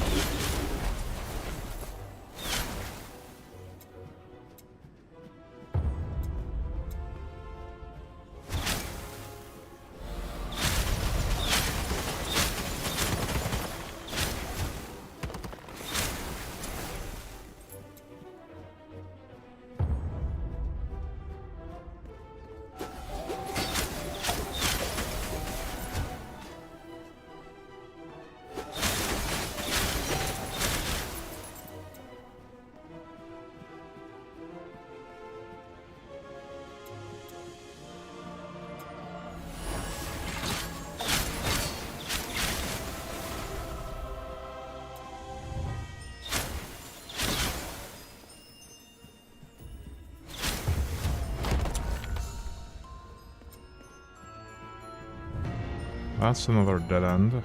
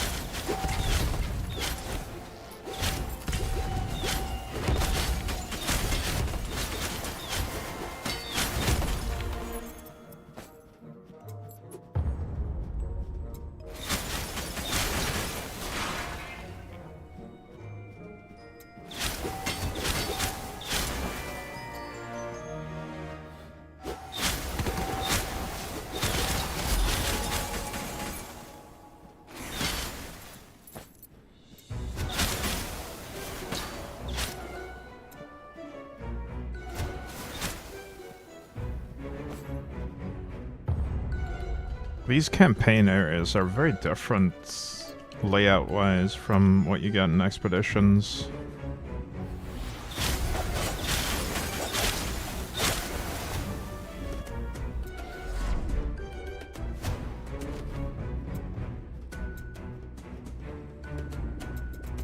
Alright, so we have another boss fight. Palstrang this time. I can't recall if there was anything special to this boss fight. Oh, he does get empowered when you come down the first time. Oh, I see. He has this ability. Well, it's not gonna matter much.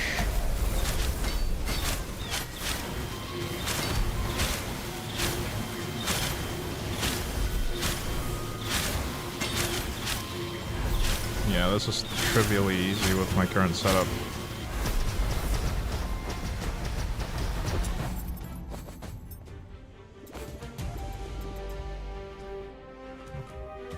We got our second hat to give to Adam.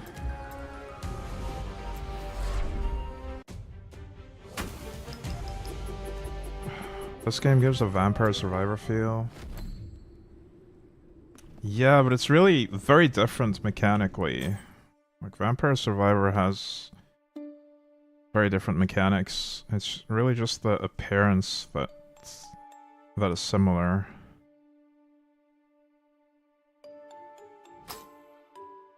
The art style and I guess how you move around, but you have way more control in this. You can actually cast abilities manually, whereas in Vampire Survivors you just move.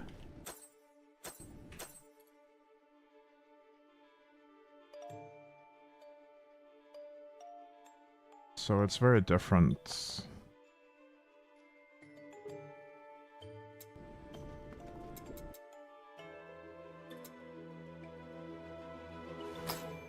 Alright, we'll do a few reinforcements here.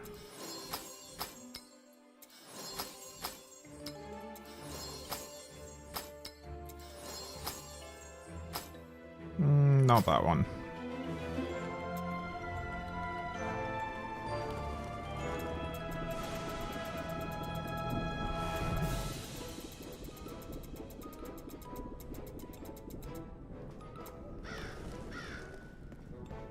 Alright, let's give Adam his hat.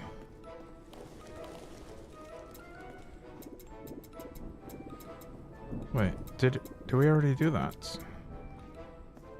I thought we got another hat from Palshrine. What did you want?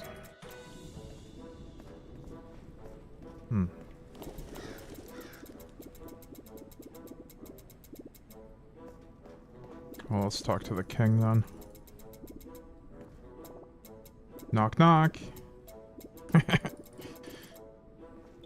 Okay, now we can talk to Adam.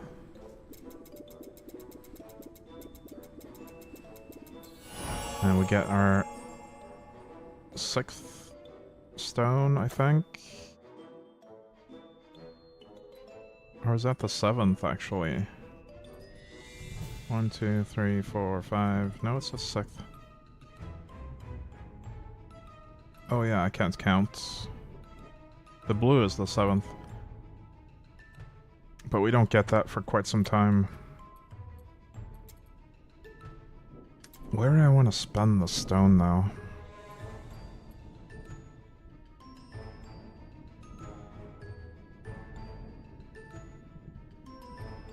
I guess we could keep going with the ice thing. Although it's elemental damage, it's not going to do much.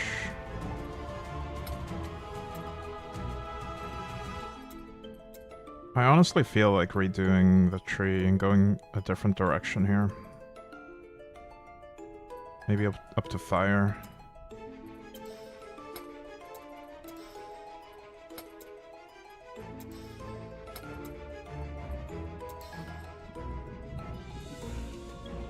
I should have enough to go to fire now, right?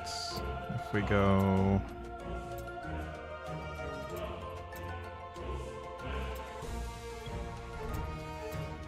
One, two, three...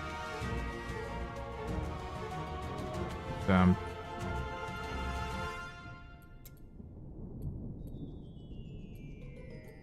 What is this? Burning Rage. I want to see how that works. Oh wow. Damn, that would be a fun build. It's basically... It's not quite like Inner Fire from PoE, but it's similar. It's not a dot, it just does ticks of damage around me. Or it kind of explodes around me. But in a similar fashion to Inner Fire. Wait, not Inner Fire, Righteous Fire. My bad. Inner Fire's a thing in this game.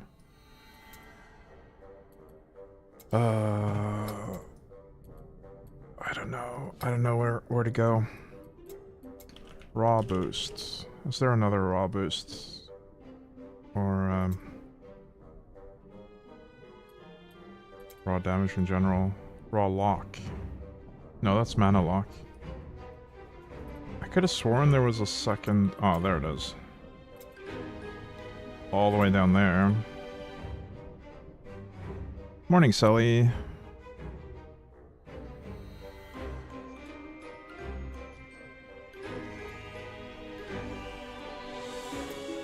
Well, we have 4 points left after picking this, so I could just go for Shadow.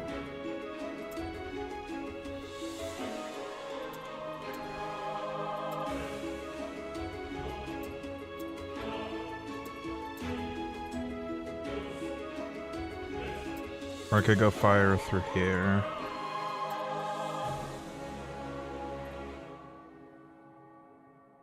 Let's try Shadow.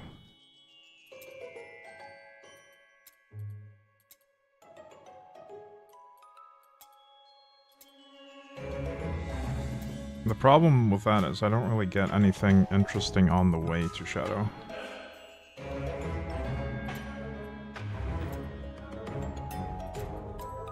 I guess there's some raw damage here.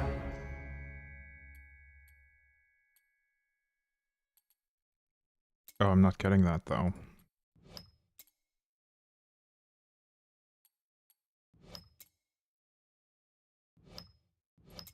It would be like this, and these nodes on the way don't do anything. I also don't know if I can afford the life cost of this. Yeah, that's not good. We can't afford that.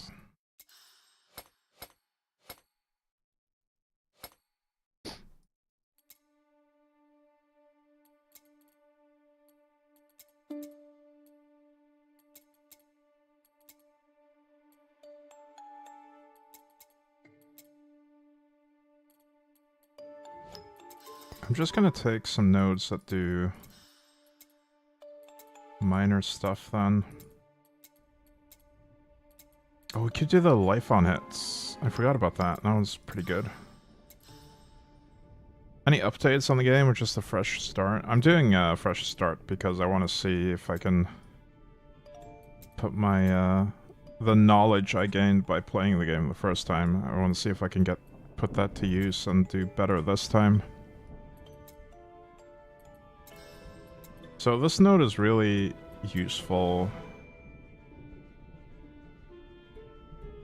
if you struggle to find these stats on gear.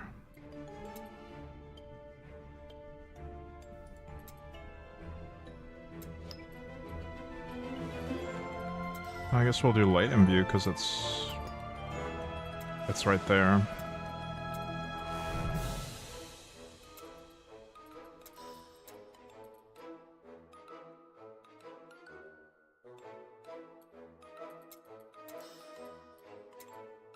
Not gonna do this aura, but I'll take this. Just 1 point.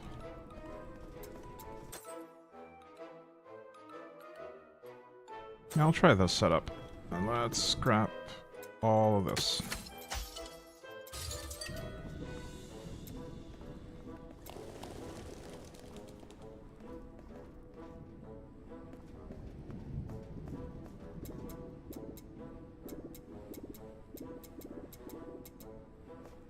Alright, we're now in the mid-game. Now it wants me to do influence, battlefield bosses, reach level 50, reinforce to level 6, and we need an ultimatum and a rune. 3 of each, actually. Alright, so let's do some battlefields. I need to do bosses, unfortunately, so I'll just do that type of battlefield.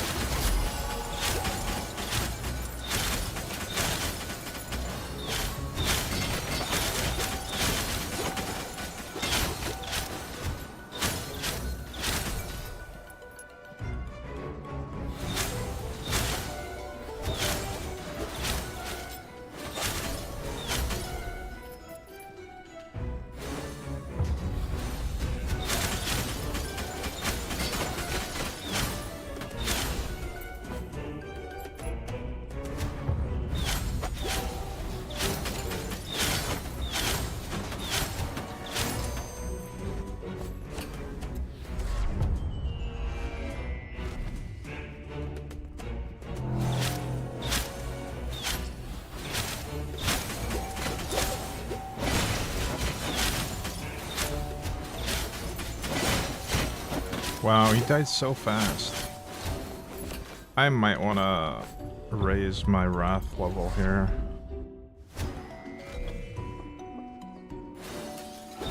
I'll do another boss maybe and then back out and raise my wrath level. Because I get more loot as well. That way.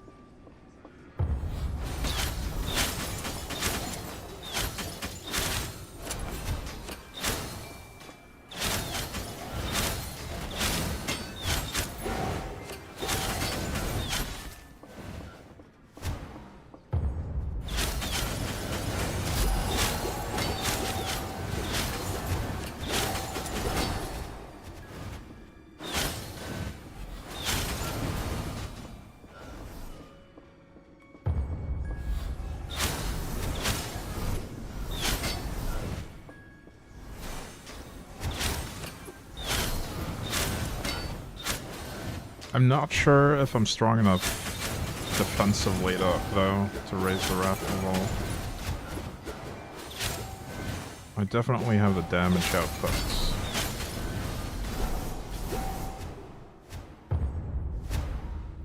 I was trying to take some hits there, but they didn't attack again. Let me see.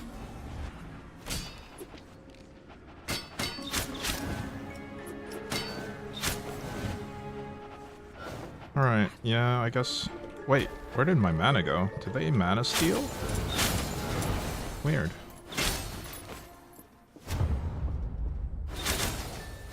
Maybe these guys have mana leech.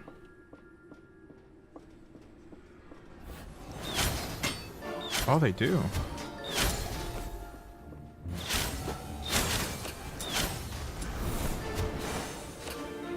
I had no idea.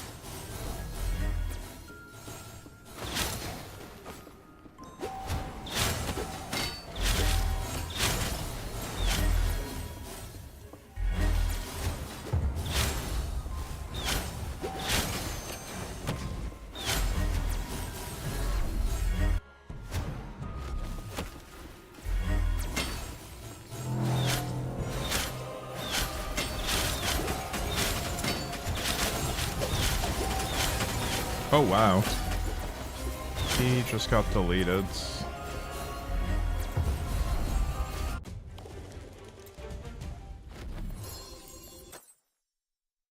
What is this? No, that's not very useful. Whenever you hit an enemy with an electric arc, it will trigger a frostbolt in a random direction. That grammar, though.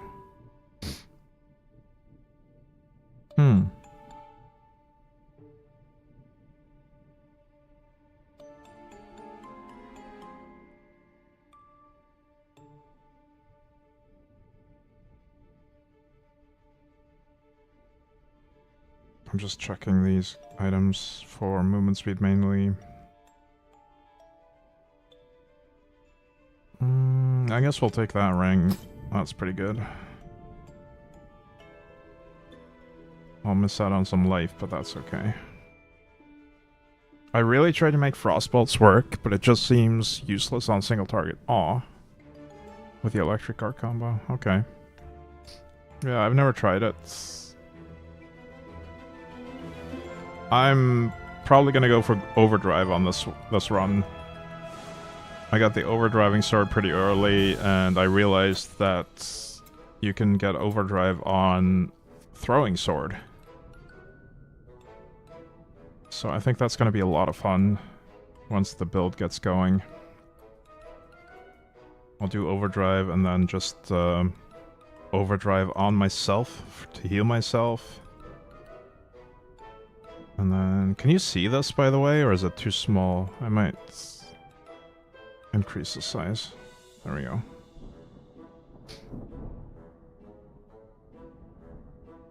Max reinforcement, night only.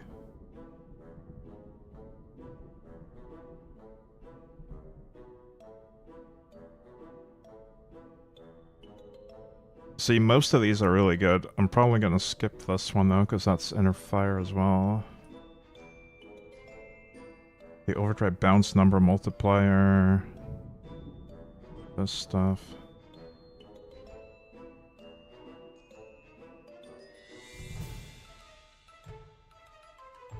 It's readable, even if not on full screen, but just barely. Yeah, I'm looking at my OBS preview, and I think as long as I can read it there, it should be fine for most people. 140% zoom should be enough.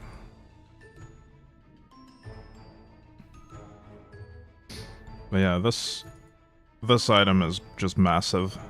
Being able to target yourself with the overdrive, and then getting a massive heal on yourself when doing so.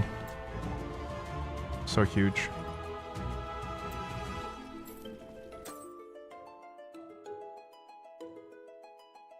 Oh, that has overdrive chance. But I'd miss out on a lot of raw damage.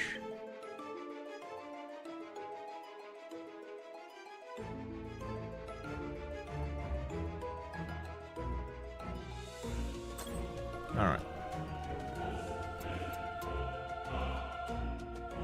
Can overdrive have AoE damage that would hit targets around you when it hits you? I don't think so. Maybe by proxy. Like if you also have crits and an ancestral strike, then maybe the overdrive can crit and trigger an ancestral strike. Because then we could do like walking bombs. But I would have to build elemental damage in that case. I don't know. I think I'm probably gonna just go for a pure overdrive build.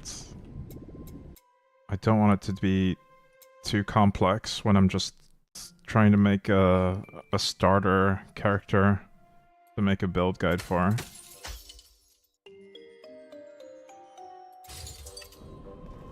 I want to keep it simple, stupid.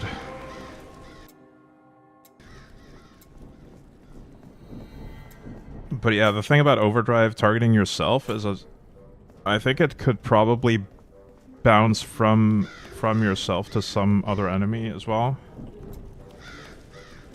It's like Chain and Path of Exile, I think.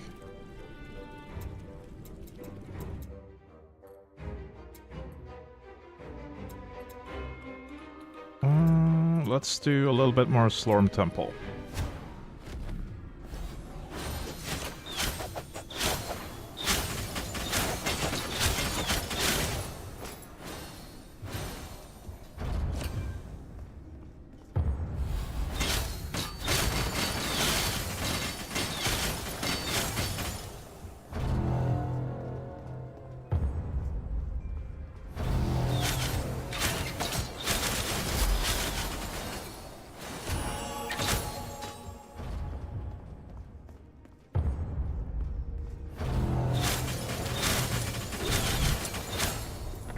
I'm probably gonna want the shoulder pads that give more projectiles and shoot projectiles all around me, just to make it so I don't have to aim the swords at all, and also get some free projectiles.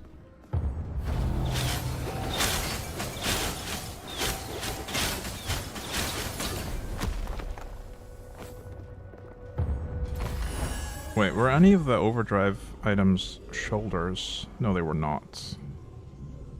But this is a bracer, so I need Midas collectors as well. Them.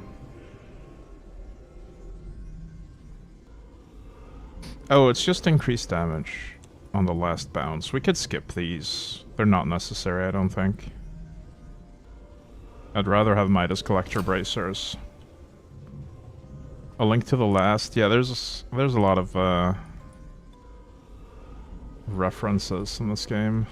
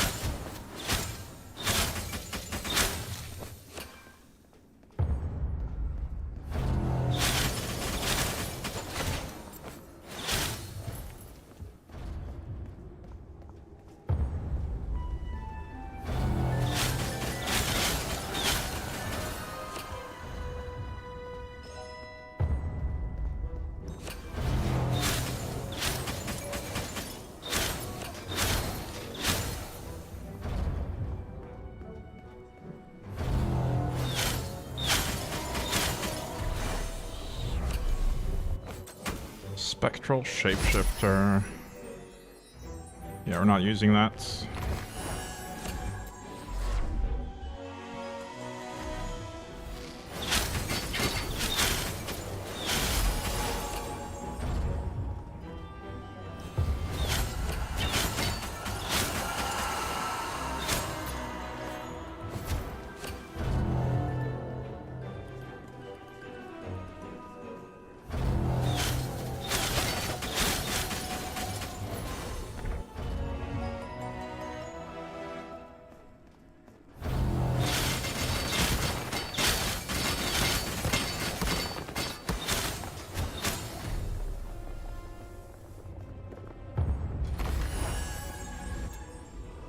Oh, we're already out of Slorm. Alright, let's purchase more capacity.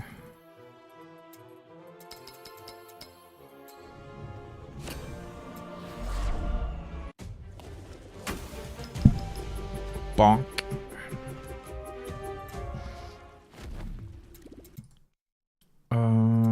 Back to battlefields, I guess. How many bosses did I need? 15. Well, that's quite the grind. I could maybe do a higher Wrath level, but I think I'd rather just finish the 15 bosses at the lowest level to get them done as quickly as possible, and then switch to a different type of battlefield that doesn't have random layouts.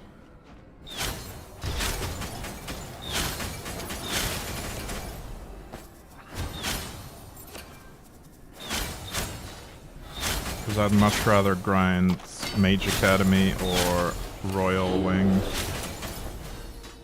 over and over.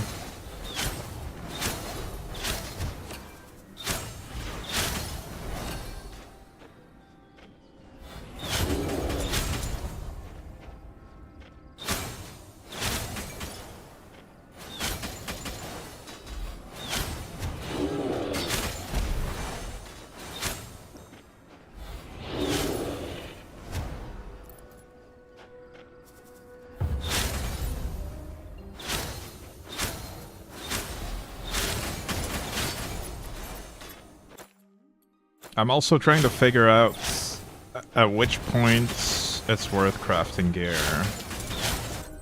Currently, I've not really crafted anything. I did a tiny amount of minor crafting early on, but I realized I wouldn't have enough resources to really make good items.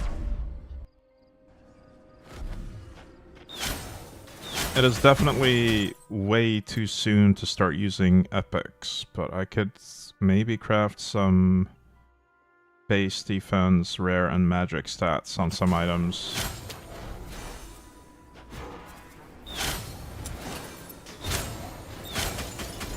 But I think my priority would just be to fill in some of the slots that are just currently useless to me, like the defense slot on this.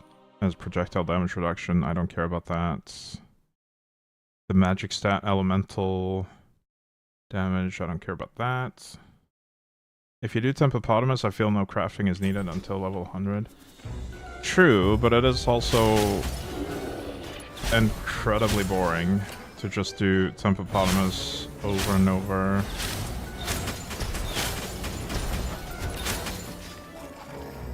I don't know. I wanna see how early I can get at him without grinding too much. Kinda wanna just get my build functional at a low level. I wanna see if that's possible. Without simply grinding to 100.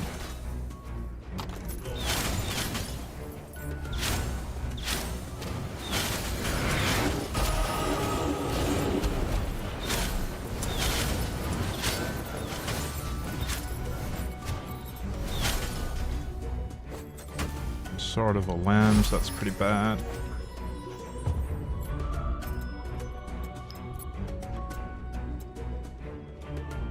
I don't have the trainee sword yet either, so the grinding is gonna be slower if I went for 100.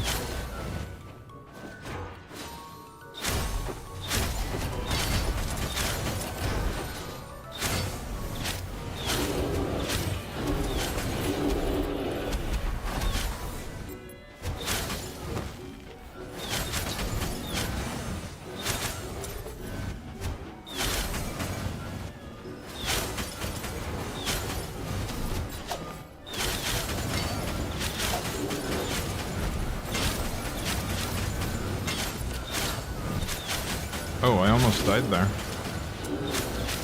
There's Avenger on this one. Very spooky.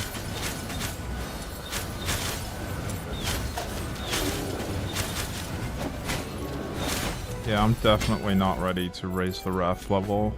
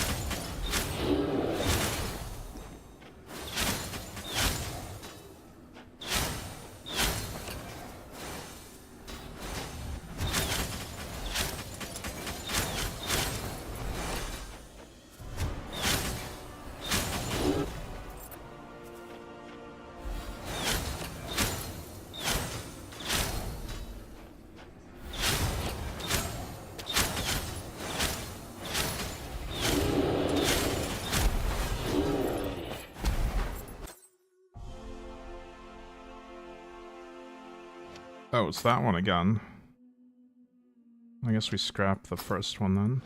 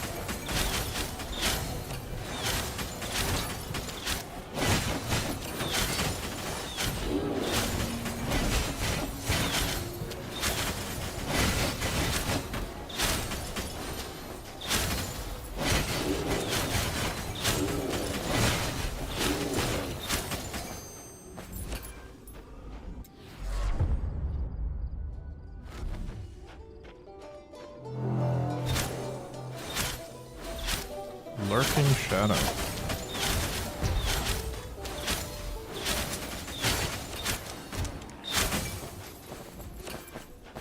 I feel like the single target damage of the bleed effect is pretty strong this early on.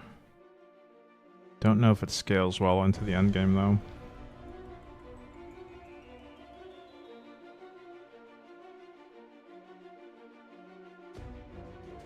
Oh, we have movement speed on an amulet.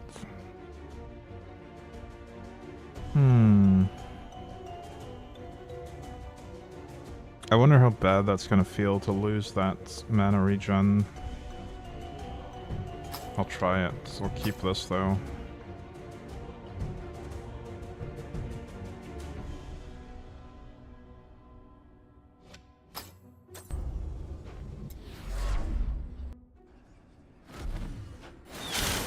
In case I just run out of mana now.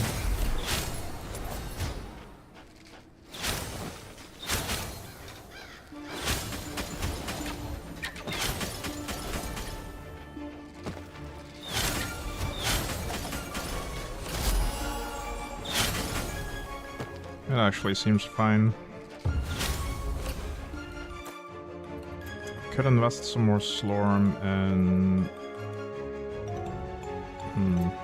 here, maybe.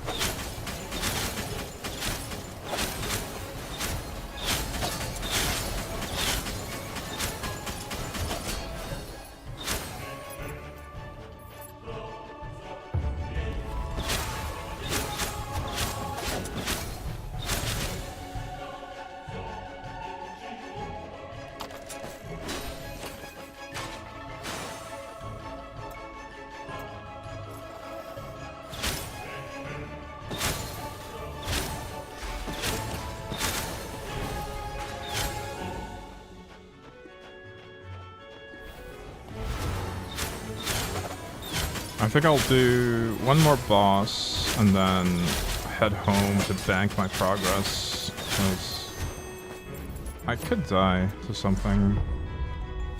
I don't want to miss out on that influence.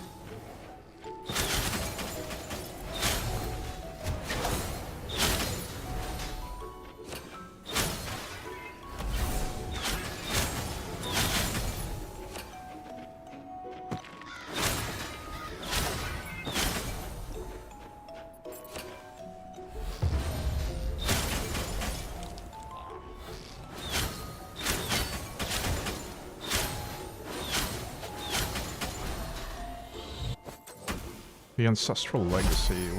Which one's that? Oh, elemental damage. Hmm.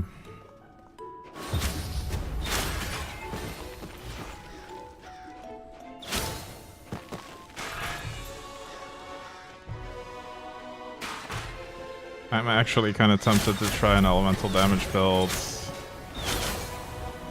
But that would change so much, though. Or rather, it would require me to change so much about my gear.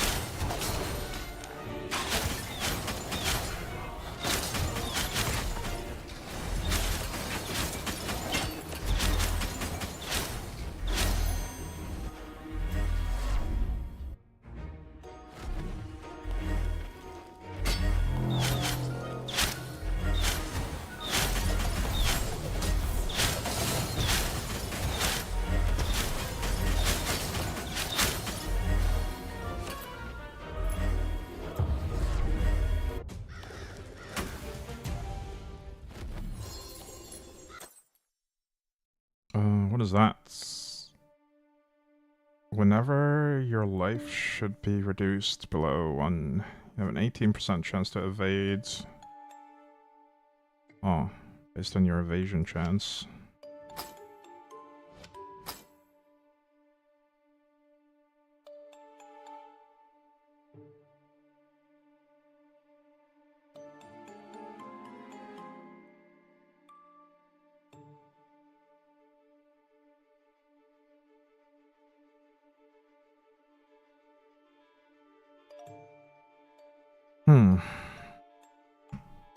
Maybe I should only show rare items at this point.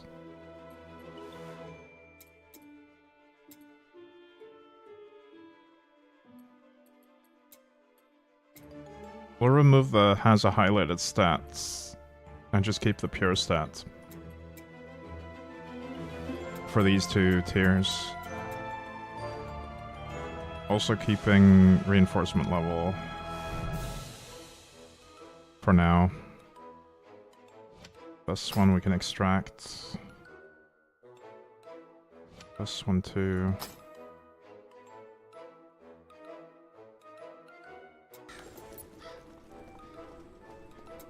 If I have enough of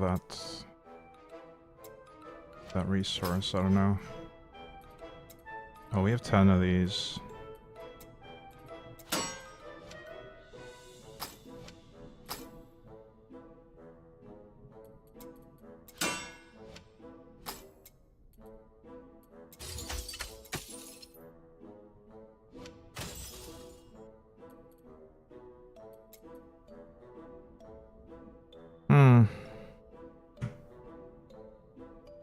I actually have enough to buy this now, so we can start storing the stuff in here.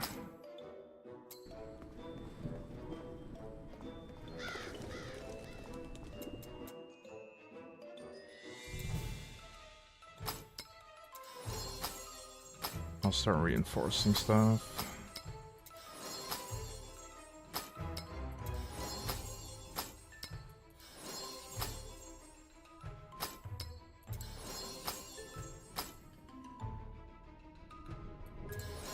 Oh wait, it automatically moves this over when you right-click that item. Okay. Well, that's good quality of life. I think that was added in the most recent patch.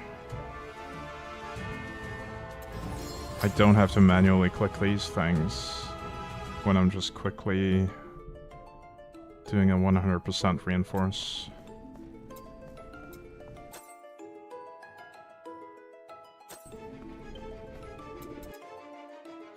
So, is it going to be worth my time to craft here now?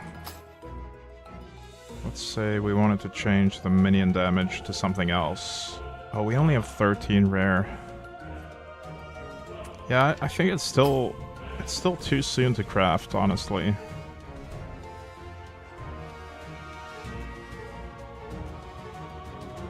I don't have gold anyway, you're right. I just spent all my gold on the warehouse upgrade, so, yeah, let's just keep grinding instead. Could do our first forge run. Nah.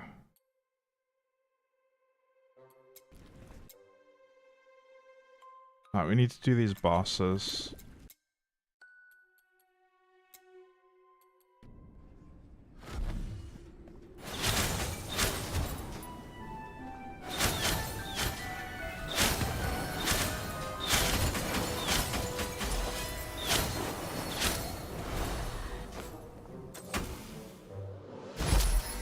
Oracle Maker.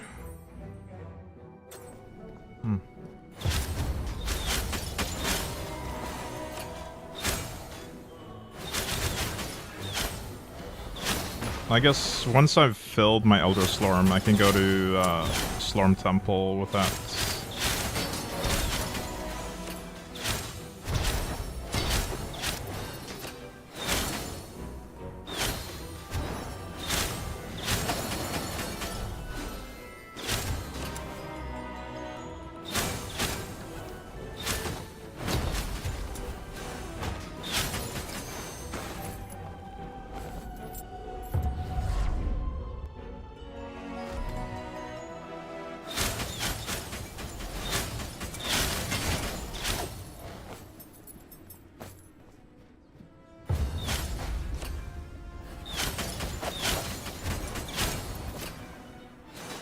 Wait, I just moved through the barrier. Weird. Hey, Scampted.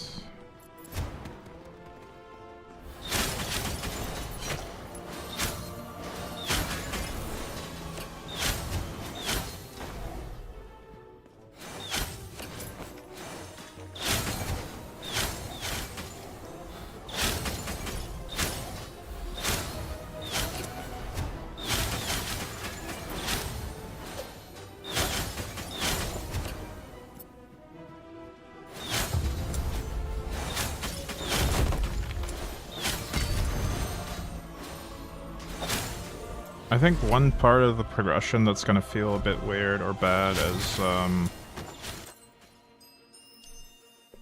the Nether.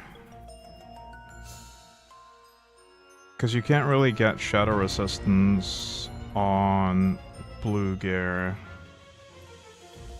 I think it's only available on the epic stats.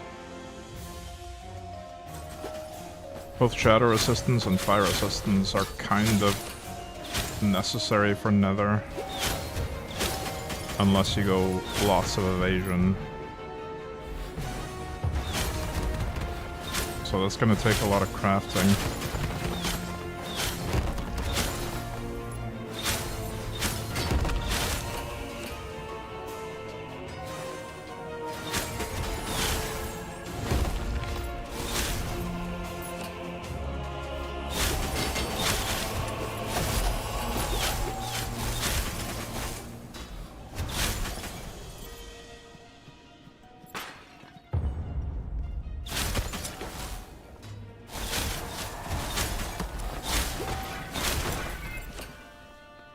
Oh, we've filled up the Elder Slorm already. Just one boss then, and then temple after that.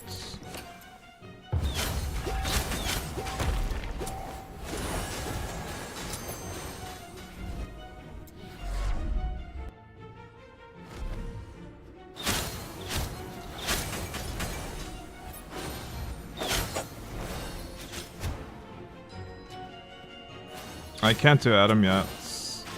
He's in the mid game. I'm currently on the first set of challenges.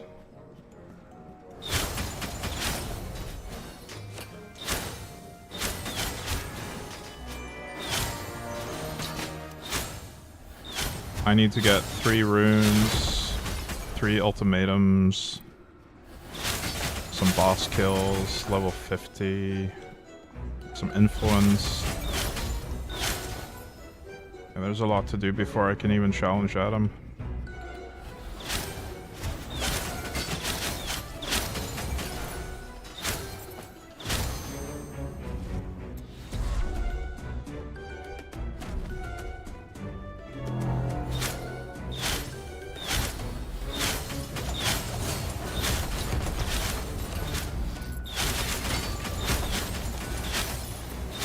This build really does delete bosses, though.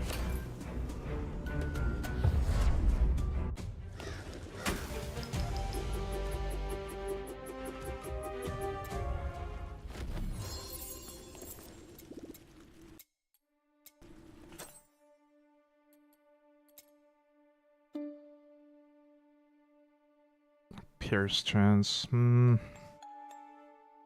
Nothing else good on it, though.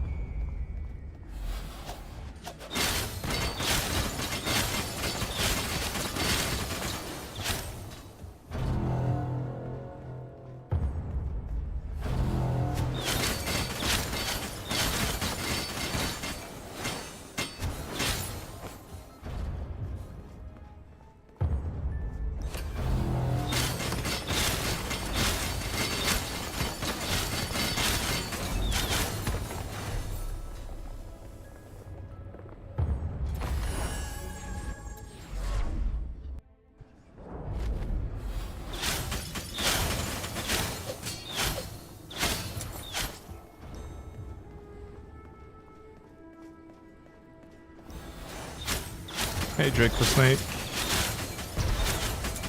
New build, nice, any ideas? Yeah, we're going overdrive, I think. Overdrive Knights. It's gonna take some time to get it fully operational though, because we're starting a new save.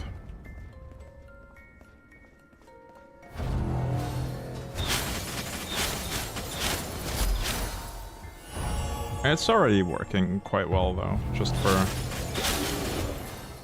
doing the mid game. Which skill? Throwing sword. It actually has a thing to enable overdrive for throwing swords, so we're gonna have a projectile skill with it, which is really cool, I think. It makes it more long range. Because I'll be able to overdrive from really far away, and we can also do bounce and pierce. Or not bounce, rebound. Rebound, pierce, fork on our swords. And then just have projectiles and overdrives everywhere.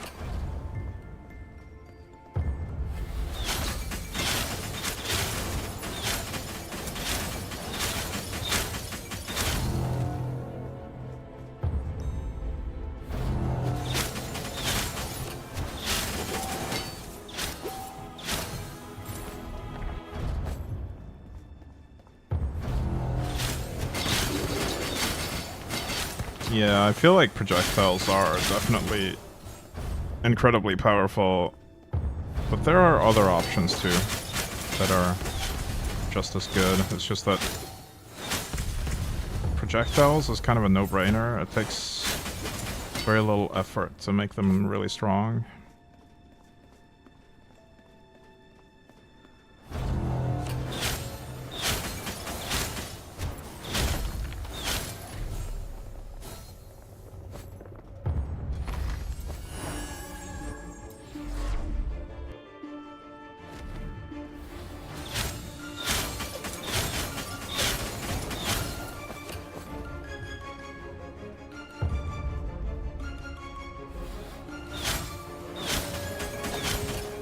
This will certainly be very different from my first Knight build, though.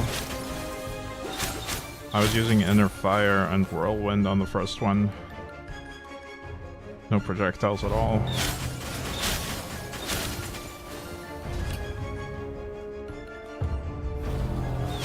The game just hands out extra projectiles freely, yeah.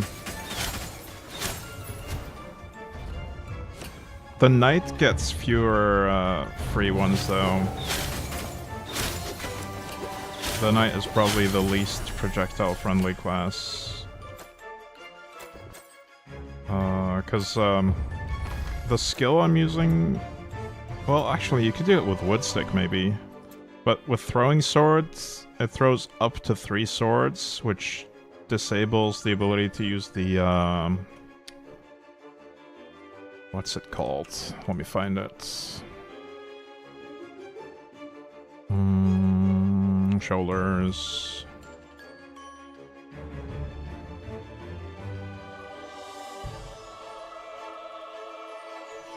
Cloning pads.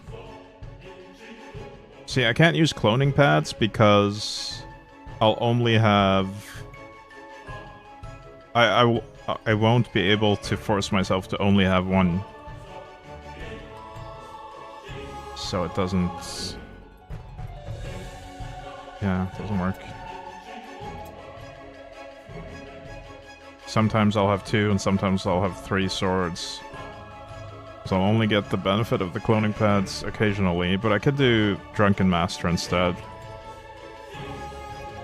Lance? Oh, the Lance is also a projectile.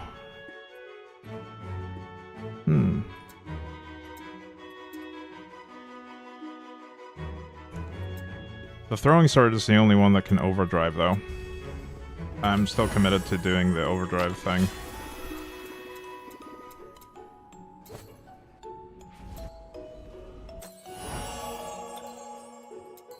Alright, what is this? Experience gain.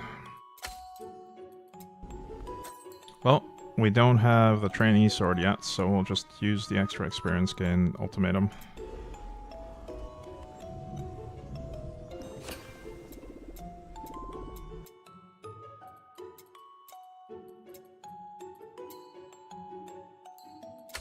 And I'll upgrade it 3 times.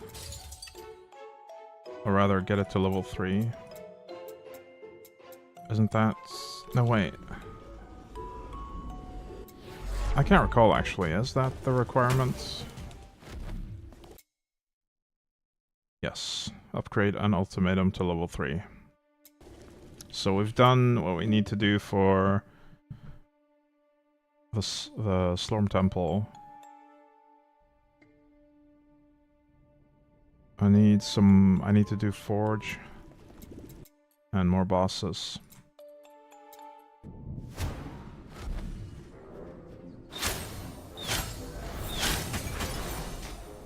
Yeah, the lance also sounds interesting. Because that's a projectile, and you can probably do that with... Hang on, let me see. How does this work?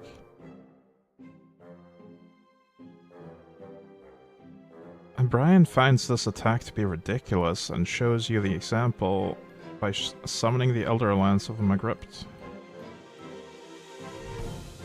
Okay.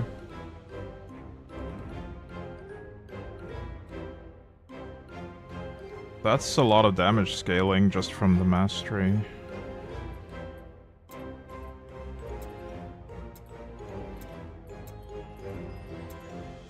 Ancestral strike chance.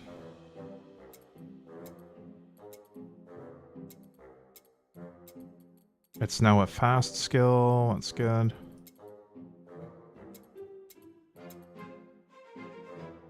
Increased damage for each enemy hit.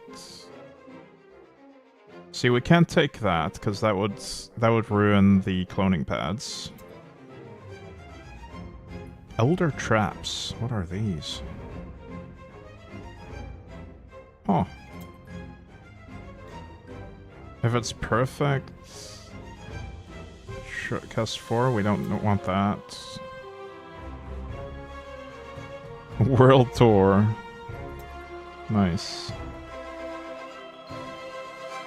Pierce chance, but only against enemies that have less than 50%. That's inconsistent.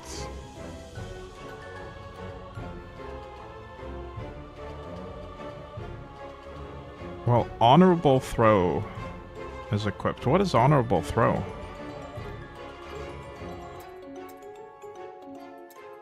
Oh. That. So that just gives it more damage and more mana costs. And this increases that damage further. Okay. Yeah, I don't know. It's not gonna be possible to use that skill with overdrive anyway, so I'll save that for a different build.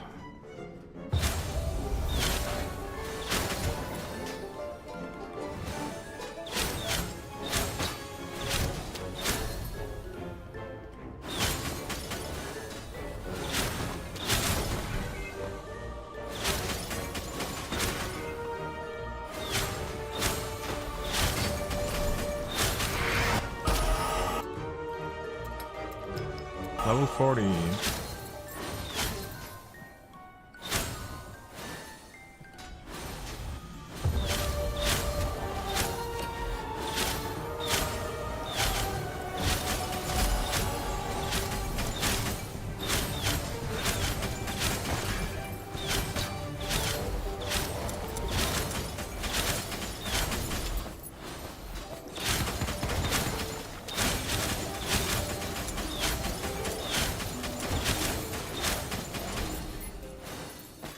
Taking a break from Slorm.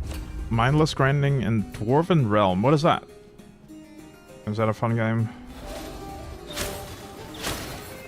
Hang on, I can check actually.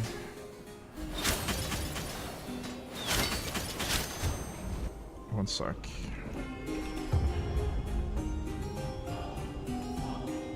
Dwarven Realm.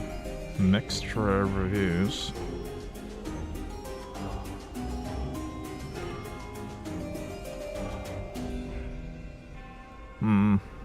I don't know about this one. Unreal 5, yikes. Realms? Oh. There's one Dwarven Realm and one Dwarven Realms. I see. What is this one then? That one's also mixed recently. But it's a very different type of game. Oh, that's got a PoE skill tree as well. That is so similar to PoE skill tree. That's like a blatant copy of PoE.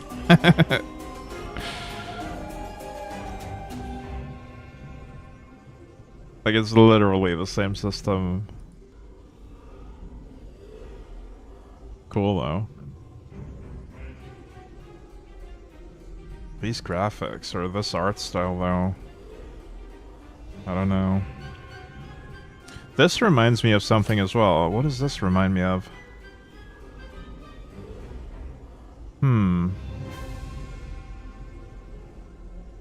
It looks 20 years old. Yeah, it's like it has that old school look to it.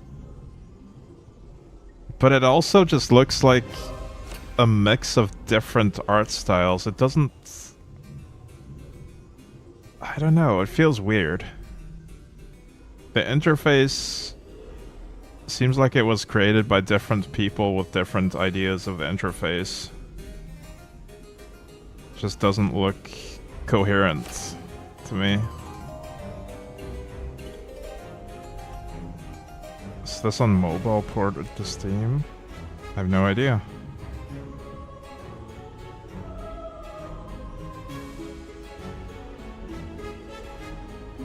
There's some mixed reviews.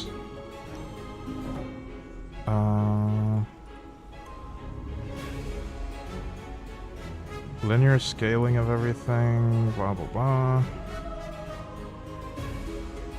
Game was fun for a bit. With each season comes new bugs, new issues. I don't know.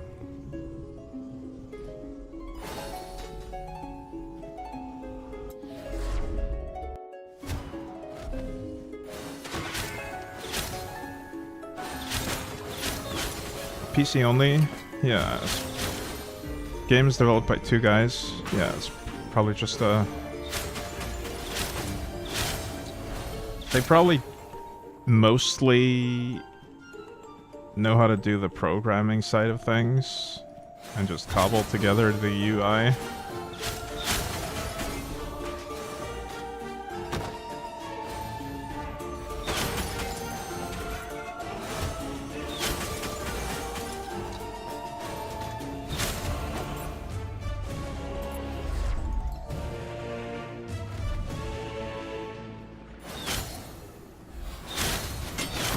Like, it didn't look like as coherent of a package as Slormancer is. It looked kind of patchwork and weird. Interesting idea to change the camera up though. Yeah. It was like a third-person camera, right? I don't know of a lot of ARPGs with that.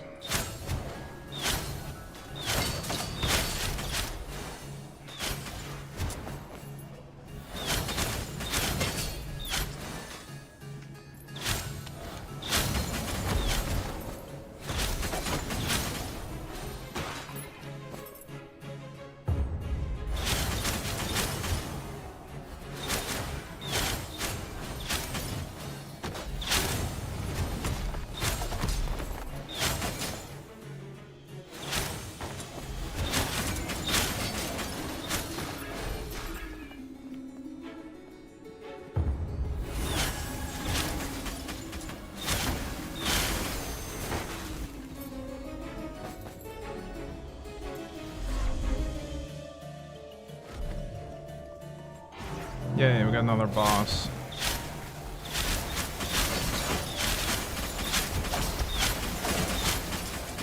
Another dead boss.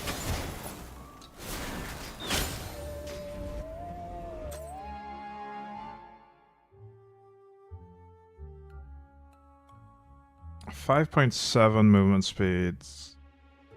That would probably be more if I reinforced it 2 times. On the other hand, the only other good stat there is the raw damage, so I'll just keep my current ones. I mean, the only advantage of this would be that it would be cheaper for me to craft rare and magic stats on it than it would be to add it to my existing ones.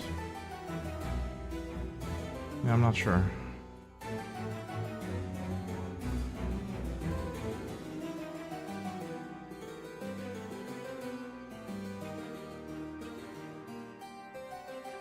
Overdrive chance, but we have movement speed on that piece. Meh.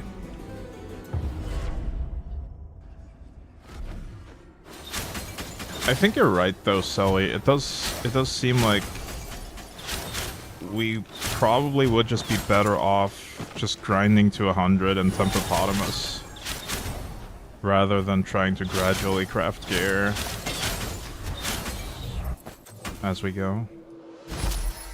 We could maybe craft gear at around level 80 or so, and then just update the item level of that gear.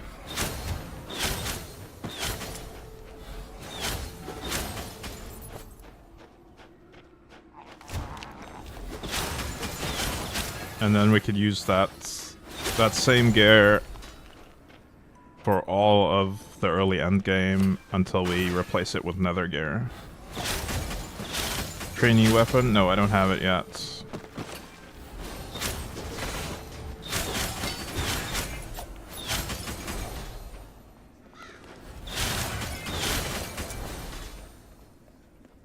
But I'll probably have it by the time I'm in the middle section of the mid-game. We'll see. It depends on RNG, I guess.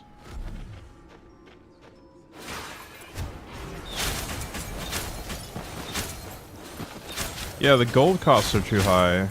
That's the problem. I feel like that's the thing they should probably adjust. Maybe scale the gold costs based on the item level of the item instead.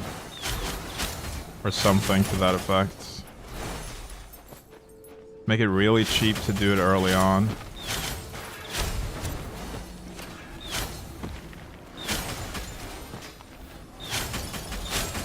Because it does feel a little bit disappointing that you can't craft anything early on.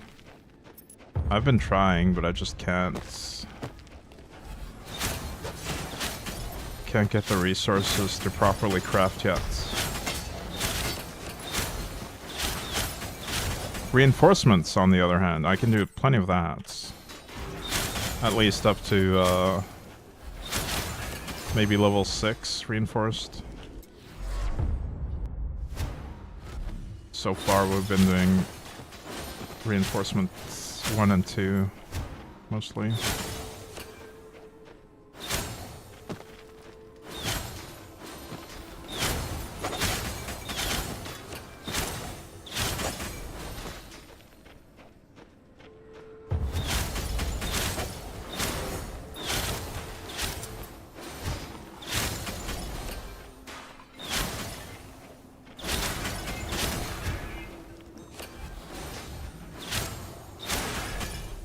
Oh, by the way, Sully, have you been playing the current PoE League? Mercenaries.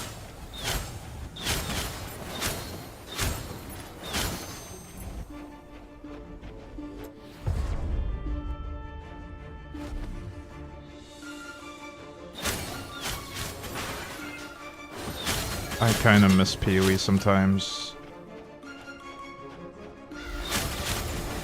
Was hyped and wanted to, but just didn't find the time. Yeah, that's the problem with PoE. I feel like it's never really worth it to play PoE unless you can dedicate insane amounts of time to it. And not only time, but also effort.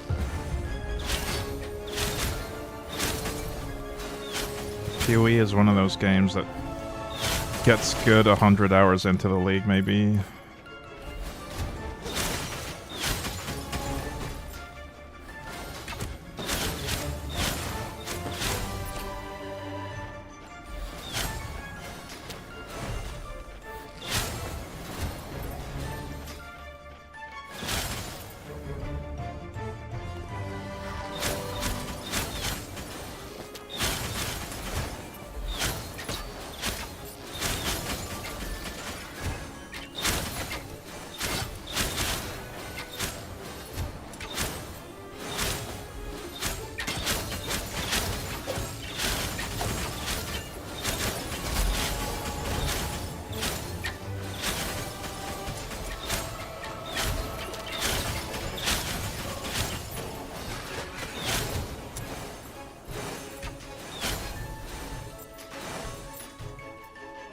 Still want to try it, just a bit tough to miss out on the first week economy. I've never really cared about the first week economy. I mean, I've played about 50-50 on SSF and trades. But I feel like you can always find a way to make some money.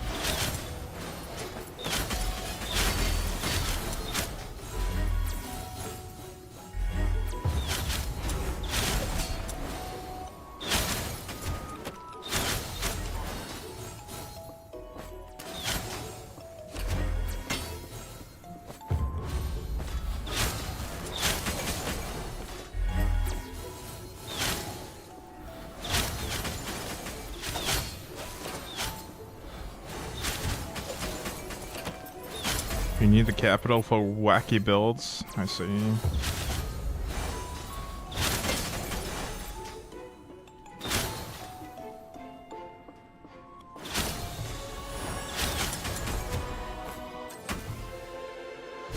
Sword of Support. That's pretty useless.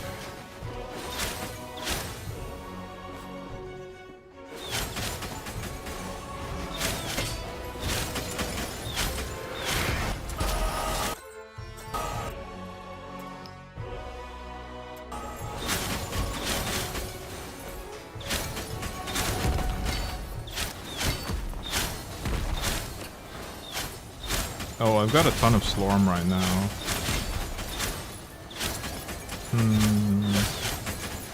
Can I get any damage from here? Attack speed and armor pen would be damage. I'll do a little bit of that. I can max it out, actually. It's super cheap. I'll max out the raw damage boost as well. Maybe one more in life on hits and mana on hits. But then I want to do this stuff for the raw damage.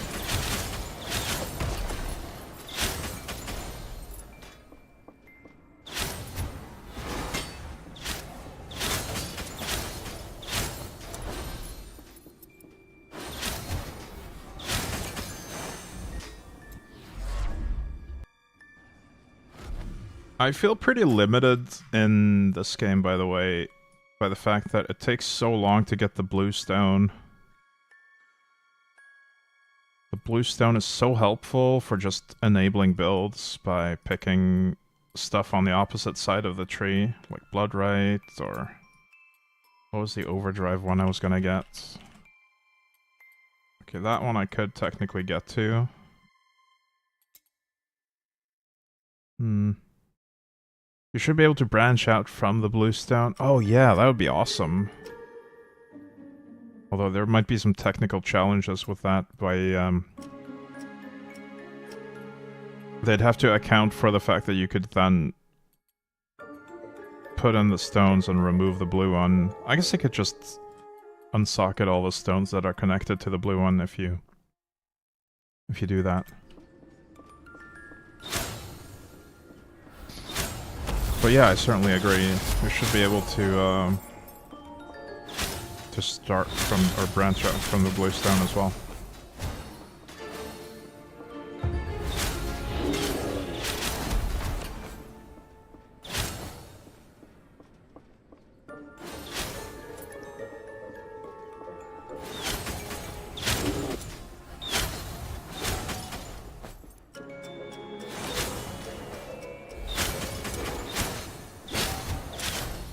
Yeah, I feel like the early progression in this game kind of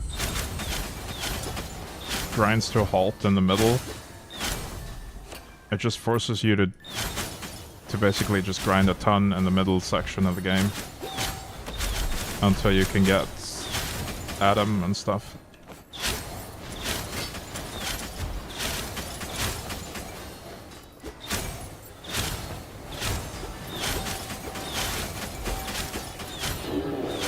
Don't get me wrong, it's a fun grind, but I feel like the progression could be a bit more streamlined and not have so much forced grinding.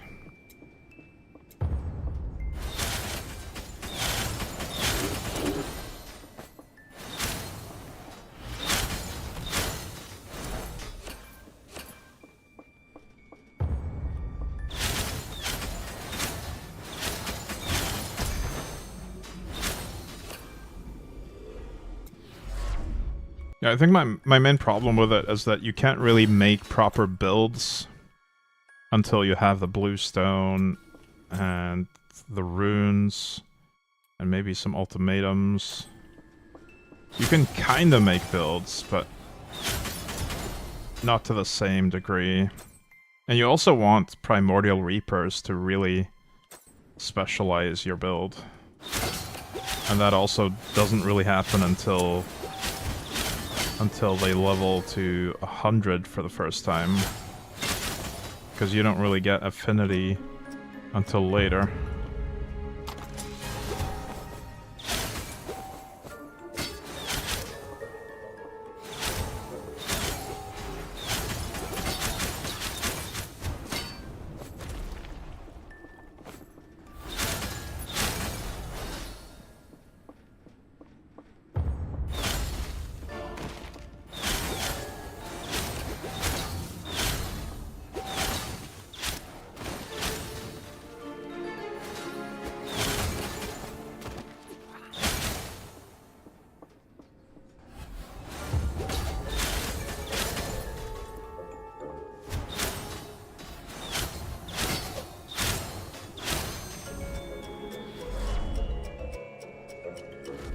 You don't even know if the new version's better unless you level it all the way up or look it up. Yep.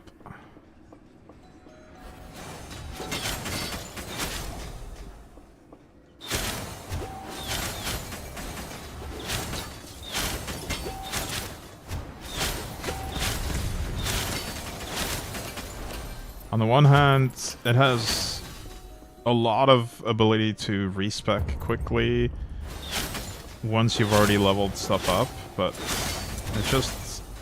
it gates a lot of the fun builds behind long grinds.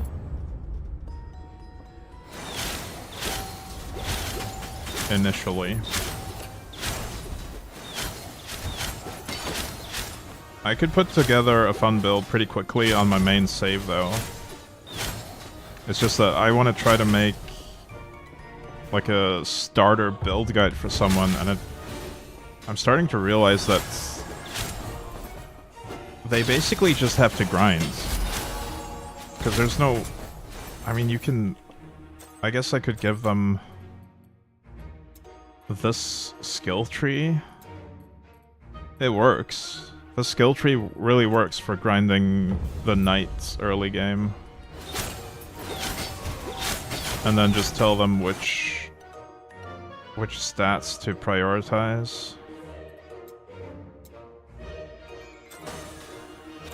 And like, this part of the Ancestral Legacy tree is pretty good.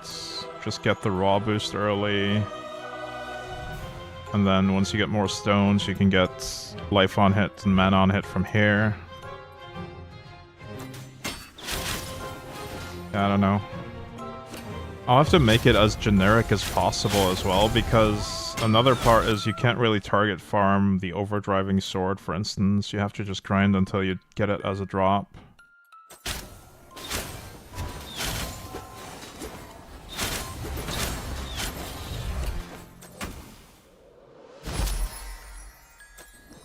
It's just completely random which Reapers they'll have access to early on. So I guess I'll just list a few options. I'll try to make the build generic enough that I can use a multitude of Reapers. Like, I could definitely use Sword of the Many right now. I could definitely use... Unkillable Berserker, probably. It wouldn't add much, but I could use it. I could use Adam Nostris, I could use Big Fury.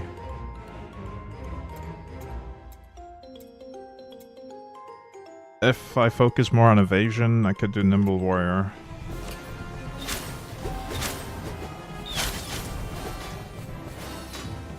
Without changing the build in any other way, I mean.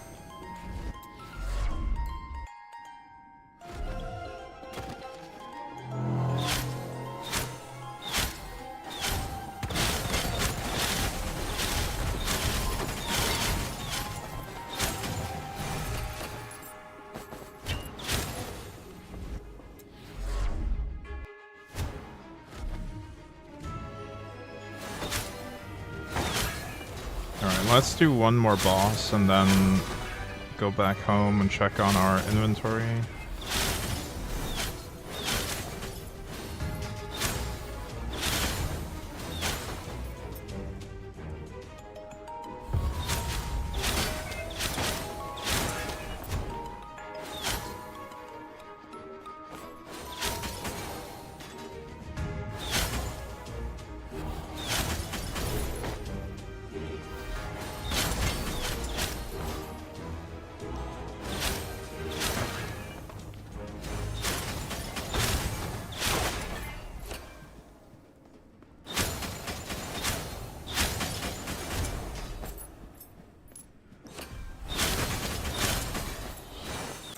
Resonating Thunder.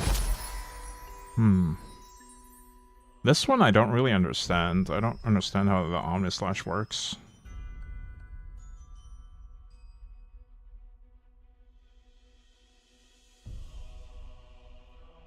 Melee recast chance. Whenever you deal damage to an enemy with a recast. Oh, I see. What a weird one.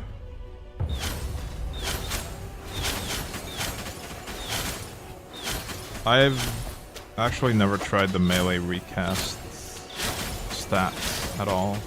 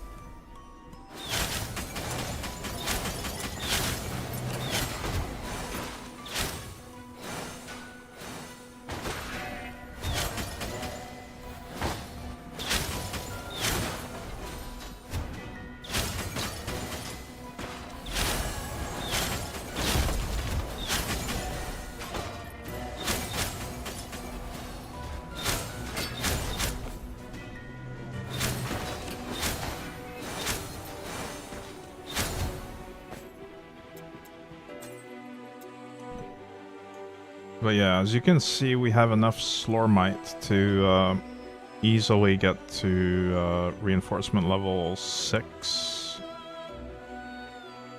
on gear.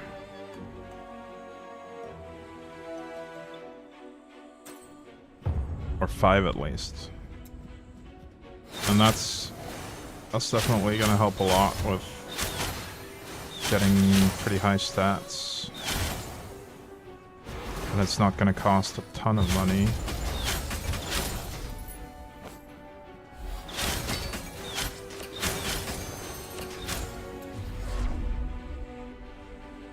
But we're just not going to be able to afford to craft specific stats. We just have to use the stuff we find on the ground, basically.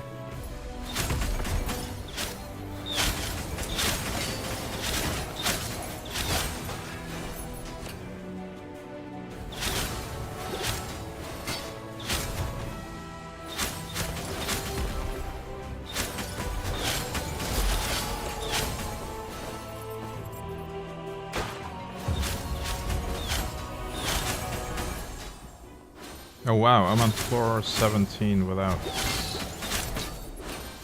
heading home. I should probably head home.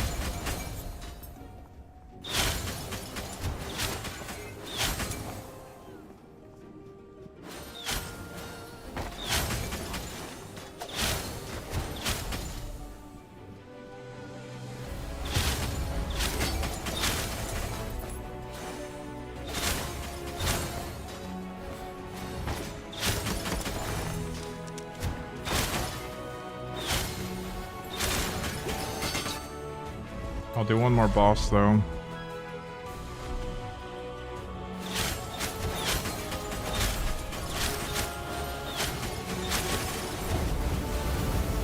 Wait, am I even on the type of expedition that can do bosses? I feel like I keep getting Royal Wing over and over.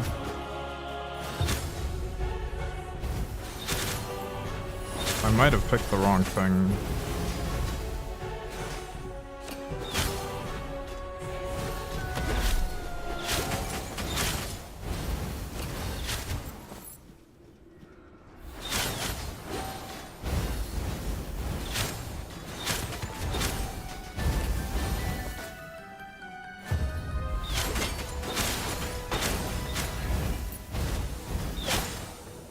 I don't think there's a way to tell.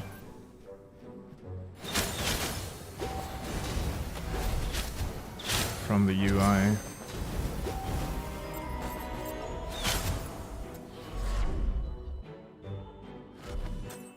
Yeah, this is another Royal Wing. Oh, never mind. We do get a boss.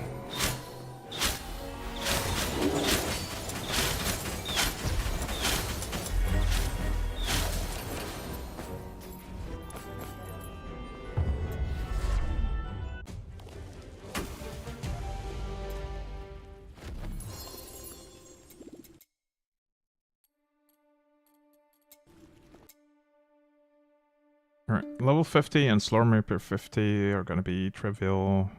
We need 6 more bosses.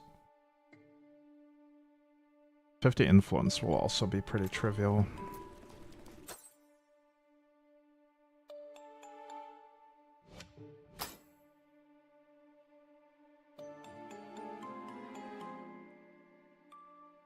I'm getting a little bit overwhelmed with the number of items that are dropping still.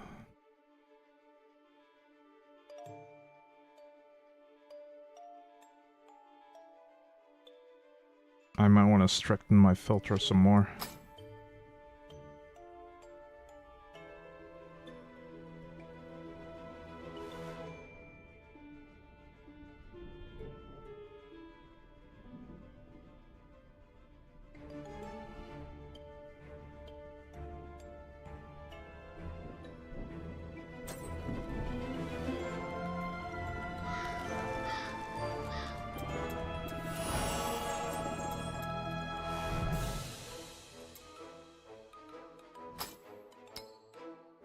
Wait, no, yeah, it automatically puts it there. 700 for level 3.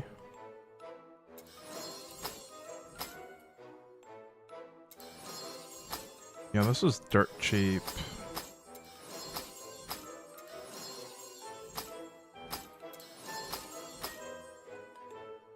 Oh, that one's already level 4. That's 2k.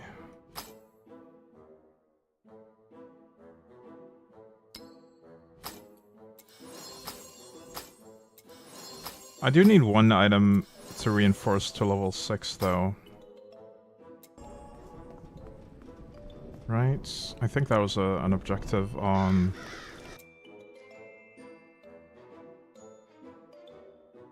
Wait, no, where is it?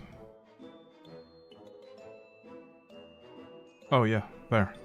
Okay, we'll do level 6 for one item, but probably not that ring.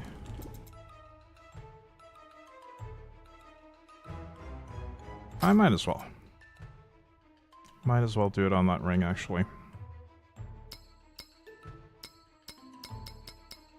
Do I want to do a double force, though? Can't afford that, but we can do,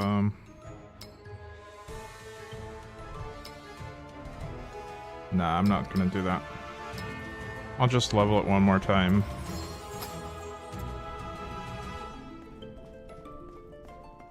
I don't think I want to go past 6. It does get a bit expensive now.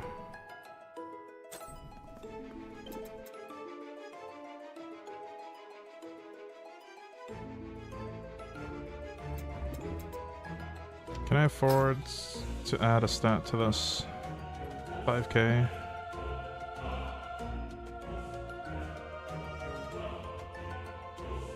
Feels kind of sad having a gray item.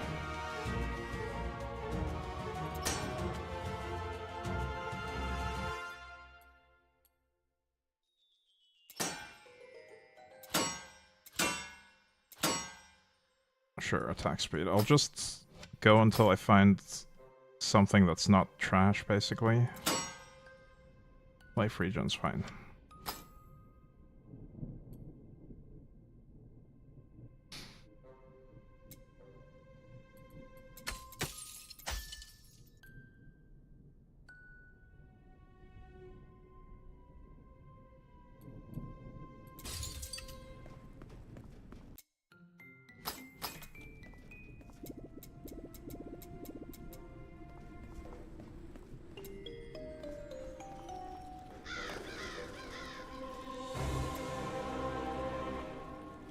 Alright, I think I'm gonna call it here, though. I am tired. We did a 6-hour stream today as well.